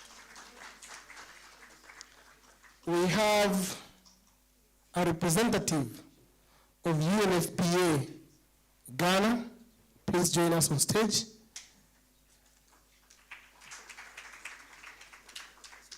We have Ms. Valentine Mugun, who is a board director at the Global Partnership for Education. Welcome on stage. we have Alfin from the Youth Advisory Committee, Embassy of Netherlands in Kenya. Please join us on stage. And finally, we have Mahalet Fitiwi, the Programs Coordinator, Education and Professional Development Unit at the Institute for Peace and Security Studies in Addis Ababa, Ethiopia.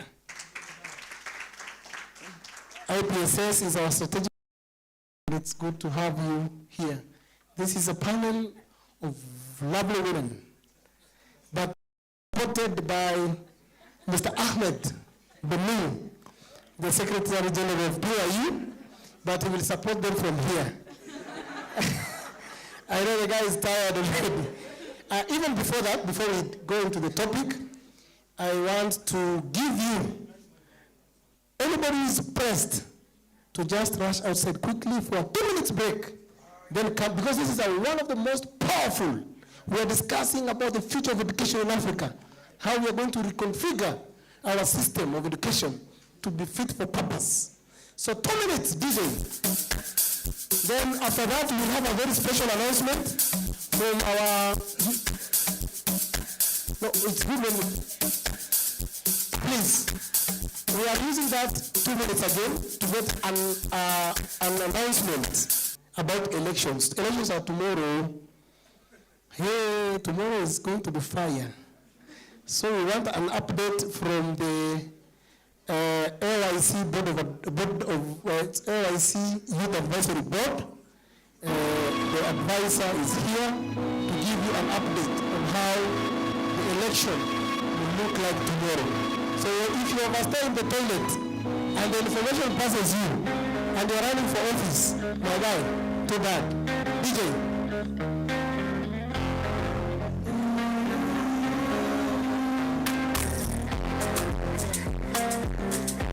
You can just stand and shake a bit, please.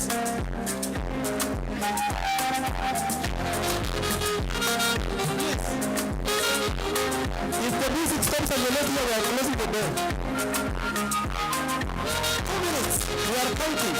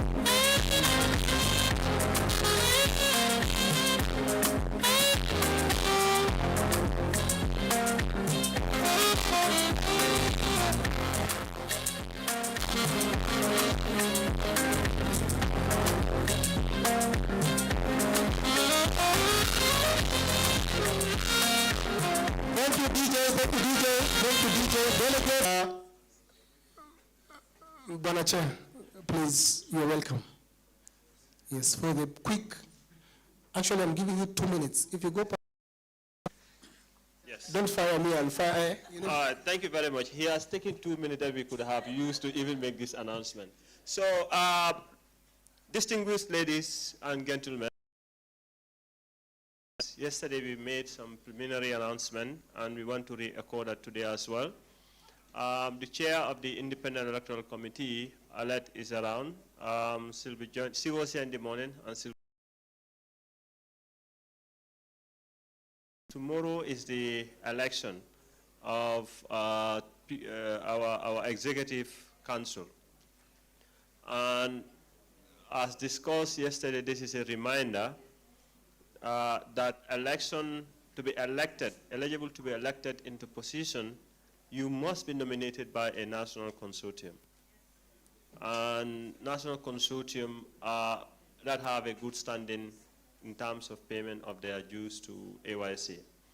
So first, I want to announce that if you are interested, the online process that was opened by Electoral Commission, Electoral Committee, others have expressed interest. But we are also reopening it because several people expressed interest who did not actually apply online. And to ensure that inclusion, we are reopening it.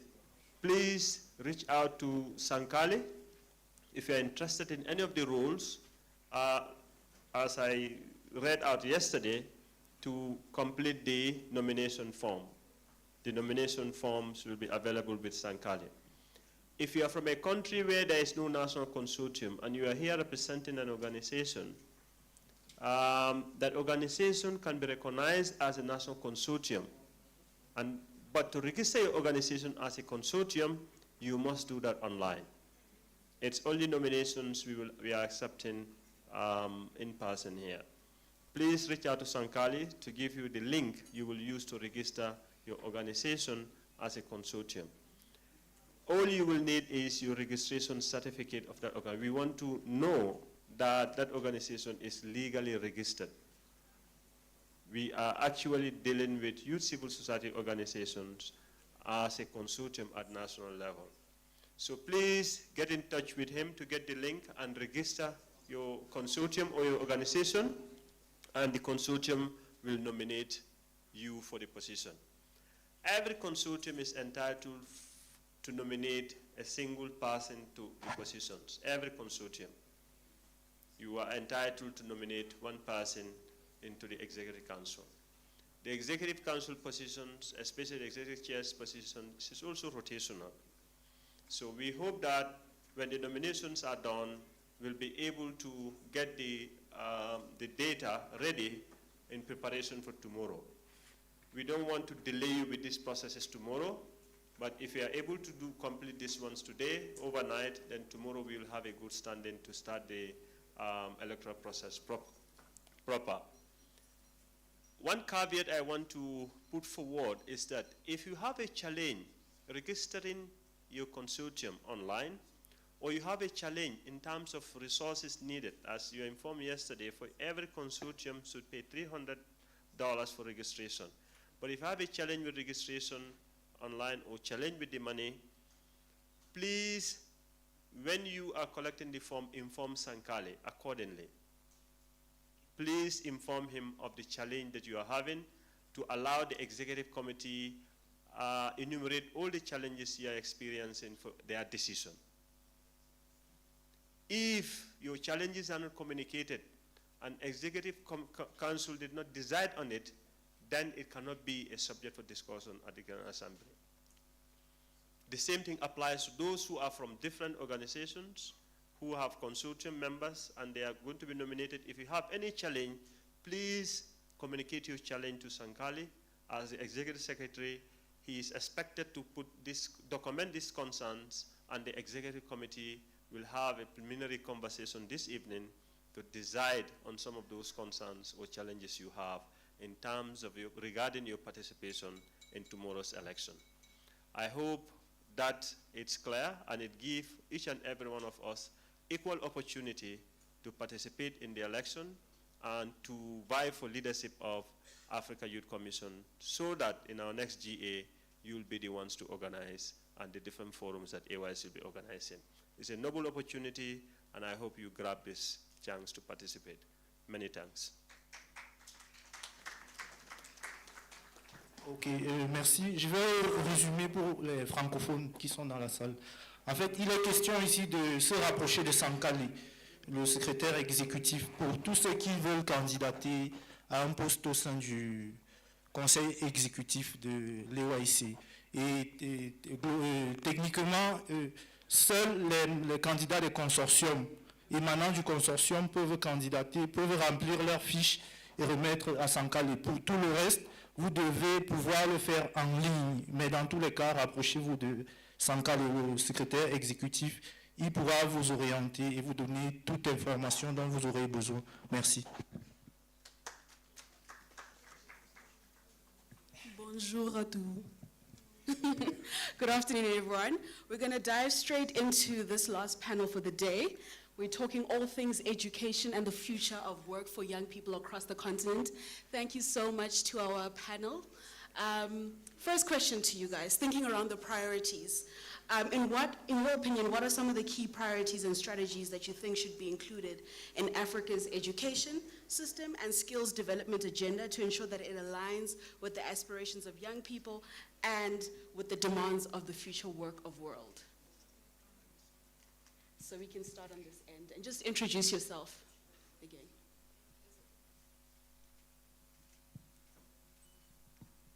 Say something? Change. Yeah. Good afternoon. I see a lot of people are tired. Please bear with us. My name is Mahalet Fatoui. I come from the Institute for Peace and Security Studies. I'm a program coordinator for the Education and Professional Development Unit. And thank you for having me here. So as not to take a lot of time, I think this is the age of AI, this is the age of technology. And I think our priority should be digital literacy, especially for the youth. So I would say that's the biggest priority in the education system that we need to employ. I also want to talk about a shift in the mindset. I think yesterday we talked about that. Honorable CEO, I think you were the one mentioning that. I think there needs to be a leap from white-collar jobs. That's usually how we think, but I think we need to move to entrepreneurial attitude. So I think there needs to be that mind shift.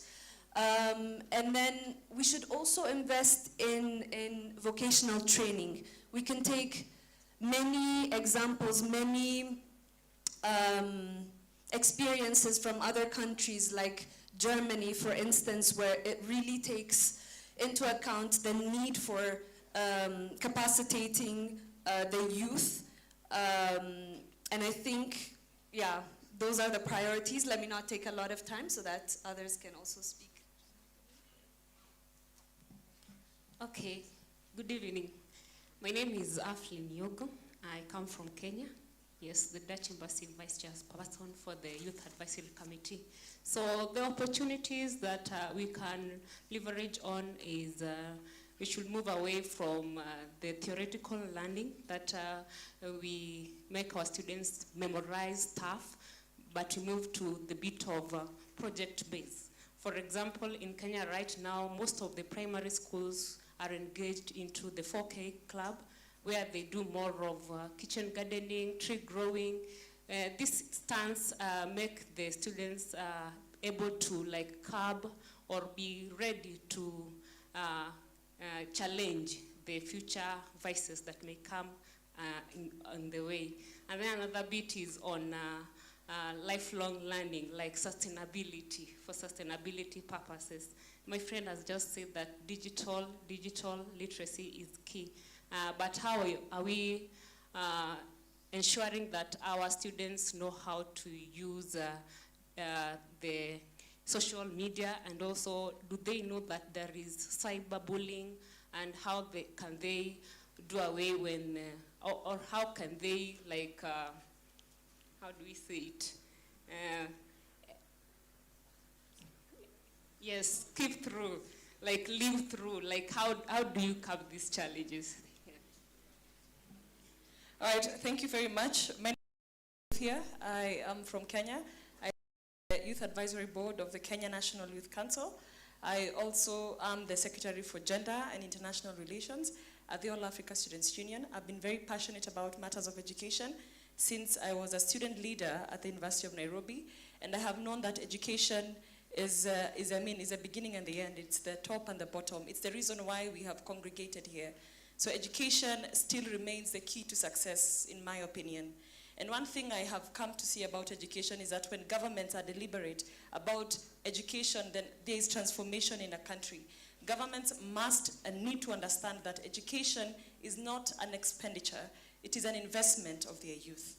And so when we talk about the fourth industrial revolution, we are looking at Africa as a continent being the best one to benefit from this and take advantage of the opportunities that are in this industrial revolution.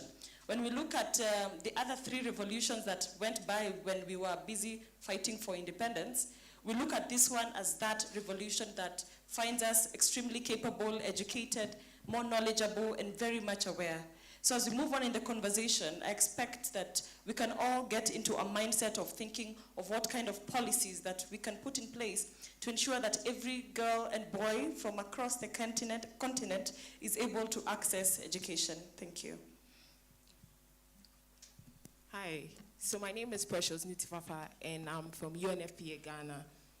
So last year I had the opportunity to review 2 reports, the World Economic Forum report on the future of jobs and the World Bank's report on the future of jobs or work in Africa. And there's a dichotomy. I don't think I have enough time to highlight some of the key things in each report. I'll just give some few analyses that I made. The key buzzwords in the report were disruption, decline, and growth. Another category of buzzwords in the report were upskilling and reskilling. Another category was transition, which in this case was digital transition and green transition. Now, in the World Bank's report for the future of work for Africa, it talked about an opportunity, a potential for Africa to take advantage of AI. So I hear people say, oh, AI is going to take our jobs, AI is going to make displace a lot of people out of the jobs. But what this report is telling us is that there's a potential because our manufacturing base is small, and then the study also showed that fast internet speed helped people gain employment. It's interesting when you look at the studies, when you look at the statistics. I wish I had too much time to go into the details, but I'll just end it here by saying that the report also talked about education, from moving from the theoretical aspects to skills-based training, because it made a discovery, and that discovery was that people that didn't have certain skills but wanted the skills to acquire jobs use the same time as people with degrees.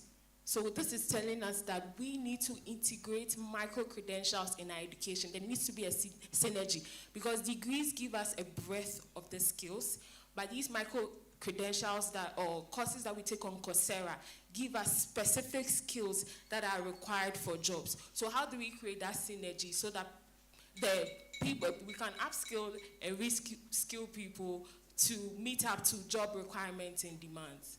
I'll move on. Thank you so much. My name is Valentine Chepkoech Mugun. I'm a Global Partnership for Education Youth Leader from Kenya. So I think what I'd also add about what we need of the future of education, I think it's also very, very important to take into consideration mental health, because when you go to schools right now, students are probably frustrated and they really need more mentorship. So I think the really, where our focus should also be is, even as we focus and emphasize on grades, let us also look at the mental health. Also talking about technology being the future, but even as we talk about AI, should we also teach these students interpersonal skills? Somebody was talking about Gen Zs right now in offices, probably just on their computers, but now in terms of relational skills, human skills, talking to people becomes a problem. So even as we talk about AI, let us see how to incorporate these human skills. The last one that I'd like to talk, I believe in leaving no one behind.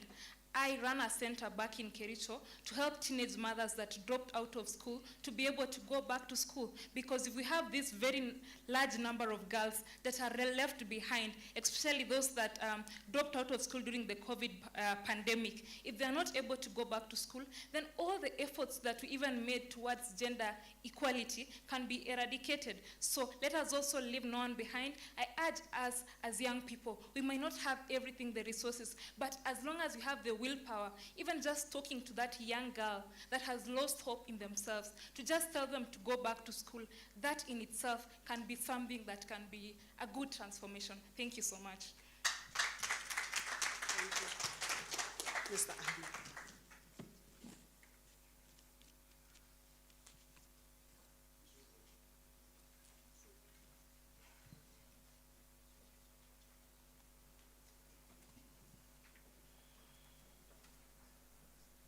So to the men in the room, I'm the gender balance variable here.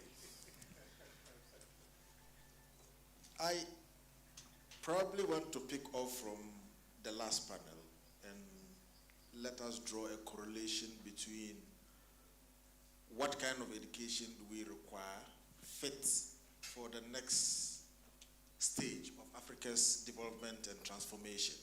And for me, that's important. I heard statistics from you. Do we have Afrocentric statistics or Eurocentric statistics? That's important to even guide the kind of educational system that we want to have. I have always been of the firm belief that our educational system is still very colonial and needs decolonization.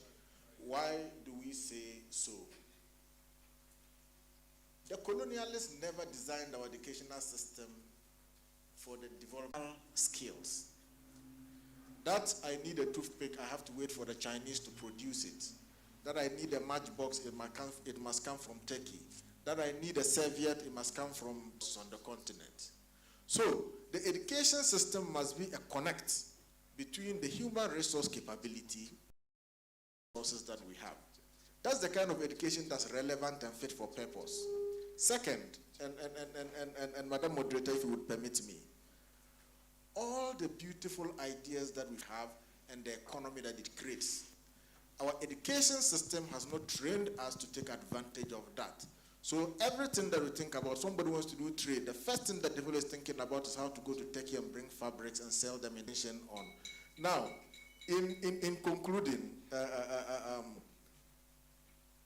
the question about technology,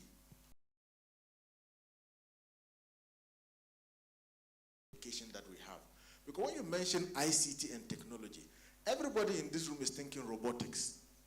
But the Chinese and the Indian fabricate the basic tools that the fellow who fabricates the cooking utensils in your community is seen as a less intelligent person.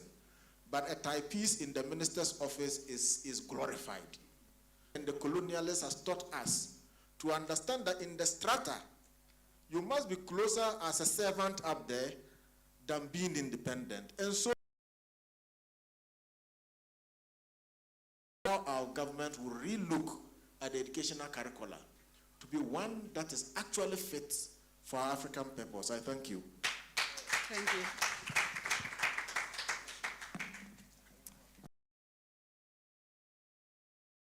Our colleagues on the floor to ask their questions. Just for us to have an action-oriented conversation, let's talk about what strategies or interventions you are doing in your communities, in your line of work to ensure that young people are included, but there's access and equitable access for them to these education policies and strategies that we're talking about.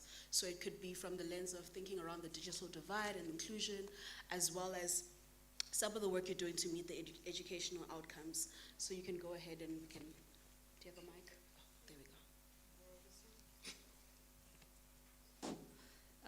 Yeah, thanks for that question. So maybe just to give a background about the Institute for Peace and Security Studies. We have different programs, including MAs, short courses, PhDs. And the specific one that I'm in charge of, or I coordinate, is and also various short courses. In that, obviously, it's related to peace and security. However, we also have and partner with different institutions to address youth gap. We do needs assessments. Actually, even recently, we haven't launched yet, but we're collaborating with Unitaria. It's going to be on youth. So we do needs assessment first. We also, after they fill out the needs assessment, we go on to contact their employers to see what the gaps are. So we're very student-centered, we target youth, and yeah, this is... Okay, so for us, we major on nurturing young kids in the schools and also have youths onboarded. So with the kids in school, as I said earlier, we introduced to them the 4K Club. The 4K Club is Kufanya Kuungana Kusaidia Kenya. So in this 4K Club, we encourage the students to harvest the locally seeds and then establish tree nurseries, and then again have kitchen gardens. And then from the kitchen gardens, they go and like take this knowledge into the homes. You know, there is that power in having a kitchen garden behind your house or something. So we believe that when we start nurturing young kids to be agri-savvy, we are building a future that is going to be resilient. Because up to this point, I still remember the national anthem because I started singing it in primary school.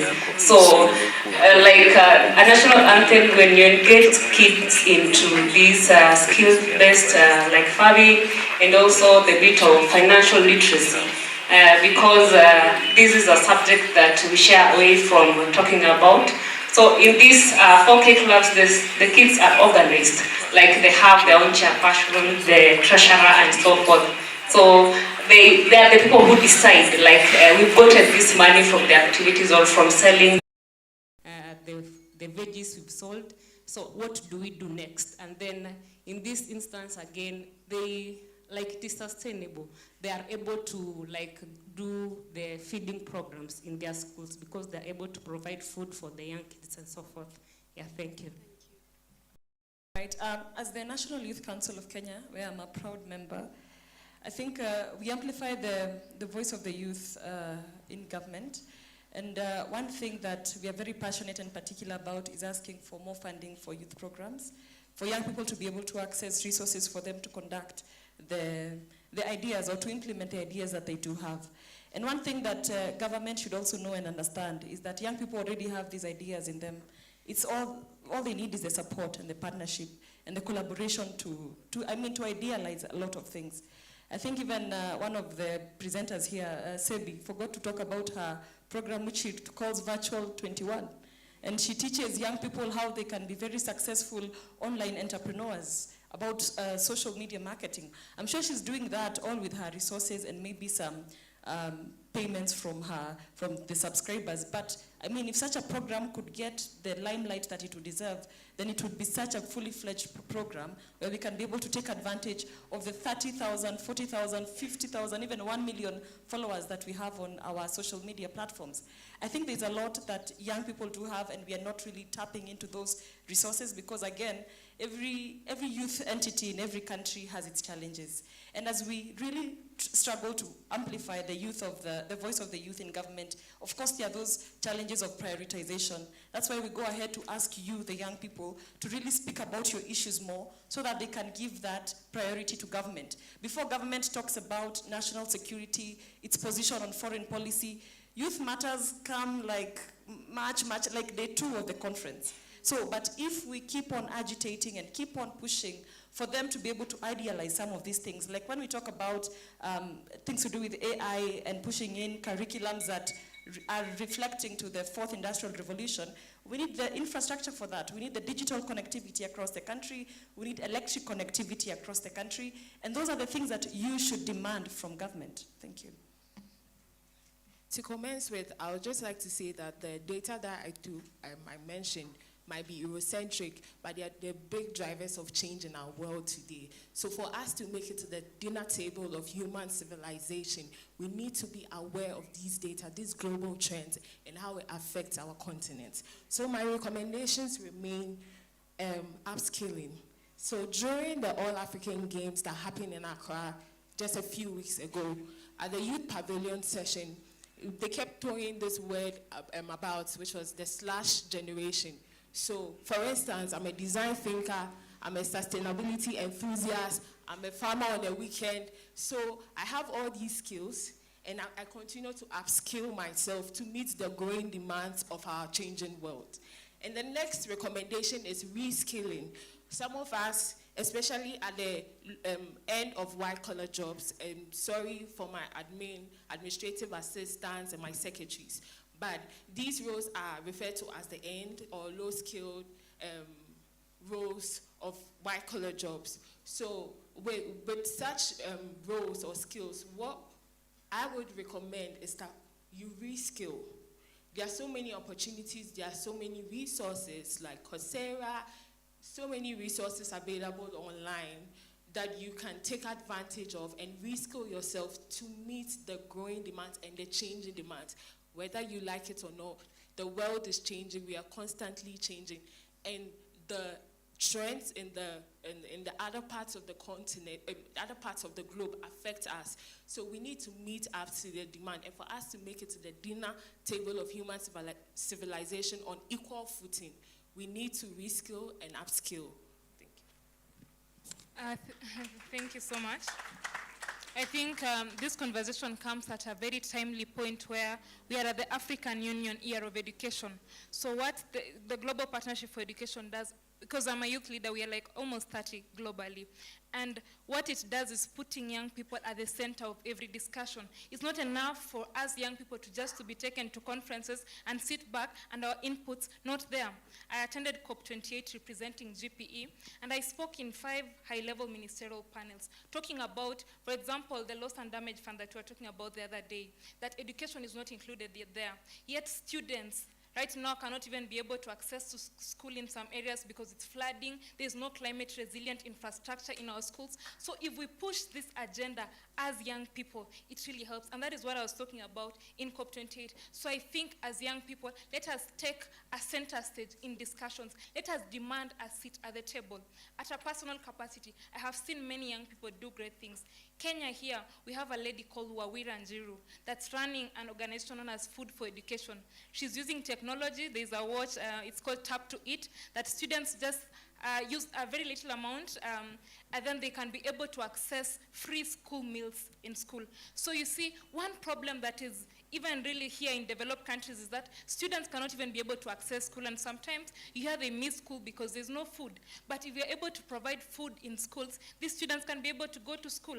And Wawira saw that as a problem, and she gave this innovative solution, the Food for Education. And right now, more than 100,000 school kids get free meals courtesy of Food for Education. Nelly Cheboy is running TechLit Africa in Baringo, teaching young kids how to code. Young people, let us take action as ourselves and be the solution to the problems that we see. Thank you so much.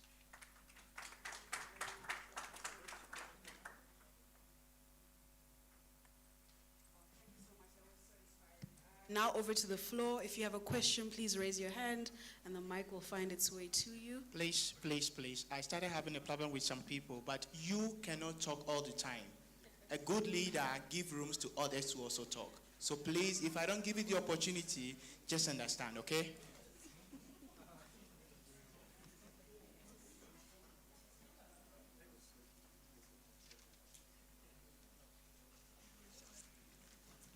Thank you so much.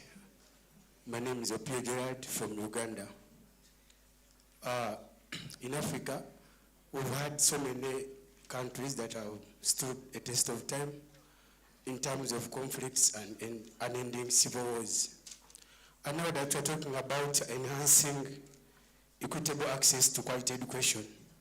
So my question to all the panelists is, how best can we ensure that marginalized and vulnerable groups, including girls, children with disabilities, and conflict areas, have equal access to education? Thank you.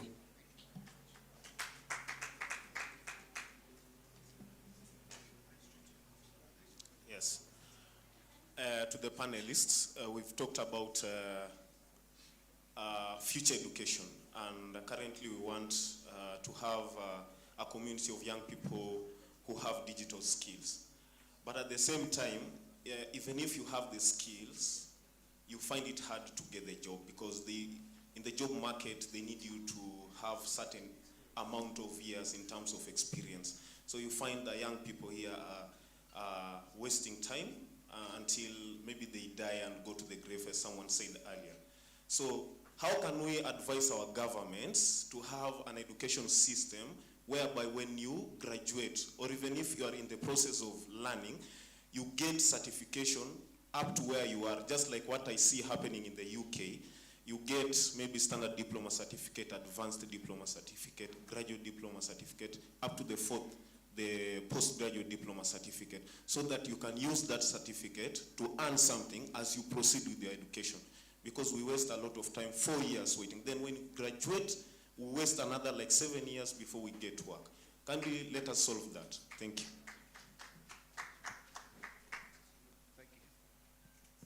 Hello? All right. Thank you. First of all, there was a panelist who mentioned about mental shift. So, what I want to mention there is that there is a comment that was made by Jordan Peterson. He actually said, you have to engage with the dragon that bent you. And what does that mean? At first, somebody also mentioned earlier about what Atham Tambara talked about. He said, Atham Tambara once said, there are certain situations that we can trace even back to the colonial era. But firstly, we wouldn't have been colonized if we were not mastered.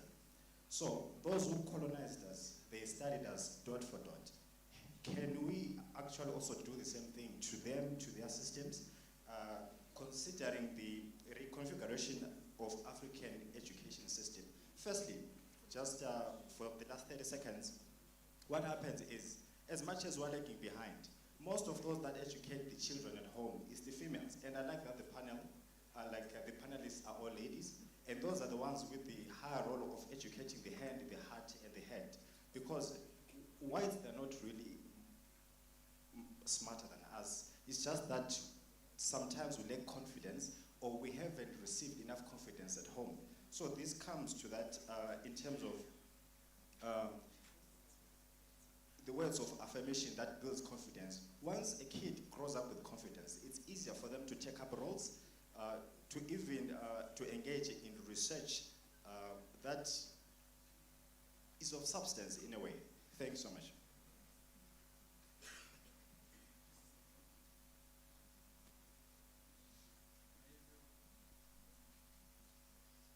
Hi everyone, I'm called Pai from Burundi, student at USIU Africa doing international relations. So my question goes direct to the panelists, but before I raise my question, I want to support a little bit what my friend, the brother what has said about the quality of the education that we are getting here in Africa.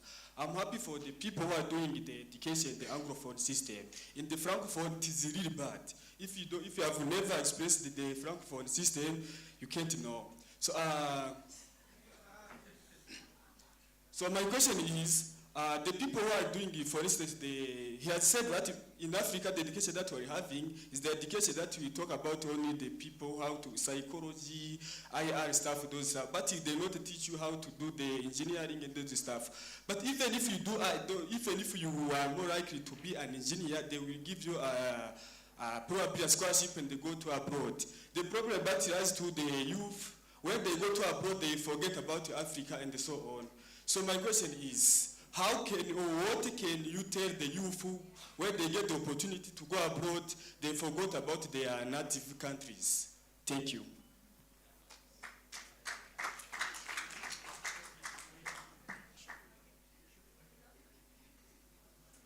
Good evening.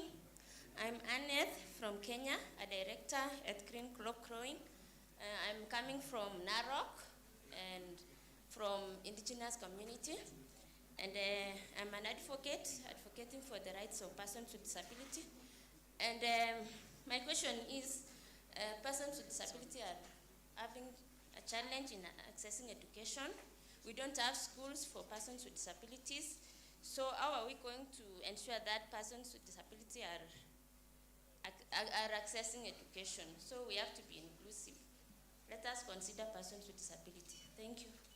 I'm giving grace period, so please 3 more questions. Straight to the point, please and please.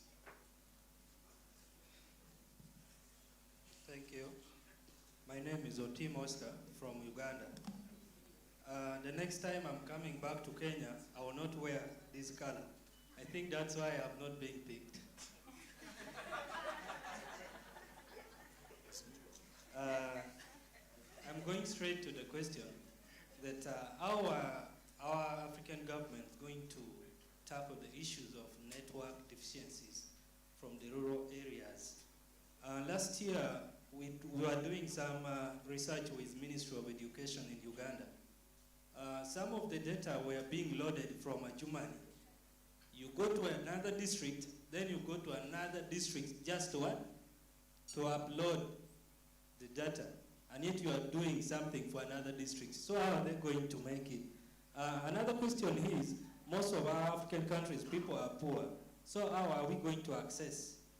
Because if someone cannot access data, in Uganda, like you need close to $1. It is not even enough for you to buy 1 GB of data. So technically, it's going to be hard. Thank you.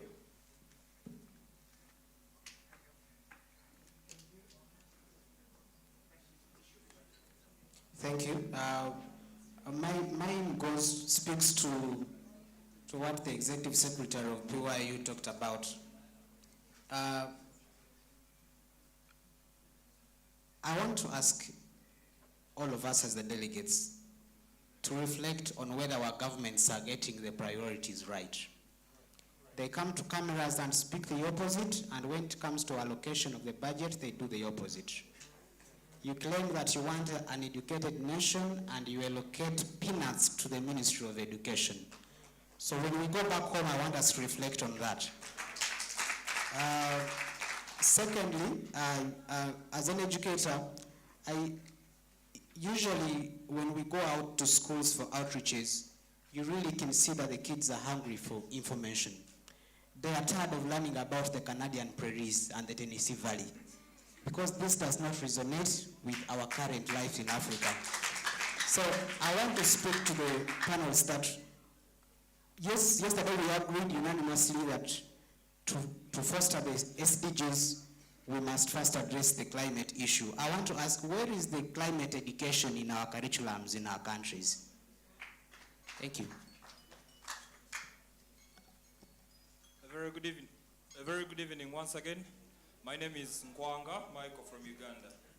I want to make 2 recommendations. First, I want to associate myself with the submission of SG Ahmed. The biggest problem we have right now is that Africa in totality must redesign her curriculum and the module. Colleagues, we cannot have an education system that teaches the importance of remembering at the expense of creativity. We cannot have an education system where it is important for you to know that you cannot solve your problems as Africans. Your problems can only be solved by white men. Equally, we should detach from an education system that makes you spend closely 3/4 of your life in school. And you get out of school even more confused than you entered. That education is not ours and we must throw it away. Lastly, in just 10 seconds, let me make 2 recommendations. First, we should advocate for free quality education for both the rich and the poor. Yes. That is very important. As I conclude, it is best to gather the right mindsets than resources. Africa is the richest continent in the world, and that you know as a fact. Our problem is not the resources. Our problem is the mindset. We cannot have the richest countries in the world also being preoccupied by the poorest people. Thank you very much. Last one, you can go.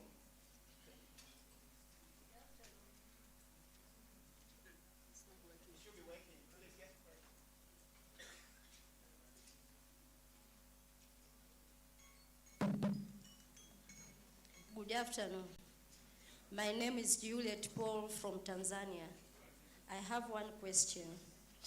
How far have you gone in education processes towards preserving African culture? Because it's now found that a big number of youth are engaging themselves in activities concerning they engage in activities in Western cultures, which makes Africans lose their values in our culture. Thank you. Coordinator, please, 2 more. This is the last session, so they have burning issues, so 2 more. Please, gentleman there. It's fine. Thank you, moderator. I love the discussion we are having about the education system in Africa. And I want to just add my voice to my colleague here on that. In my country, we're having a lot of contestation in our curriculum. And we are vying to change the curriculum. We are not going to live in the colonial way of administration. Why? This has brought us, as you say, this has brought us issues. I love one panelist that talked about building institutional, vocational, institutions to support the young people and to support the Africans. We are talking about education. We have been taught to study about the history of the great men that passed. But when you come to reality, you don't apply it at your workplace. We are speaking about different people that we learned in histories and in other subjects. But when you come to reality, we don't apply it in our ways of work.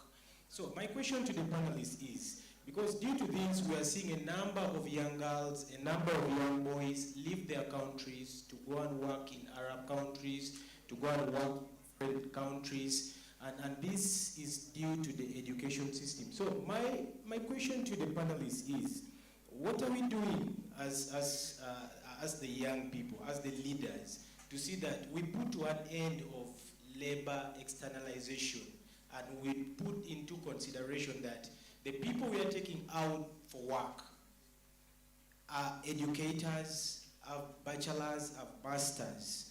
Why don't we involve these young people in the system, in our countries, so that we can see a better development? Thank you. Okay. Greetings, everyone. I am Edmond Didier from Cameroon, and I would like to ask a question with regard to what the elder said about the quality of education in Africa. He said education should be geared towards the use of resources to produce useful products and goods like matches, toothpicks, and all the like.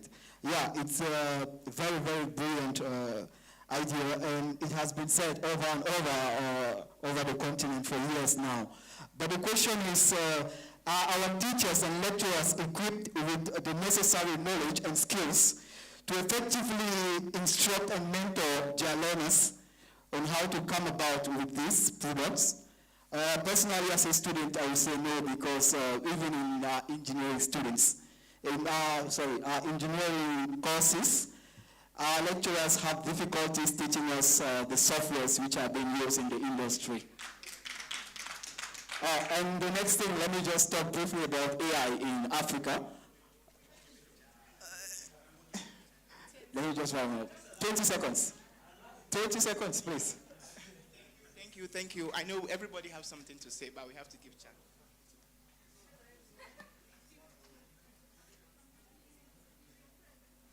Hello, everyone. I'm called Atim Edith, and I'm from Uganda.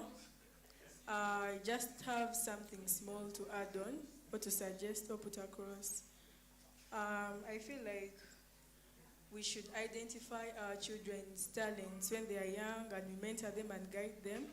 For example, in China, you find a parent seeing what the child can do best, and if the parent sees the child loves cars, they mentor them in that section, and as a result, the child grows up to have experience, and they be an expert. But come to us, like in Uganda, you find a person is an engineer, they don't even know how to make roads. Like, it's all alarming.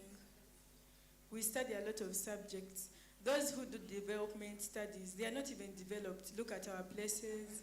It's ironical. I feel like we should work on that. Thank you so much.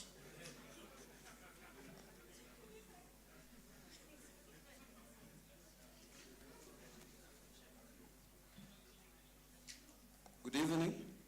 My name is Faraja from Tanzania, and I'll go straight to the question. My question to the panel is, Does the government support the practicality of the education provided to the youth? For instance, I can put an example to my country. You can find an engineering university announcing for a tender, maybe of pipeline installments, while they have the engineers studying at their university. So does the government support the practicality of the education that we are being provided, all the actions and policies, that they support us on how to practically use our knowledge into actions? Thank you. Thank you. Okay, so please, the panelists, we have a lot of questions. So what you do is that each of you will not speak on the same question. You pick one, you address it. You pick one, you address it because of time factor. Yeah. Thank you. Go ahead.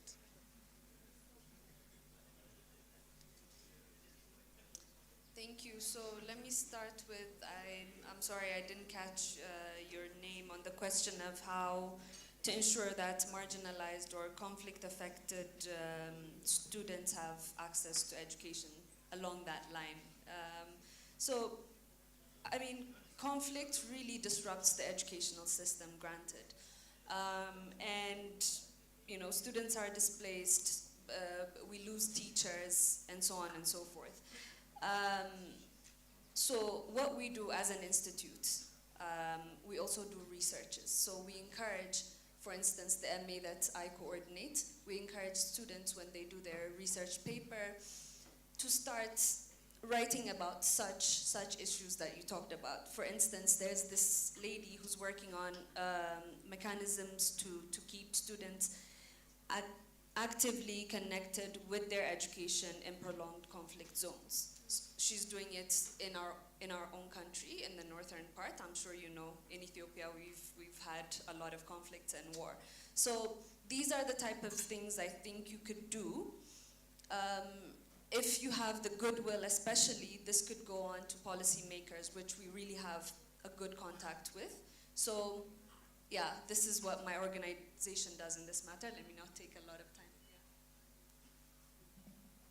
Okay, so on the issue of attrition of learned African youths to other countries, so I don't know why we as African youths are running away to go and we feel like the greener pastures there outside, but we are leaving a lot of resources here in the country. So I don't know why we love white-collar jobs and so forth, because I come from the county of endless potential, that is the county of Honorable Gladys Wanga. So what our governor does is, instead of making the youths go out of the county,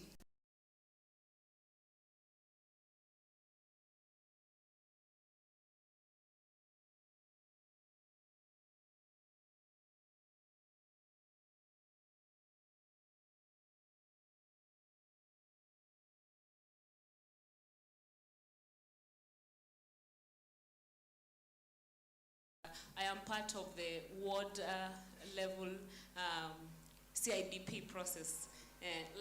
We have to channel our voices and also see what priorities do we have as youths. So when our governor has a goodwill for youths and girls and young women, and then we as youths also support. We should support what our leaders are doing. If they're doing good work, let us support them and also embrace the fact that we can work together in synergy. Thank you. All right, guys. Hello? Right.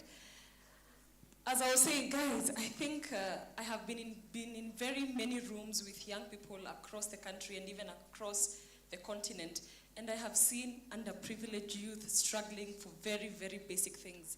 What I see in this room is a lot of potential. When you talk about some of these issues you have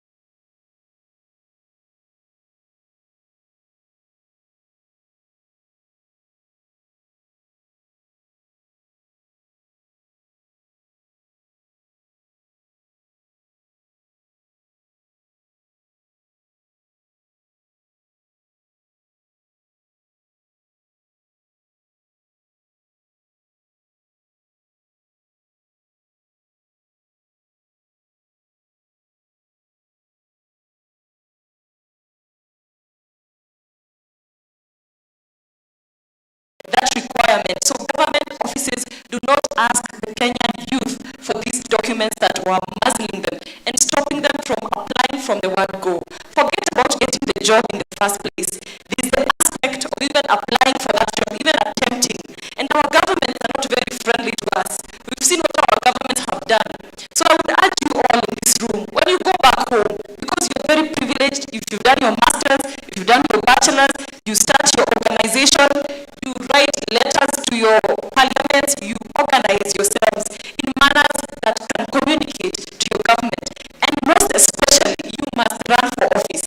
Because when you talk about marginalization of some people in your community, when you talk about persons with disability, you must go back home, belong to a political party, make sure you have your organization that agitates for these things in your countries. Because what I remember from the forefathers who brought independence, who fought for independence in our countries, they sat in rooms like this and they made policies and decisions that affect our countries until today. I don't think here we are going to come up with a very unified solution for all of us. I think what we live here are networks and strategies, collaborations and partnerships that will keep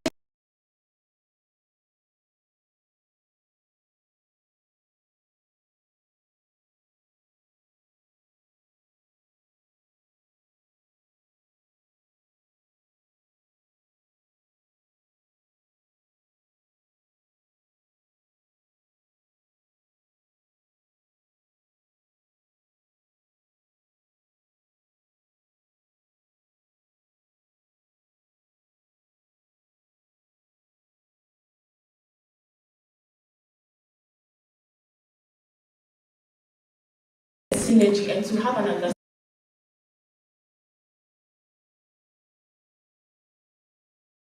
Education can be configured. I also see an opportunity.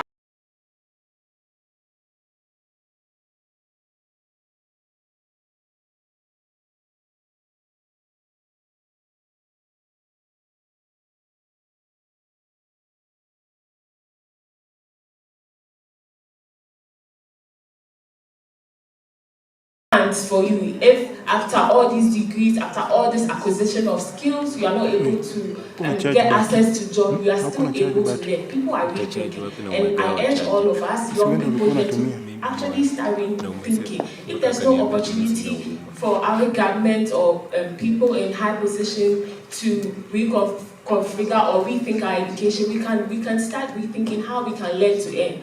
How can we learn? So that's the challenge I throw to everybody. And the last one is soft skills. It's one thing that I've realized that we've not touched on. Critical thinking, emotional intelligence, these are skills that are really relevant in our day-to-day activities and in our jobs today. So we also have to take the opportunity and take the step